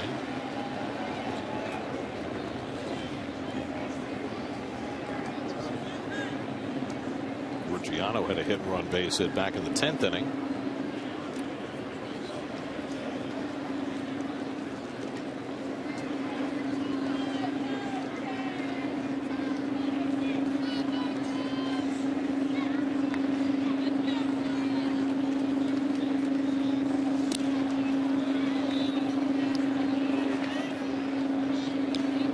Matt Harvey came out of the game after 7 innings with some tightness in his lower back. I guess the plus side of this long game is by now Matt could have had a massage, some ultrasound, perhaps some acupuncture.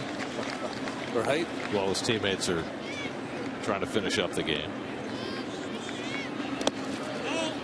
Picked out of the dirt by Buck. 2-1. And Buck has caught this entire game. We thought at one point that he would be removed for a pinch runner, but that never happened. So with Recker having been used as a pinch hitter, Terry Collins is committed to Buck catching the rest of the game, however long it lasts.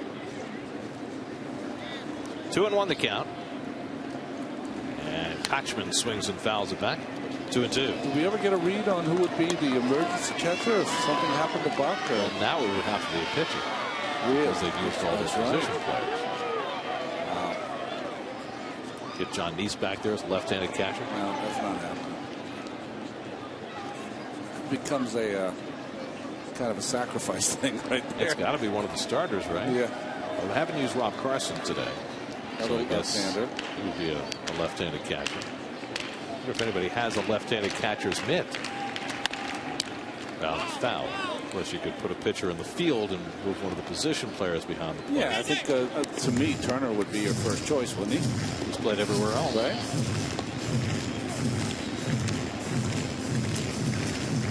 I was happy to do anything I was told by the manager late in these kind of games, but I'm not putting on the tools of ignorance. Sorry. See, now most guys, you grew up as a shortstop. Yeah, but most guys who grew up as pitchers probably caught in Little League at least, if not in high school. Yeah, absolutely. Those guys with the good arms behind the plate. Markham was a shortstop.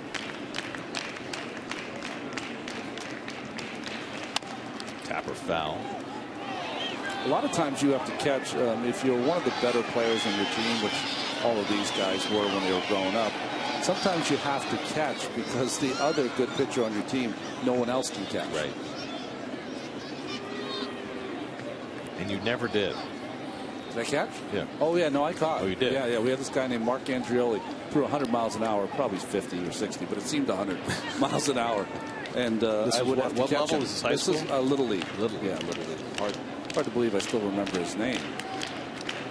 He made your hand hurt. Of course you would. He was by far the hardest thrower.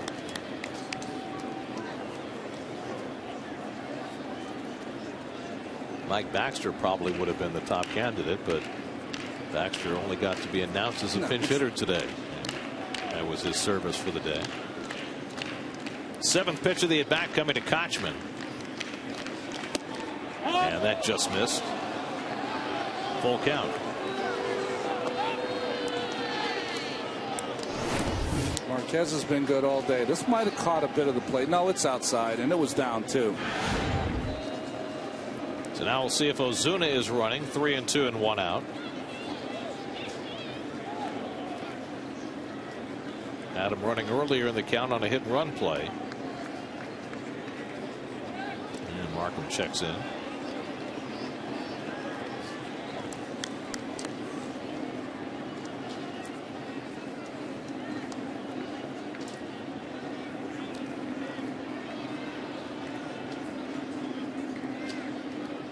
There goes Ozuna, and Kochman lifts one to center. Lagares moves over, and that's the second out. Back to first goes Ozuna, 2 away. So Markham wins that battle.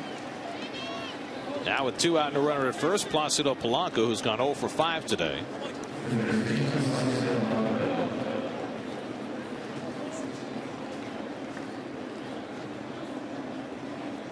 Polanco's had great career numbers against Markham. You see there, 6 for 17.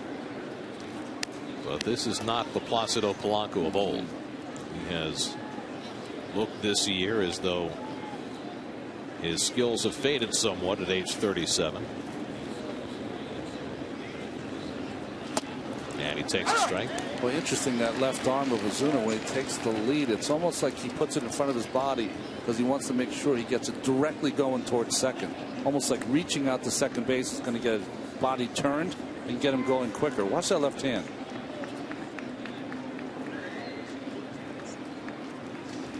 It's almost like he's, at least if I lean that way, I got to get a better jump.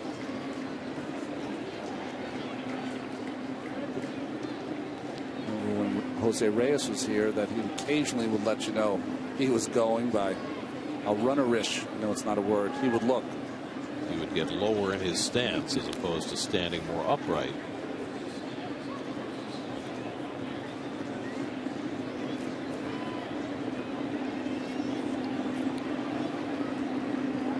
Polanco waiting on an 0-1, and he fouls back the fastball. 2-strike count to Polanco. Marlins 1 run and 11 hits. The Mets 1 run and 7 hits as we play in the 14th.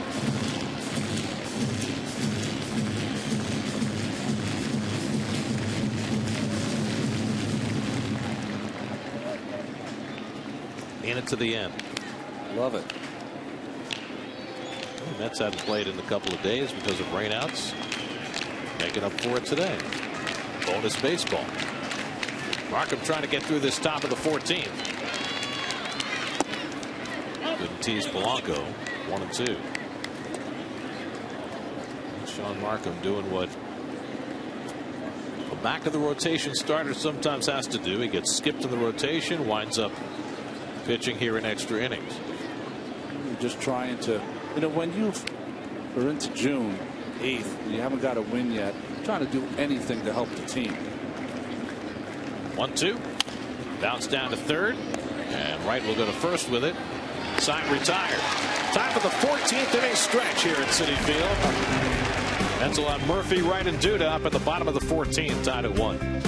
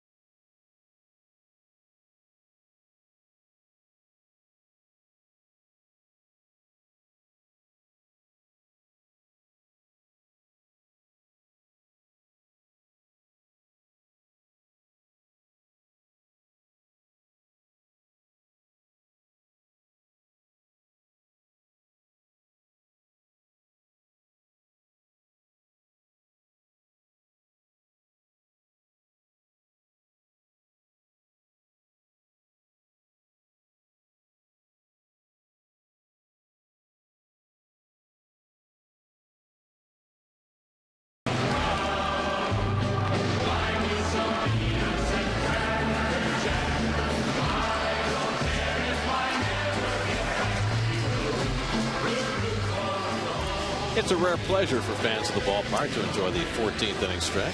Well, it's a real badge of courage now, right? If you've gone 14 now, you got to stay in. Why not? It's a beautiful afternoon. Where else are you going to go? Karaoke?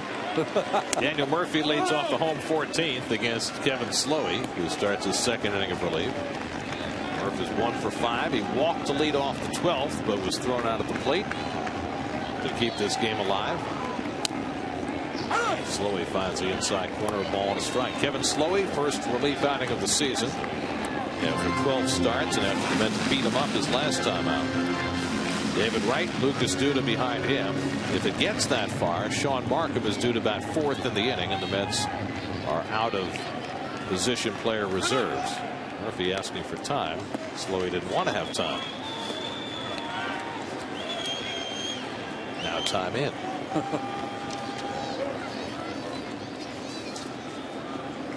Time has come today. Curveball popped up. Back comes Brentley for a look, but it lands in the seats. 1-2. Is that the Chambers Brothers? Chambers Brothers, absolutely one of my favorite tunes. On the way in Toronto, they're now in the middle of the 16th inning. Texas and Toronto 3-3. Maybe we can catch them. 1-2 from Slowey to Murphy, and he got him with a high breaking ball. So Slowey has his second strikeout in relief. Mets have now fanned 12 times today. 1 out of the bottom of the 14th. Well, you're so mad at yourself when you're a hitter, when the ball, you're expecting that breaking ball to break at some point, but never does, and fools Murphy.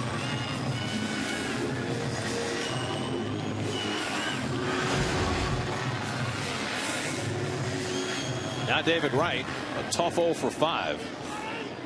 He's hit 3 long drives to the outfield that have been caught. Facing a pitcher who gives up a lot of home runs. First pitch swinging, fouls back the fastball. Slowey's control artist. He's a guy that throws strikes, tries to keep the ball down. You see the catcher Brantley. Like, that's what I need in the bottom of the 14th. He's been out there all afternoon, and even a little flare into shallow right, and that'll fall for Wright's first hit of the day. So he hit 3 bullets that get caught, and a little duck snort, and you got yourself a base hit. The Mets' 8th hit of the afternoon. So, with a runner aboard, here comes Lucas Duda, who's 1 for 4 today. He's also drawn 2 walks.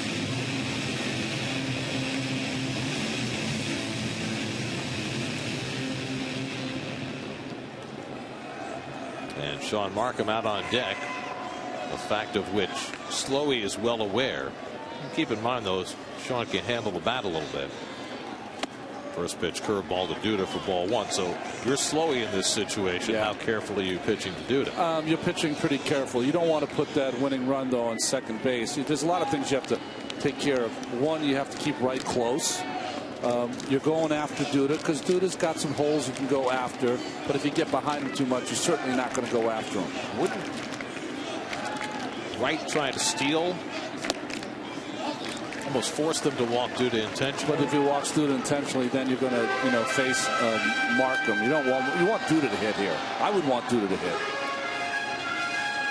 So it's unlikely that David would try to steal here. Meanwhile, Slowey throwing breaking balls behind on Duda 2-0. He's going to get another one 2-0 also. And he pulls that one foul. That was great. Lucas sat on that pitch right there. Nice thinking. The problem with hitters, if they sit on something, they get it. Sometimes just not patient enough to wait. Duda homered against Slowey in Miami last Sunday. He's 3 for 5 with a home run against him. We'll try to sneak a fastball by him here. And Duda takes the fastball for a strike, and it's 2-2. He sat on it once and missed the 2-1 fastball that darts the heart of the plate.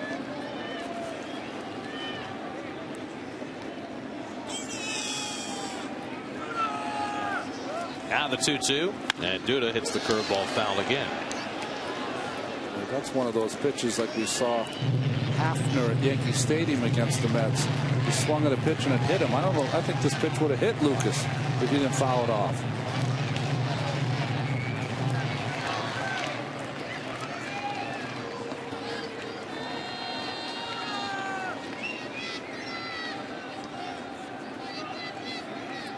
1 on and 1 out. 2-2 to Duda. Tie game, bottom of the 14th. Fastball, strike 3 call. Well, he swung at the curves and took the fastballs. Third strikeout in relief for Sloan. With 2 strikes, you got to be looking fastball and react. I certainly feel like Lucas was sitting on a breaking ball that entire at bat.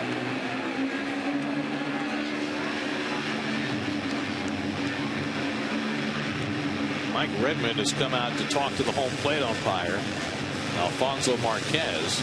This may be about the Mets batting out of order. Remember when the Mets had that abortive double switch? I wonder how exactly they drew up the lineup card at that point and whether there might have been a mistake. And I have a feeling that's what Redmond is addressing here. It happened. Redmond's coming out to say, this is what my card reads, this is what I thought, and Marquez looks like he's trying to tell him exactly what he thought the card meant. Remember, Valdespin ran on the field when Greg Burke came into the game. That was back in the 11th inning. And then Valdespin ran off the field and then pinch hit in the bottom of the 11th inning. Now Marquez has heard his piece from Redmond, and apparently whatever it is has been cleared up. So no need for Terry Collins to get involved here, and Markham will come to bat. Now you see how the Marlins have their lineup card. Well, that's the Mets lineup card in the Mets dugout. It's starting to look like a Pollock painting. I mean, just lines and dots and colors everywhere. So Markham comes to bat here with a runner at first and 2 out. So he's the guy who's going to keep on trucking. Markham at the plate this year, 3 for 13. Slowey has struck out 2 in the inning, wrapped around a bloop single for David Wright. So 2 starting pitchers working in relief in there, perhaps for the duration. And first pitch curveball for a strike. He's taking no chances against Markham in this spot. Slowey looks a little different than he did in Miami, doesn't he? Has a little more on his fastball. The game in Toronto is going to the 17th. Rangers and Blue Jays still 3-3.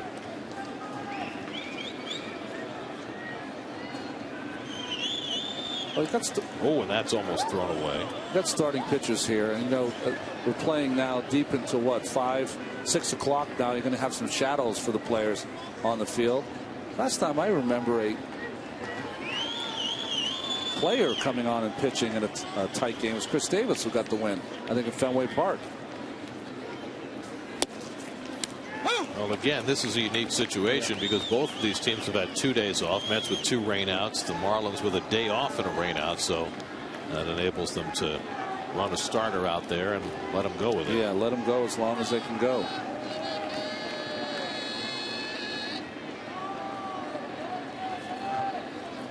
Oh, and 2 to Markham, and he stays alive.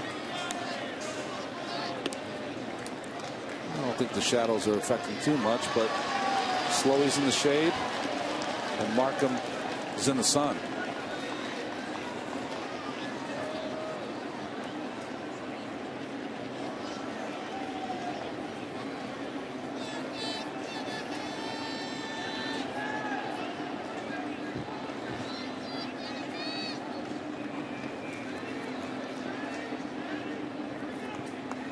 Now the 0-2 from Slowey to Markham, and he hit him. Markham hit by the pitch. Wow. That'll push the winning run to second base. And Sean will try and shake it off.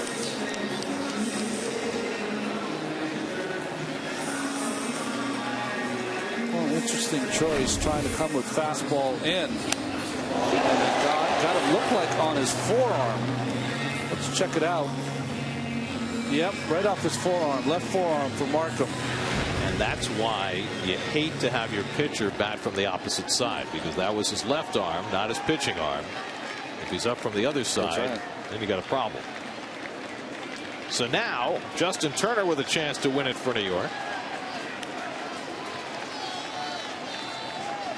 This is the 5th time since the 9th inning that the Mets have had 2 men on base.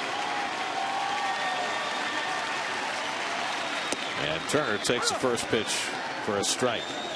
Mets are 0 for 11 with runners in scoring position today.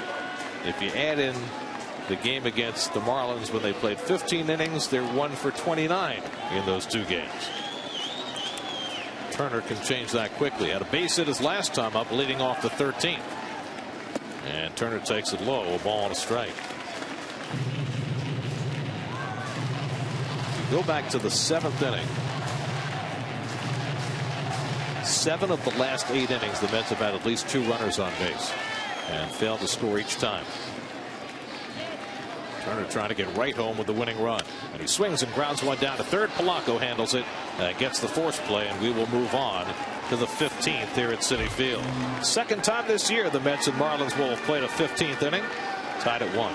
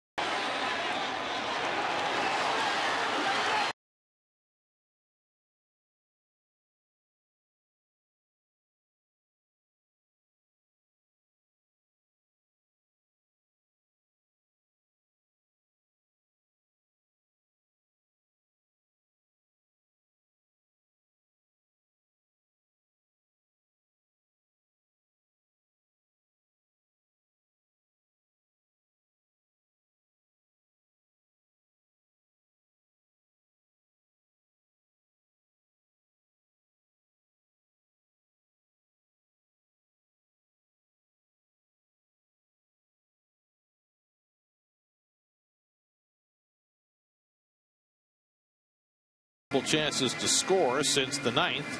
Their best chance came in the 12th inning when Daniel Murphy was at third base with 1 out. It was nice at bat by Marlon Byrd, but great play by Ozuna. The one hop BB to the plate. Murphy tried to take Brantley out, but he held on to the baseball. What an athletic play. I mean, his back is almost to the padding against the right field foul wall and still able to make the play. Murphy, the first Met to try and run over a catcher in many a year. It almost worked, but Brantley held on to the ball. Ozuna staying nourished. Glad he can find some food. Did you see what Brantley did, though? He did what you're supposed to do. You take the brunt of that hit, you get that ball in your bare hand, you put the kind of the glove into the chest of Murphy, and then spin around and hold that ball with your bare hand. And it's Brantley who leads off in the top of the 15th inning against Sean Markham, who begins his 3rd inning of relief. Brantley 2 for 5 on the day. And he takes the first pitch, fastball for a strike. Brantley, then Danny Echeverria and Justin Ruggiano. The Marlins, unlike the Mets, do have a position player left, and that's their 3rd catcher, Jeff Mathis. Curveball from Markham sits high, a ball and a strike. Boy, if you don't get in this game, that hurts your feelings, doesn't it? The whole roster may be in there before the game's over.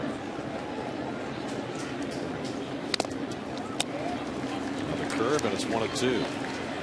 Well, Matt Harvey started, went 7, a lot of run on 6 hits, left with some lower back tightness. Then Brandon Lyon went an inning, Bobby Parnell went an inning, LaTroy Hawkins 2/3, Scott Rice 2/3, Greg Burke 2/3, David Ardsma in his Mets debut, a 1-2-3 inning in the 12th, and Markham now on seemingly for the duration, and still have Rob Carson left in the bullpen unutilized. Toward the hole and past a diving Turner. A leadoff hit for Brantley, his third hit of the afternoon. And hit number 12 for Miami. You know, to catch 14 innings and to come up and hit a hard ground ball that just eludes Turner tells you something about Mr. Brantley. Still on point. Turner playing on the line, of course. So far to go to get to that baseball. Well, so far this afternoon, Mike Redmond has been eschewing the bunt. Let's see if he asked Echeverria to bunt here. 2 for 4 and a walk. You've got Ruggiano in the 9-hole on deck. Wright playing in on the grass, and Echeverria not bunting. Takes a curveball for a strike. So Redmond managing this game like a true sabermetrician. No bunts. He's had some steals, though. He has had. He's had some hit and runs. You're not supposed to do that.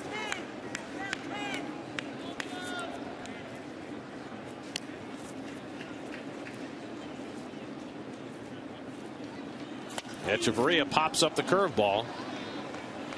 Murphy with the glasses down. 1 out.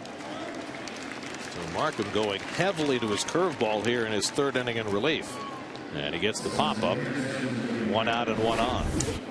You know, the reason that you have to have Echeverria bunting here is that he's batting 186 coming into this game. Trying to go deep with a home run, and that's what you get. You get the hero kind of swing in late games. Adrian Beltre can hit home runs from his knees. Adrian Beltre's got 350 plus, so I'll trust him. If Echeverria gets around that mark, then I'm fine with that. Here's Ruggiano up for the 3rd time in the game. He's 1 for 2, singled in the 10th, flied out in the 13th. He was the first man Markham faced when he came in the game. Markham looked like he's just getting loose. He has 1 career relief win. That came in 2007 pitching for Toronto. Just looking for his first win of the season and trying to stick around long enough to make that happen. Late swing foul when it's 0-2. Career year last year for Ruggiano. Gotten off to a slower start this year. Kevin Slowey hitting in the number 1 spot on the order, so he, like Markham, is not going anywhere. No, they were out there. Now there is action in the Miami bullpen, or at least there's some standing around out there. Well, I think it's Cishek, right? And he's going to get ready in case they go ahead. Right. See, that's the difference in managing home and road in these long games.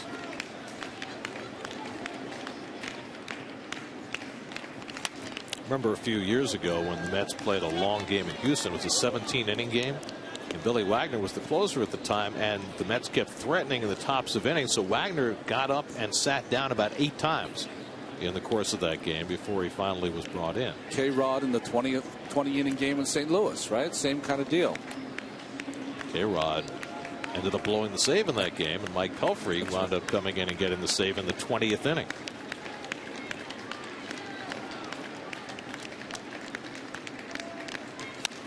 By the way, this is now the longest game in Citi Field history. It's the 5th year of the ballpark.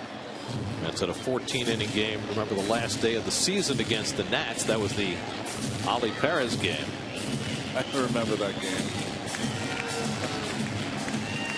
So now 15 innings, the longest in this ballpark. Of course, across the parking lot, they had a 25-inning game at Shea Stadium in 1974. Mets have played 3 of the 5 longest games in the history of baseball. 23, a 24, and a 25-inning game. And needless to say, lost all 3. 22 and 26 are open, Gary. Curveball bounced foul. Well, the only 26-inning game in Major League history was a tie between the Boston Braves and the Brooklyn Dodgers back in 1919. And the best part about that, the 2 starting pitchers, Joe Eschger and Leon Cador, they both went the distance. 26 innings each. Not today. Had a low pitch count. Now the 0-2. Just off the corner with the cutter. 1-2 to Ruggiano. If that would happen earlier in the game, John Buck might have said something. Although the pitch about a foot outside, he just kind of wearily threw the ball back and got back in the catcher's position. What are you going to do? Yeah.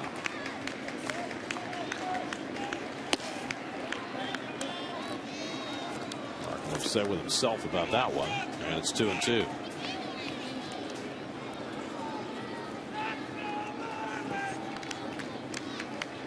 Toronto's got the leadoff man on in the bottom of the 17th.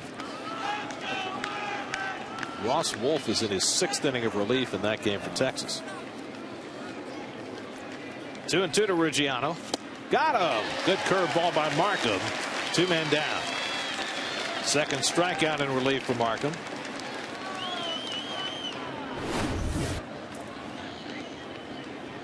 A good breaking ball slider right in the middle of the plate. Sorry, take it away. I guess it's a changeup. With that grip anyway. Good pitch by Markham. He is the master of the off speed, isn't he? So here's Slowey batting with 2 out and a runner at first. Same spot that Markham was up in the last half inning.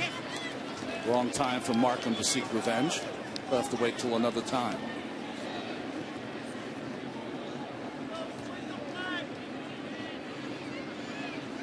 I don't know. Depends how feisty you want to be at this point of the afternoon, early evening. He's just thinking about getting a win. Pound of flesh will have to wait. Yes. It's a long season.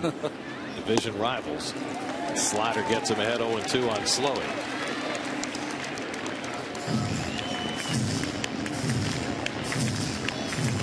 Slowey has 2 career runs batted in. They both came in 2008.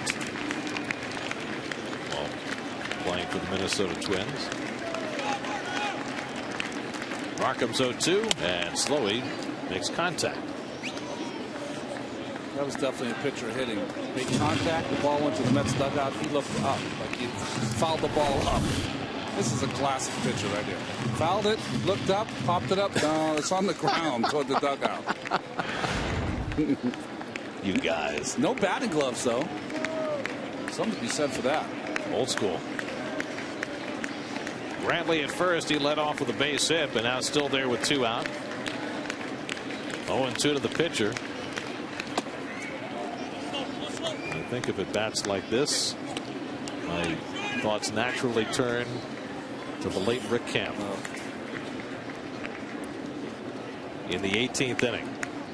Tom Gorman, left-hander. Of course, that was at 3 o'clock in the morning, which changes the ambiance just a tad. 1985. 1-2. Struck him out. So a couple of strikeouts for Markham. And now we go to the bottom of the 15th inning with John Buck due to lead off. Still a 1-1 game.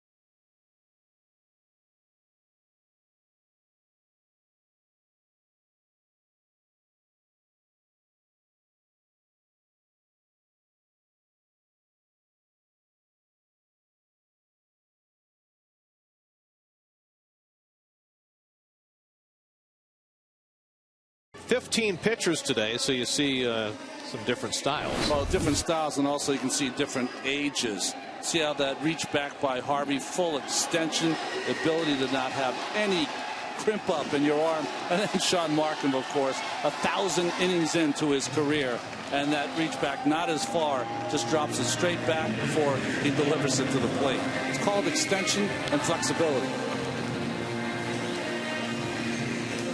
John Buck will lead off in the home 15th inning. Buck tried to sacrifice his last time up in the 13th and popped it up. He's 1 for 5 on the day, also been hit by a pitch. And Kevin Slowey deals a fastball inside for ball 1. Slowey's third inning of relief. He's had to work out of jams in both the 13th and the 14th, but then Marlin pitchers have been doing that since the 7th.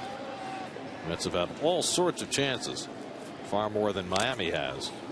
And the former Marlin Buck fouls it off 1-1. See the swing there? That's the Echeverria you saw before.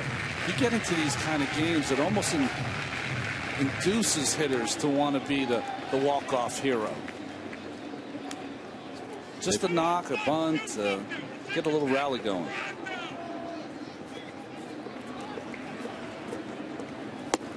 By the way, we are lagging. They're now in the 18th inning in Toronto. Really? Rangers and Blue Jays 3-3 going to the 18th. I don't know how we can't catch up. I mean, it's 3 up and 3 down.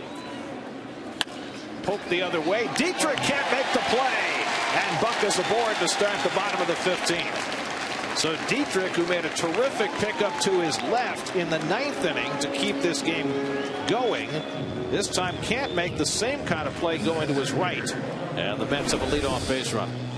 Well, nice hitting by Buck on that breaking ball. Takes kind of a high hop, gets away from Dietrich, tries to really cushion by getting that glove up and blocking it, but it hits off the outside of the glove, and getting runners on has not been the Mets' problem. Buck will get credit for a base hit, his second of the game.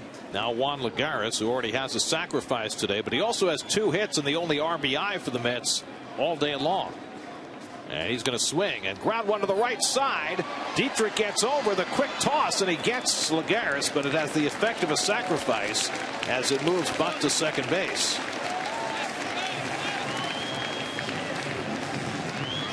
So it turns out to be a productive out for Lagares, and the Mets again have a runner in scoring position. In a 1-1 game, even a jam shot gets a high five. 7th time in the last 8 innings the Mets have gotten a runner in scoring position. Rick Ankiel up for the 2nd time. Fouled out to 3rd in his only at bat against Slowey in the 13th. And Ankiel takes up and away for ball 1. Now you've got Quintanilla and Murphy, 2 more left-hand hitters behind Ankiel, with first base open. That's 0 for 12 with runners in scoring position today.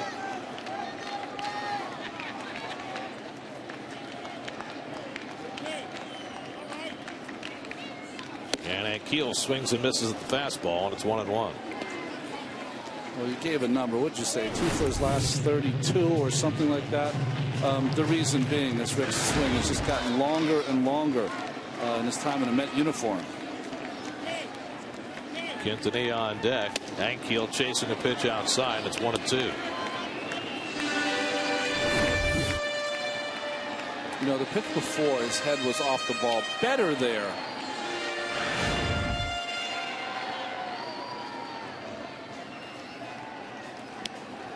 Now Slowey ahead 1-2.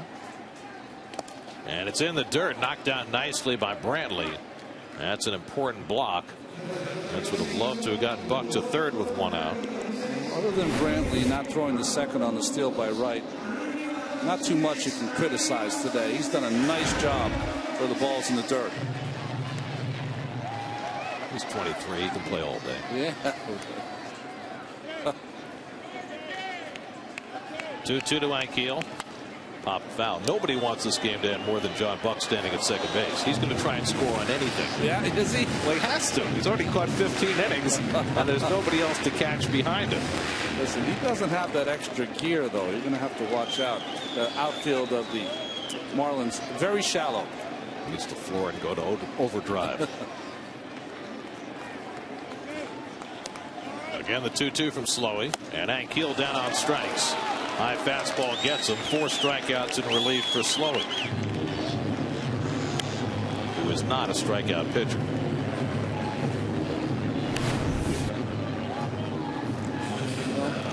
a swing by Ankiel just late on that fastball up. So 2 out and a runner in scoring position for Omar Quintanilla, who is 0 for 6 and a walk today. So this is his 8th plate appearance in the last 5+ hours.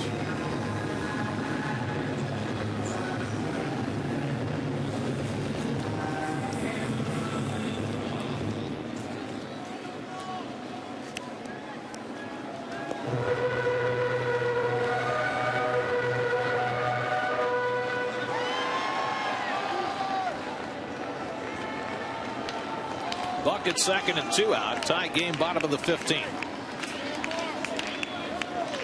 And Quintanilla takes a strike.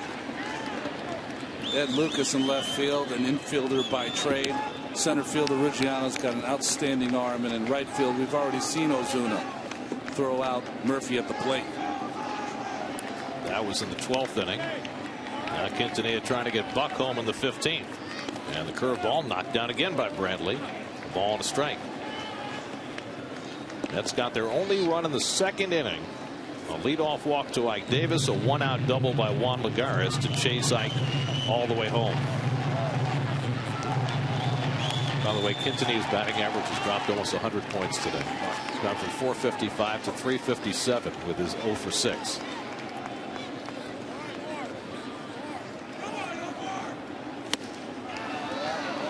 One and two. Sometimes you watch two teams beating each other up. If they're doing it today, it's with throw pillows. I mean, well, at least they're both well rested. right. Each had the last 2 days off. A very rare occurrence in Major League Baseball. Another off day coming for the Mets on Monday to cushion the blow. 1-2. Strike 3 call. Quintanilla caught looking to end the 15th. 5 strikeouts for Slowey, 15 for Met hitters today. On we go to the 16th, tied at 1.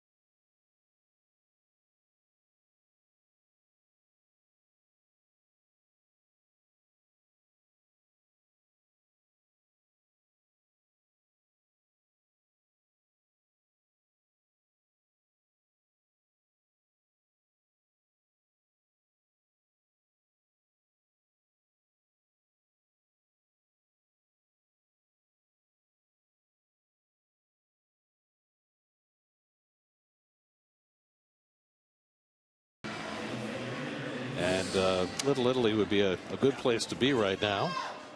But if you can't be there and having dinner, why not be at the ballpark? That's my place right there, Gary. Il Cortile. Yeah. Oh. Maybe later. Nice. Much later. 16th inning.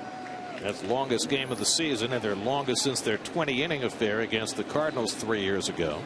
Ed Lucas leads off against Sean Markham. First pitch swinging, pops up the curveball. Murphy calling. Lagares coming in and stops in time for Murphy to make the catch 1 pitch and 1 out in the 16th. Well, it was April the 17th, 2010. Mets were playing in St. Louis on a Saturday afternoon, and they played 20 innings against the Cardinals, a game that had a little bit of everything. What I remember about that game, in addition to Pelfrey coming on and getting the save, and the Cardinals using 2 position players to pitch in that game, Alex Cora came in the game for about a half a second. He played first base, I think, for 1/2 inning, and he made a great play against the railing in foul territory outside first in a huge spot. And then he was out of the game the next half inning. I think they double switched him out, right? The cameo. Derek Dietrich is 1 for 6 today. Markham working his 4th inning in relief.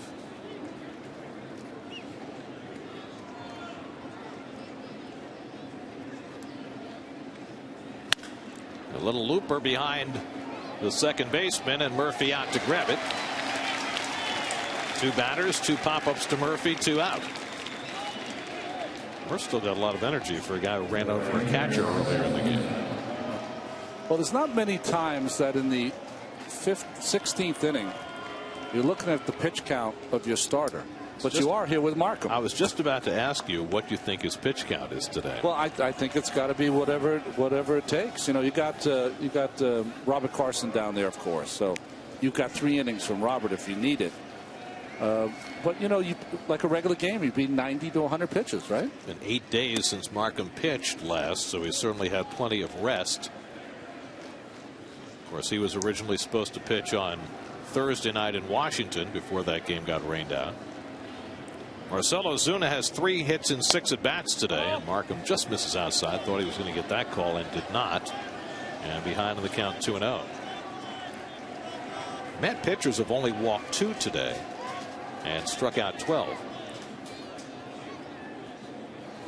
And Ozuna fouls one back. Well, the walks have really dried up for Mets pitching. They are not walking anybody, and the end result is they've been pitching much better.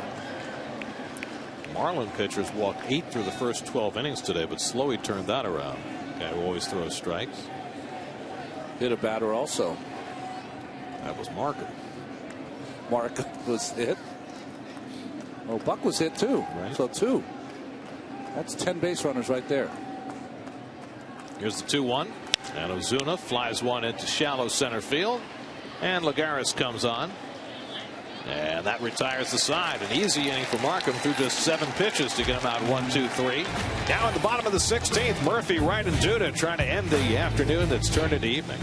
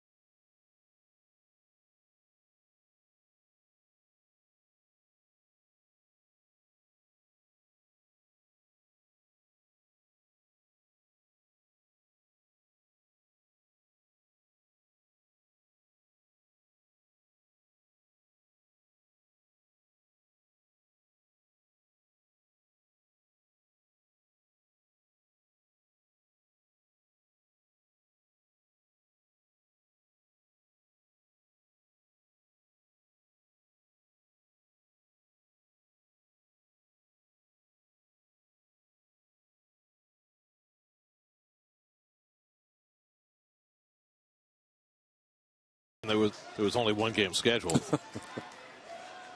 Bottom of the 16th. Daniel Murphy leads off against Kevin Slowey, who starts his 4th inning of relief. Murphy had a base hit back in the first.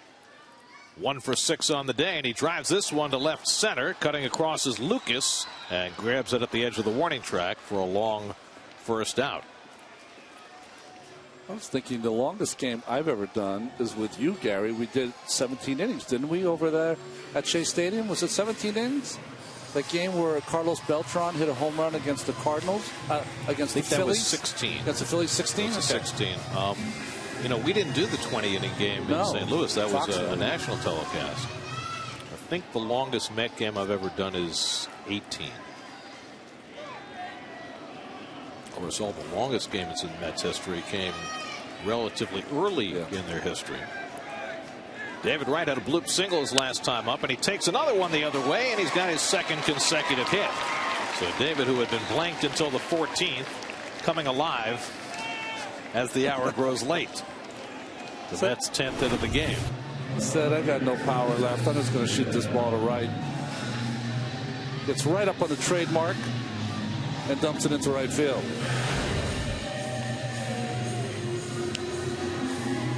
So 1 out and 1 on for Duda, who got on base his first 3 plate appearances today, but not the last 4.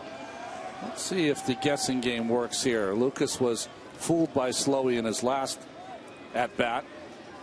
Let's see who wins this battle. And Lucas pops up the first pitch he sees. Polanco coming down, has plenty of room. And that's the 2nd out. So Duda is retired. And now Sean Markham will get another turn at bat. Markham came up in the 14th inning. Slowey got ahead of him 0-2, and then he drilled him on the left arm with a pitch. So these 2 starters turned relievers, not only going head to head here, but causing pain. By the way, one of the 4 o'clock games, Oakland at the White Sox, is now in the 9th. Meanwhile, Texas and Toronto are in the bottom of the 18th. And Toronto has gotten a runner to 3rd with 2 out. Here's Markham. And he takes low and away, ball 1. I mean, how often in Major League Baseball do you have 2 games on the same day go 16 innings or longer? The scoreboard's a little behind. It's the bottom of the 18th. I think Bill Webb is laughing at us in Boston right now. Well, they play a day-nighter in Boston. That's right. The Angels beat the Red Sox this afternoon. I think Webby has the night game. Markham drives one to left, but Lucas is right there. And we are heading to the 17th inning at Citi Field. Markham put a charge in one, but not enough. And on we go.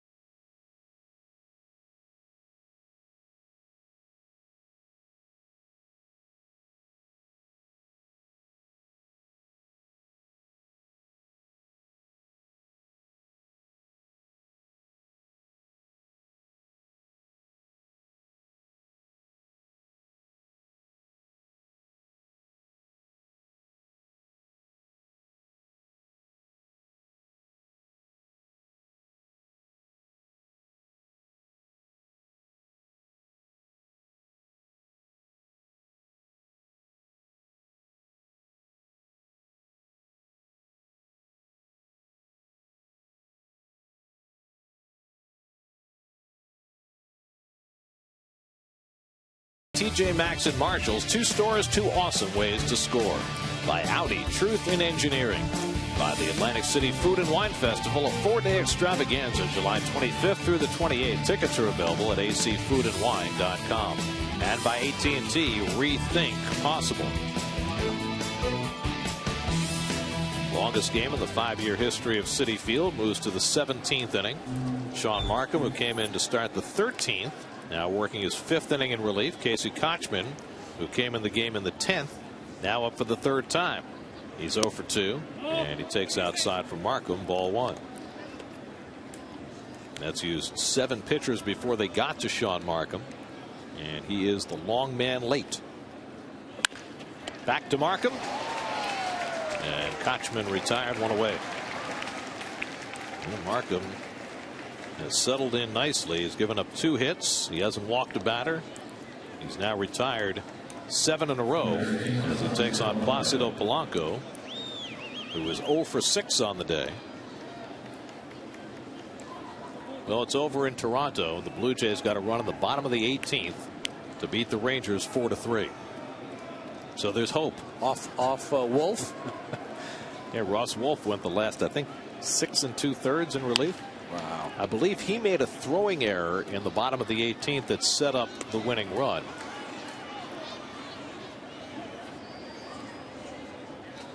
And then Rajay Davis got a base hit to drive in the game winner.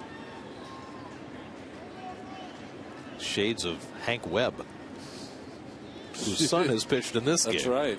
Hank Webb famously made the throwing error in the top of the 25th against the Cardinals in 1974 as the Mets lost the longest game in their history. Yeah, Wolf went the last 6 2/3 for Texas, 1 run, 7 hits. Like Alex Cora, didn't Keith make just a cameo visit in that game? Pinch hit, and then participated in draining the supplies in the clubhouse.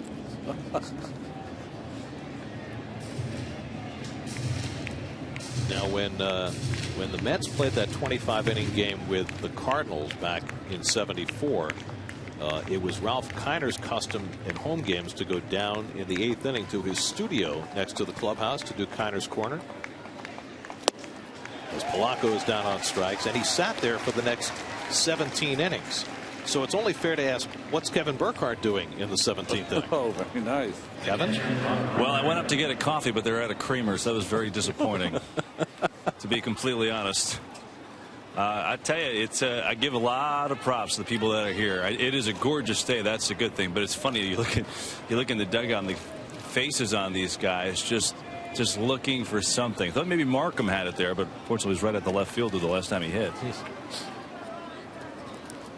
Rob Brantley, the batter, with 2 out and nobody on. Brantley's had one of the better days. He's 3 for 6, and he's caught 16 innings already. And taken a collision for Murphy on the play at the plate back in the 12th. And a foul tip off the mask in the 15th. Marlins with 12 hits, the Mets with 10. And Brantley yanks one foul. Well, Markham trying to complete a 5th scoreless inning in relief. Trying to pull a Roger McDowell, isn't he? Well, in the 23-inning game that the Mets played against the Giants in 1964, that was the second game of a doubleheader. Gaylord Perry for the Giants, very young pitcher at the time, were 10 scoreless innings in relief.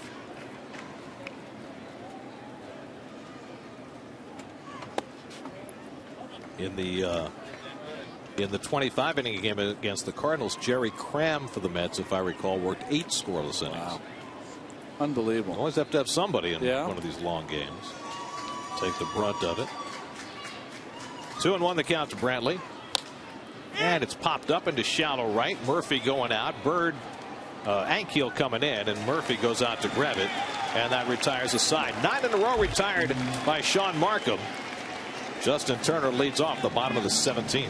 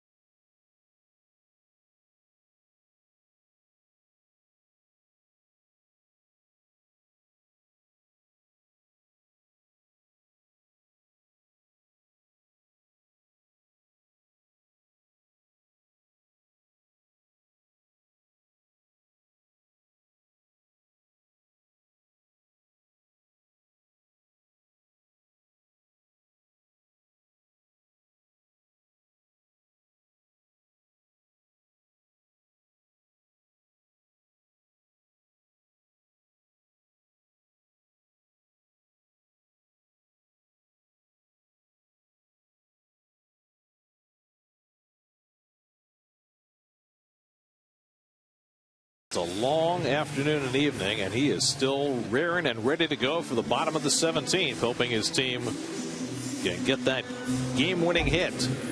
That run that's been elusive for the Mets for the last 14 innings. Mets have left 19 runners on base this afternoon, / this evening. 18 innings in Toronto, ending on a Rajai Davis walk-off hit. Justin Turner starts the bottom of the 17th against Kevin Slowey, and he takes a strike on the outside edge.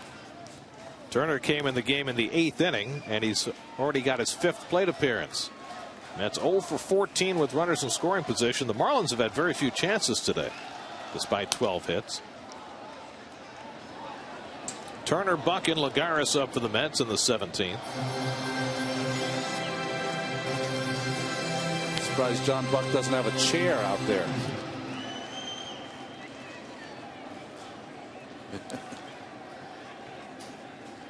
Turner's 1 for 3 and a walk since coming in as a pinch hitter in the 8th. And he fouls that one off. How's your scorecard going, Derek? Well, I've got 14 normal innings on my scorecard, but then I've got the where we do the totals. So I'm able to eke out up to the 18th there. Then I got a room for maybe the 19th, 20th, and 21st over on the side here. So I'm still good. I had 15 innings that I can possibly use. Right. So I got 15 here. So I had to flip the page. Starting anew. So we can go 30. I'm fine. Oh, if I'm good for 21 and you're good for 30, that's 51 between us. That would be a record.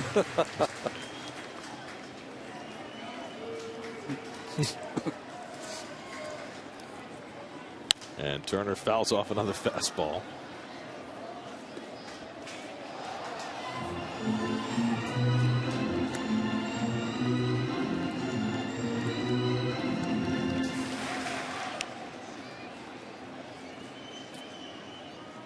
Keith was texting me all during the game as he was watching. Was he up? I have lost him now for a few innings, so I think it's dinner time. It's dinner time. Yes, I think it's. Wait a second. Did he make it through the game even during happy hour? Yes, he did. He stayed through it, Very but impressive. I think we've lost him now. Well, we'll get him back in the 23rd. That's right. 7th pitch of the at bat from Slowey to Turner. And he loops one the other way down the right field line, past the diving Ozuna, taking the turn as Turner heads for second, and he is in safely with a leadoff double. He kept fouling him off to the right side. He finally put one in play that way, and Ozuna's sliding attempt came up just short, and Turner's at second base with nobody out. Well, the difference was this ball wasn't driven to right field. It's off the end of the bat. Only one-armed out there to right field, and the Marlins and Ozuna are lucky that ball didn't get past him for at least the triple. Just got it with his wrist, glove to keep it close. Turner coming out of the box. He's busting it. As soon as he sees it gets away, he goes. Well, Buck tried to sacrifice in the 13th inning and popped it up. So it's probably less likely he'll try it again. And he swings and pops one up to right. Ozuna over near the line. Turner goes to tag, but he's not going to try it against Ozuna's arm. We've already seen that weapon. So Buck fails to advance him, and Turner's still at second with one out. You know what you see a lot in these games is you see a lot of pop-ups. See how he turns his body?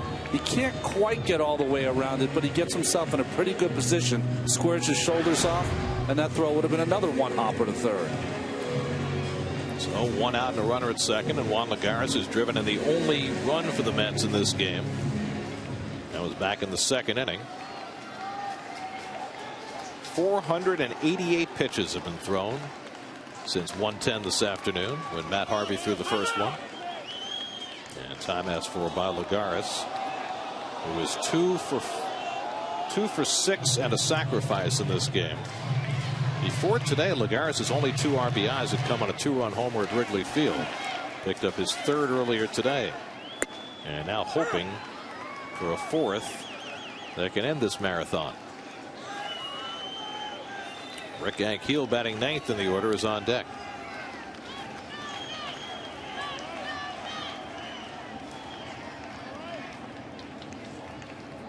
And Lagares pokes one foul.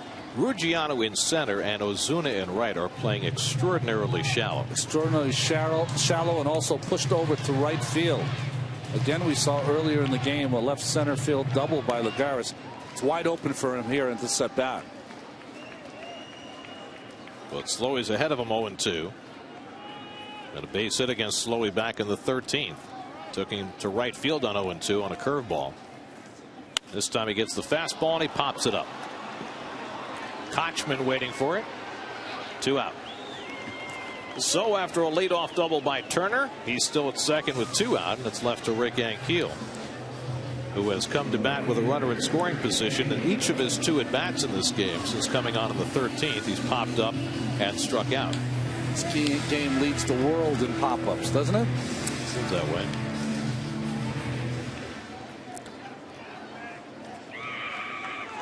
So Turner's still planted at second with 2 down, and Ankiel will try and get it done. And he takes up and away from Slowey, ball 1. You know, the 4 o'clock games are all coming to an end. Congratulations to John Danks. He got his first win of the year for the White Sox. They beat Oakland 4-1.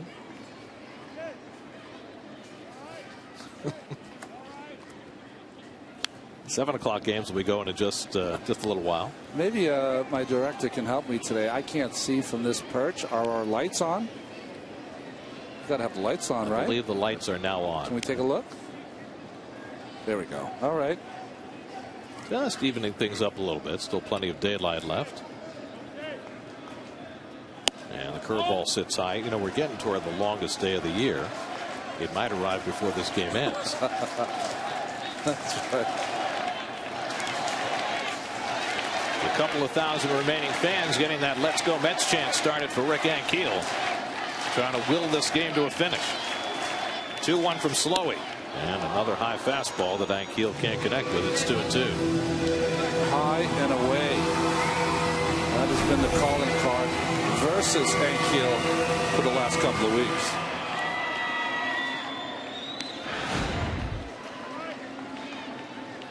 Two. He goes down on strikes again, and we will move to the 18th inning at Citi Field. That's 6 strikeouts in relief for Slowey, 16 for Marlin pitchers today. Still 1-1.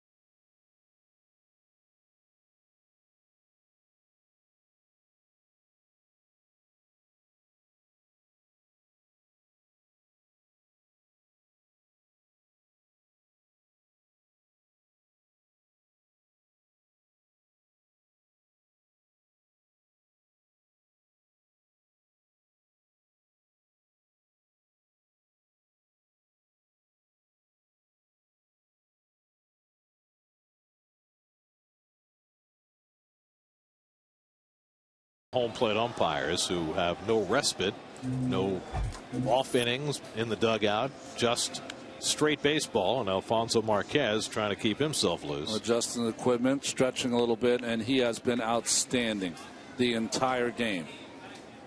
We always talk about the catchers, how tough it is for him. Equally as tough for the umpires. 6th inning of relief for Sean Markham, and he throws a breaking ball strike to Adeiny Echeverria. Echeverria has 2 hits and 5 at bats, also a walk today. He'll be followed by Ruggiano, then the pitcher here in the 18th inning. Markham has contributed 5 scoreless innings. He's allowed just 2 hits, has not walked a batter, and struck out 4.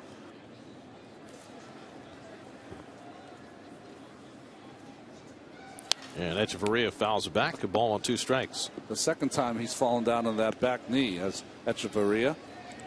And Kevin, I don't know if you remember your report, but without the 10-minute meeting between Markham and Buck, very good pitching. Well, they had about a 30-second meeting. That's right. When Markham came on the 13th. Not sure that Buck has any words left at this point. Catching his 18th inning of the game. Echeverria pops one up. How many times have I said pops one up That's today? what I told you. Murphy's been catching them all afternoon. That is the 6th pop-up that Murphy has caught just since Markham has been in the game. And the last 7 hitters, 4 have popped up to Murphy. The last time the Mets played a home game this long, you've got to go back to 1985. The Mets had an 18-inning game at Shea Stadium against the Pirates. So while they've played a road game longer than that, they have not played a home game this long in 28 years. Ruggiano batting for the 4th time. Pops one foul. Should be a souvenir for everybody by now. You know, it's funny. In '85, you remember the 19-inning game. I can't remember one thing about that game. April 28th, 85. Let's check and make sure Darling didn't pitch. Yeah, exactly. Left the game 8-8. That's probably why I wouldn't remember. Well, it wasn't played until, 4 in the morning, so yeah, it's more pedestrian affair. Strike called, and it's 0-2 to Ruggiano. Kevin Slowey ready to keep on trucking. He's on deck to bat for himself. Markham about to throw his 75th pitch in relief. And he gets Ruggiano on the half swing. That's 11 in a row retired by Markham, his 5th strikeout.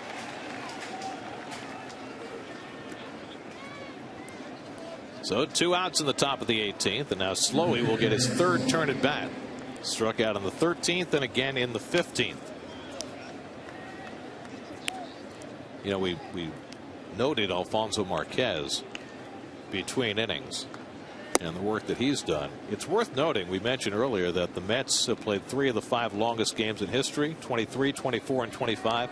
All 3 games had the same home plate umpire. No way. Ed Sudol umpired behind the plate for all 3. The 24 innings against the Giants in 64 at Shea. Yeah. The 24 innings against the Astros in the Astrodome in 68. And the 25-inning game against the Cardinals at Shea in 74. Same home plate umpire. Wow. What are the odds? Come up with that, statisticians out there.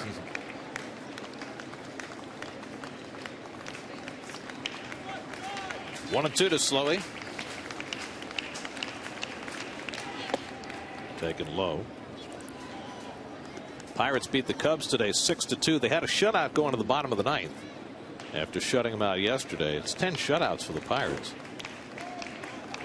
2-2, and Slowey makes contact. Another pop up. Turner right near the railing, and he's got it.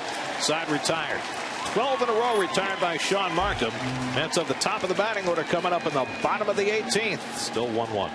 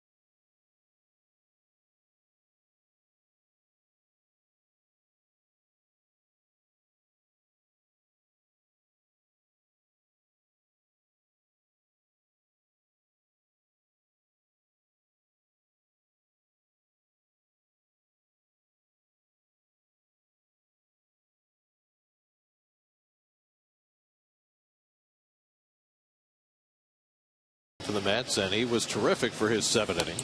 Oh, he was. He had a good breaking ball early, enough pop on his fastball. He threw some sliders today that were as good as we've seen him throw. Came out of the game after 7 innings because of some tightness in his lower back, so it's been on the Mets bullpen since then, and the bullpen has done nothing wrong. 11 scoreless innings behind Harvey, who lowered his ERA today to 2.10 for the season. You know, the Saturday crossword puzzle at the Times is impossible. That's the bomb. Yeah, it is the bomb. I mean, Sunday's great. It's great themes, big puzzle. But Saturday, if you can do Saturday, you give yourself a hand. You're the real deal. Bottom of the 18th inning at 7:03 p.m. and Quintanilla lines a base hit to get the Mets started one more time. His first hit of the day. He extends his hitting streak to 6 games. It only took him till his 9th plate appearance to do it. There's a start. Well, trying to get ahead. First pitch fastball away. Burned in the hole there by Quintanilla. His problem has been hitting the ball in the air today, not there. Great line drive. Murphy bunting. With right on deck, that would mean they would walk right. Swinging away. Got to swing. Because if you had Murphy bunt, they'd walk right, and then Duda has the pitcher behind him, which makes it hard for him. Murphy hit one to the edge of the warning track in left field his last time up. 1 for 7 on the day. Each team now with a run on 12 hits. Kevin slowly working his 6th inning in relief. And the curveball, and Murphy tries to hold and stopped it in time. Ted Barrett with the call, 1-1. I was just thinking to myself, what are we doing for the Open? I mean, it's about the time we start to get ready for the Open for a 7-10 game. Day game tomorrow.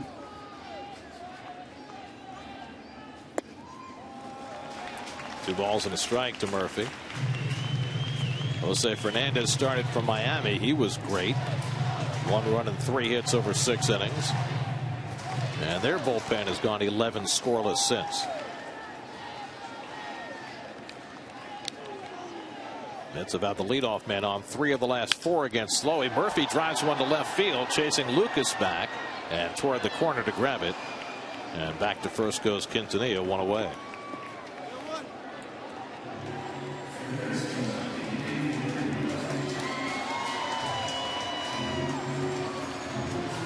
David Wright has base hits his last 2 times up. Took the ball to right field each time. 2 for 7 on the day. What you don't see are the first 10 innings. Right? Wait till it flips to 21. They're anticipating 20. Jose Fernandez hanging around. It's been 12 innings since he's been in the game. Wright bats with 1 out and 1 on, and David swings and grounds one toward the hole, a base hit. Quintanilla goes to second. He'll stop there. David Wright with his 3rd straight hit, and one more time the Mets have the winning run in scoring position. Well, Slowey's trying to get a ground ball, but Polanco is playing right on the line. Echeverria is playing up the middle and double play depth. So a hole that you could drive a truck through, and David did with his 3rd base hit.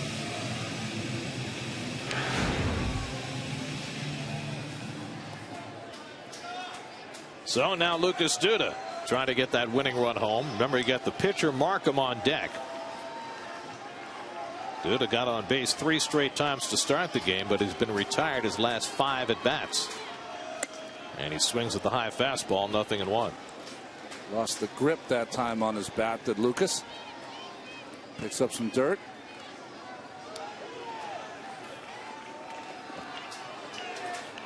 Markham on deck. Turner behind him. First and second, 1 out. And Duda nubs the curveball foul. And it's 0-2. Boy, Slowey really pulled the string. That's the first time we've seen that pitch so far in his innings of work and relief. Tampa Bay shut out Baltimore. Late afternoon game, 8-0.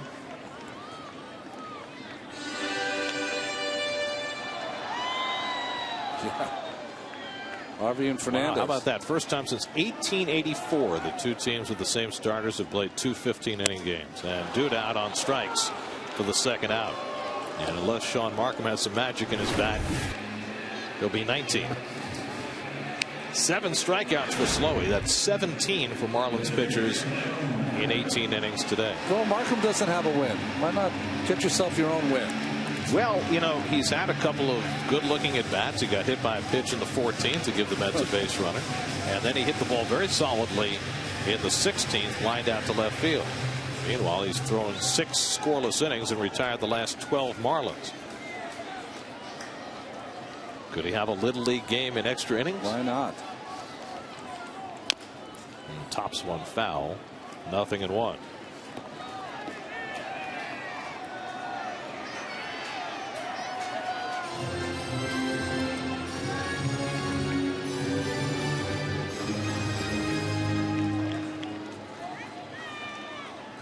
Quintanilla at second, right at first with 2 out.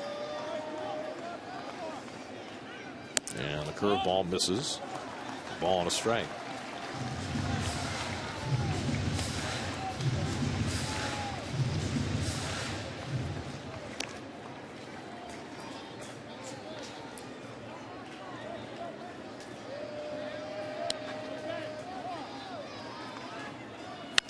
And Markham skies one to right. Ozuna has room and has it in foul ground to end the inning. We are heading to the 19th inning at Citi Field. Mets and Marlins locked in a 1-1 tie.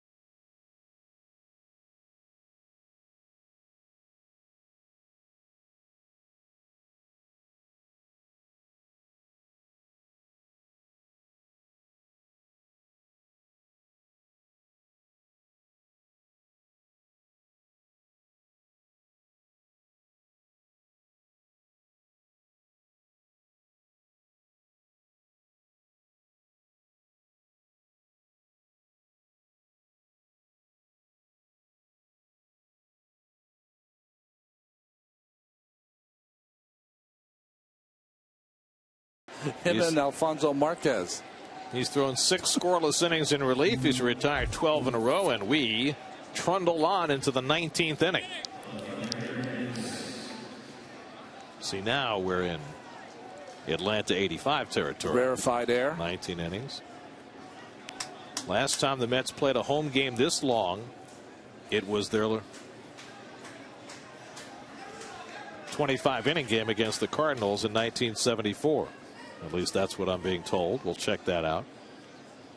Ed Lucas leads off in the 19th inning, and he takes a strike. By the time you get to the 19th inning, you should be somewhere near the 19th hole. Yeah. By the way, it's nice to see that Keith has survived dinner time and is now back watching the game. Yes, he gave me, which I didn't know he knew, an OMG text. So very Lucas lines it to left, and Lucas Duda in to grab it. One Lucas retires another. One out in the 19th. A wry grin from Mr. Markham, who's now retired 13 in a row. Well, there hasn't been a lot of balls hit hard, but the ones that have been right at the fielders. Lucas playing deep, of course, no doubles. Nice to see him coming in and make that play. That's the hardest hit ball we've seen in a while on either side. Here's Derek Dietrich. 1 for 7 today. Singled and scored the only Marlins run back in the 4th inning. And a curveball from Markham in for a strike. 0-1. Gonna have to look it up, but I think, if memory serves, the last time a Met reliever went this deep into a game, I think it was Dickie Gonzalez. I think it was against the Pirates. I believe he went 7 innings in relief. Wow. Struck him out. Got him with a changeup. So Markham keeps rolling. 6 strikeouts in relief, and he's retired 14 in a row. Well, the way the game's going so far, Markham should catch Harvey in strikeouts for the team at some inning. Bobby Parnell nice enough to go out there and keep Rob Carson company. Yeah. Now, just remember, you can't bring Parnell in for a second time. That's a leader right there, though. That's leadership qualities. I like that. Ozuna fouls it off the end of the bat. Marcell Ozuna has 3 hits in this game, but the largest impact he has played came in the 12th inning when he threw out Daniel Murphy at the plate with the potential winning run to keep this game ongoing. What a performance by Sean Markham. He's given up just 2 singles in 6 2/3. You're thinking to yourself, what does it matter if Parnell goes back out in the bullpen? Well, you know, Carson's been there by himself. He's got to be nervous at some point. He's going to be a part of this game and just out there to shoot the breeze. Strike call, and Markham gets ahead 1-2.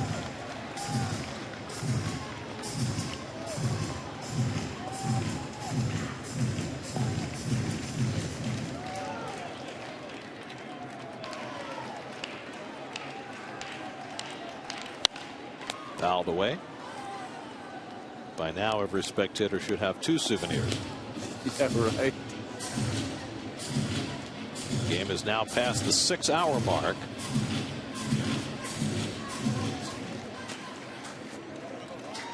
Paid crowd today was 20,338. There was probably about 1,500, 2,000 people left in the ballpark. Diehards. Well, Love they it. want to see some history. Love it. 1-2. Line deep down the left field line. Hooking. Foul. Ozuna making a bid.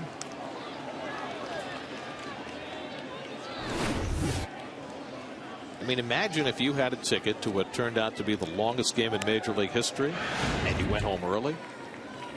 Now, you can understand if it were a night game, but it's been a beautiful Saturday. After all the rain yesterday, perfect day to be sitting out in the ballpark for 6, 7, 8, 9 hours. Struck him out. 7 strikeouts for Sean Markham.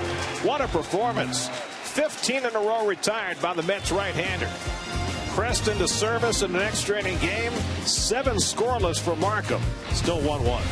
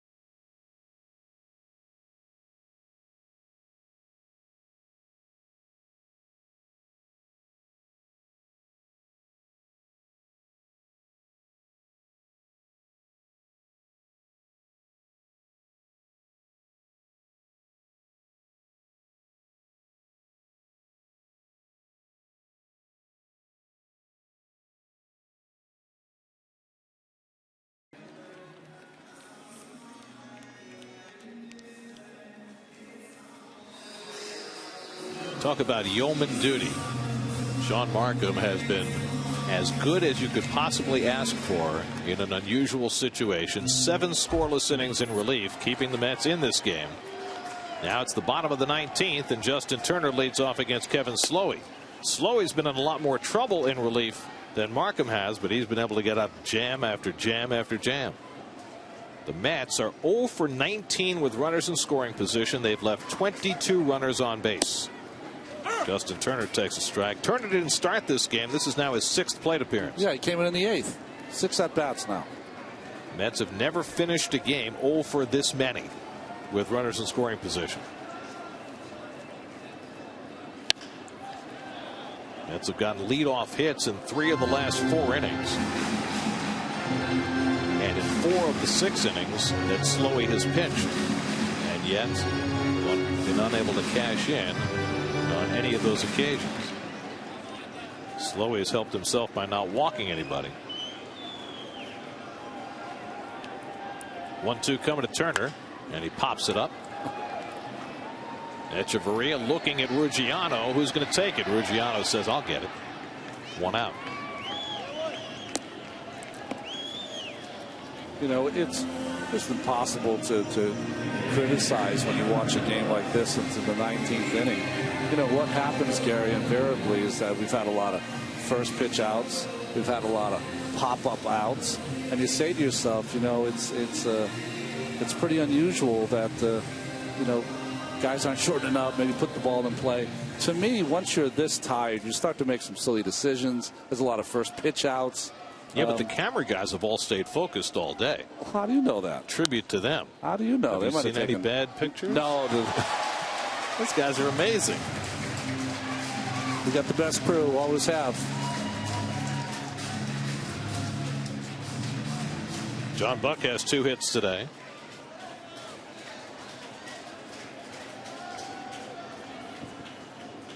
And Buck takes the curveball high, 1-1. Buck is 2 for 7 on the afternoon, and he's already caught 19 innings, and he'd like to catch no more. So he's trying to hit the ball to the ballpark, trot around the bases, take a pounding, and not have to catch any more. And that's any different than any of his other at-bats, right? Whatever works. Yeah. Sometimes the urgency grows as the hour grows later.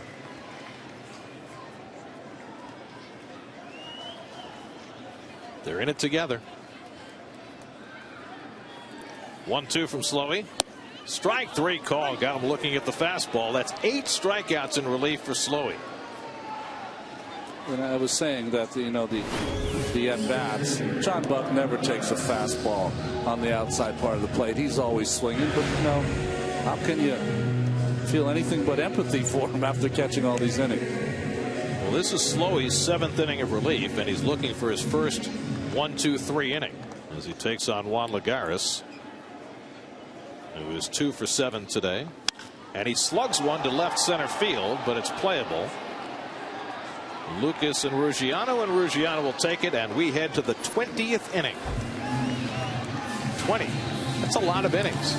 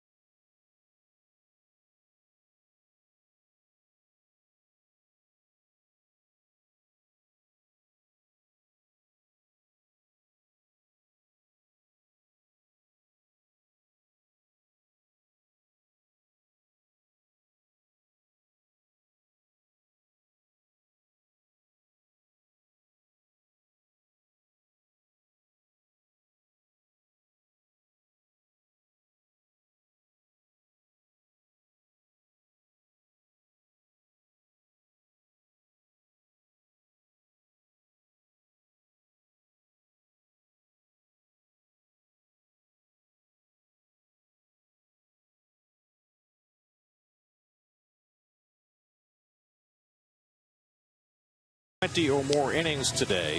The 3 longest games in their history, which we've talked about a lot today, they lost all 3 of those, but they won the 20-inning game in St. Louis in 2010. They won the 19-inning game in Atlanta that Ronnie finished in 85, and they won the 19-inning game in L.A. in 73, which was the first of the long games in Mets history that they'd ever won, because remember, at that point they'd already played the 23-inning game, the 24-inning game, lost both of those. That 19-inning game in L.A.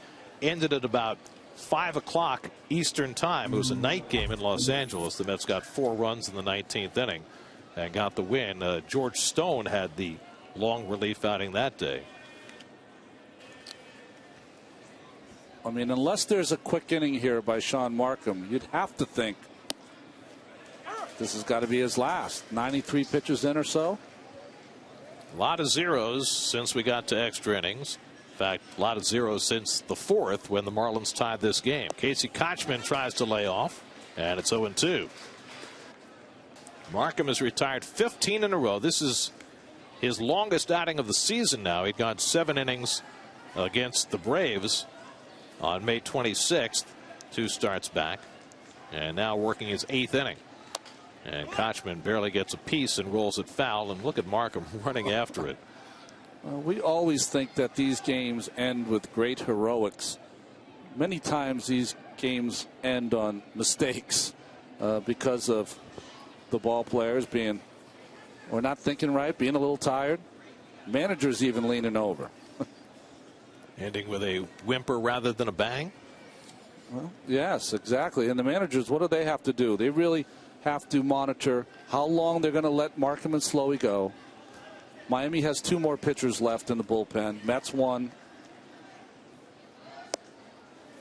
You'd have to say that Robert Carson for the Mets could stretch him out to maybe 3 innings, right?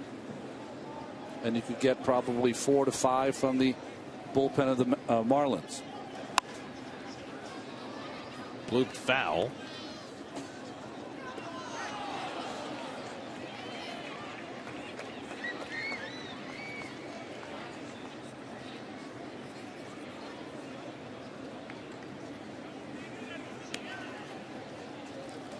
.546 pitches thrown in this game. How much? 546. 1-2. Curveball fouled away.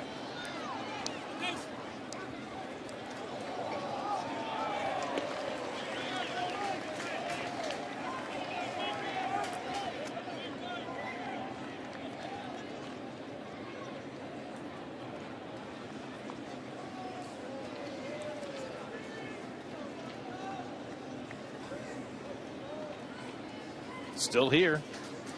Foam fingers don't wear out. Kochman loops one to left center. Long run in for Duda, and he makes the catch. Well, Duda still with some energy left to run down that little bloop for the first out. You know, when you think of these extra inning games, you know, you play plenty as Duda comes in and makes the catch, makes it look easy. Now, I only think that if you go past 15, is it one of the special extra inning games, you know, 10, 11, 12, that doesn't really matter to me. But, you know, we talk about the game in Atlanta a lot, only because of the nature of it ending so late. But because of what was on at the 16-inning game in Houston, it has to be by far the most intense game that I ever didn't participate in. Well, at the time, it was the longest postseason game in history. There's been an 18-inning game since then between the Braves and the Astros. But, you know, you got the whole season on the line at that point. Markham up to 100 pitches in relief, and I wonder, it's the last time a reliever threw 100 pitches in a game. Well, I saw Ryan Madsen in that game you were talking about at Shea Stadium throw 7 innings. That's right. Before Beltran beat him with the home run in the 16th. Polanco takes one the other way, and he has his first hit of the day. After going 0 for 7, Placido Polanco finally gets aboard in the 20th inning. Marlins their 13th hit of the day. Well, that's classic Polanco. We haven't seen it all day.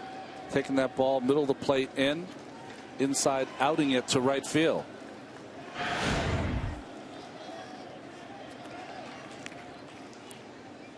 Now Rob Bradley, who's 3 for 7 today.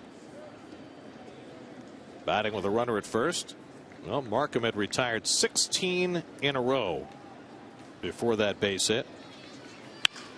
Line the other way, and Brantley has his 4th hit of the game. Polanco goes to second. He'll stop there as Duda gets it in quickly. So back-to-back one-out hits for the Marlins in the top of the 20th. The best offensive game by anyone on either side today has been Brantley, with now 4 hits and catching 19 innings. Still has enough to drive that ball to left. Pretty impressive.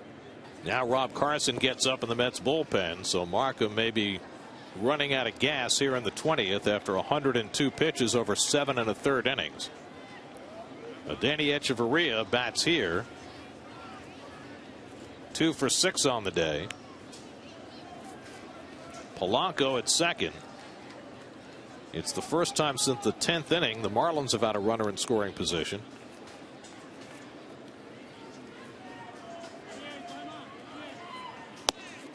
And a check swing strike.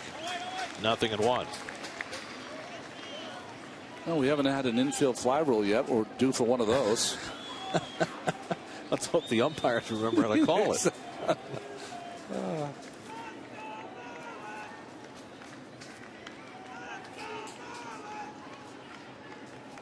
0-1 to Echeverria. And he lines one into center field, a base hit. Here comes Polanco around third. Lagares' throw will go to third base. Brantley is tagged out. But Polanco scores the lead run, and the Marlins go in front 2-1 in the top of the 20th. Danny Echeverria with the go-ahead hit. Well, Echeverria has struggled all day long with the bat, but good at bat here to hit that ball back up the middle. And I think you're right, Gary. Markham tiring a bit, not enough on his pitches.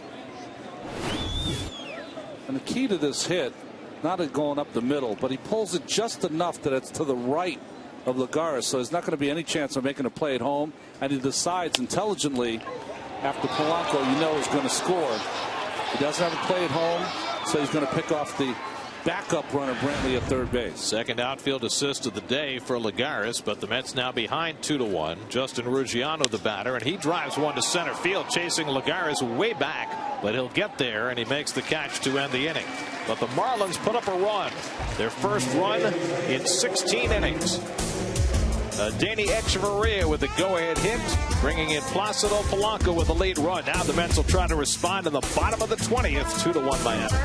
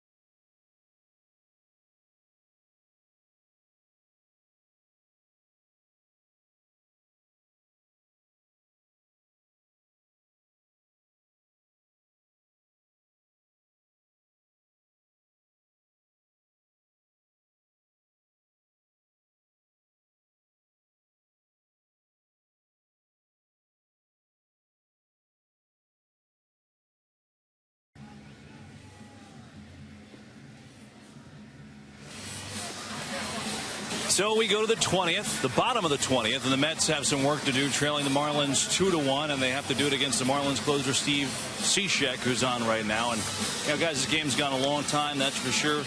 You ever play a game or see a Major League game where you run out of baseballs? I don't think the Mets are at that point yet, but just to give you an idea, normally the clubhouse guys from the Mets rub up about 12 dozen baseballs for a game. They don't use anywhere near that.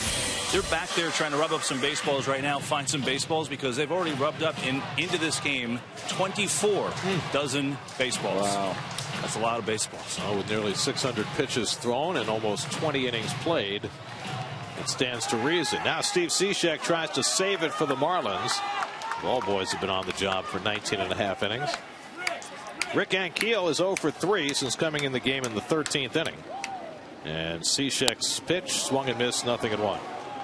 Ronnie, I'll have you know, during the break there, you had the "Bring in Darling" chants right behind me. So there is some love floating around for you here in these stands. He has 19th inning experience, you know. Kevin, I'm ready whenever you need me at 4 a.m. I'm telling you. Kevin Slowey went 7 innings in relief. No runs, 8 hits, no walks, 8 strikeouts. And now Slowey stands to be the winner. And Sean Markham could get a loss. Markham going 8 innings in relief. Longest relief outing by the Mets in a long time. But he gives up a run in the top of the 20th and now stands to be the loser unless the Mets can rally. Ankiel, then Quintanilla and Murphy, 3 left-hand batters against the side-arming righty. And Ankiel out on strikes for the 3rd straight time. Well, Cishek gets the first out, but in 6 games here at Citi Field, his ERA is over 11, so he's always had a tough time here. Not a tough time there with Ankiel, the first hitter. That is the 19th strikeout for Marlins pitchers in this game. The Mets have left 22 runners on base, gone 0 for 19 with runners in scoring position, had oodles of chances to win this game, but bypass every single one. And now Echeverria's base hit in the top of the 20th has given Cishek a chance to save it. Omar Quintanilla got his lone hit of the day in the 18th inning, and he takes inside, ball 1. Well, it is Quintanilla's job to get on base and give Murphy and Wright a chance to do some big damage.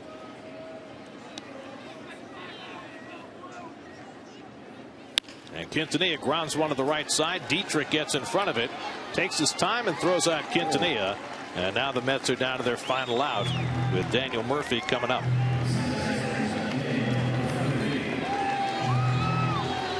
Not only that, come up to the last out. It's also Mets are going to lose if they lose this extra inning game, but to go to 3-7 against the Fish this season. By the way, we mentioned the 8 innings for Markham, the longest relief outing for the Mets since Jerry Cram. We talked about him in the 25 inning game against the Cardinals in '74. Murphy hits one out to left. Lucas back on the warning track, and that'll do it. It took 20 innings, but the Marlins have beaten the Mets again. For the 7th time in 10 tries in a game that lasted more than 6 hours, the Marlins get a run in the top of the 20th and beat the Mets 2-1. Well, what do you talk about after a game like this? It was started by Harvey and Fernandez, but they both outstanding but long gone. Really, it's about the Mets offense. 19 punch outs, no hits with runners in scoring position. Completely dried up here at Citi Field. One of the 5 longest games in Mets history, and it's the Marlins who matched their longest game ever. They played 20 innings in 2003 and losing to the Cardinals. The Marlins beat the Mets one more time. They swept them last weekend in Miami. And the Mets, who had all sorts of chances to win this game, only to see them bypassed, leave 22 runners on base, score just 1 run in 20 innings, strike out 19 times, go 0 for 19 with runners in scoring position, and I can only think about what might have been. Well, it might have been, but I think even more importantly, this is a long homestand for the Mets. Rained out last night. They only played 2 games in 5 days. There was a chance kind of to make a statement here and get some momentum. The Cardinals and the Reds are coming in here, and they just cannot beat the Marlins this season. Just I don't know what you say about the offense. There's no words really to say anything. They're not putting up any hits together, not hitting the ball out of the ballpark, and when they need to be clutch, they have not been. And Matt Harvey left the game after 7 innings because of a tight lower back, and we'll have to find out about that as the hours and days go by as well. The only guy who can probably feel good about this game is the losing pitcher, because Sean Markham did a fantastic job. He has 2 losses now against the Marlins in extra innings, and he did. To go that long as he did, well into 100 pitches, was outstanding, and they just pushed across the run with 3 straight hits. Longest relief outing by a Met in 39 years for Sean Markham, but he takes the loss as the Mets have lost 7 of 10 now to the Marlins this season. The Marlins have won only 10 other games this year. Danny Echeverria with the game-winning hit in the top of the 20th inning. 539 total pitches, 6 hours and 25 minutes, and the Marlins pull it out in the 20th inning, 2-1. Second and final game of this rain-shortened series tomorrow. Our coverage begins at 12:30 on SNY with John Dees asked to go 9 at least in tomorrow's game against Tom Kohler. Echeverria with the game-winning hit. Now for Ron Darling, Kevin Burkhardt, and our entire SNY crew, I'm Gary Cohen. After a long day at Citi Field, it's time for WB Mason Post Game Live.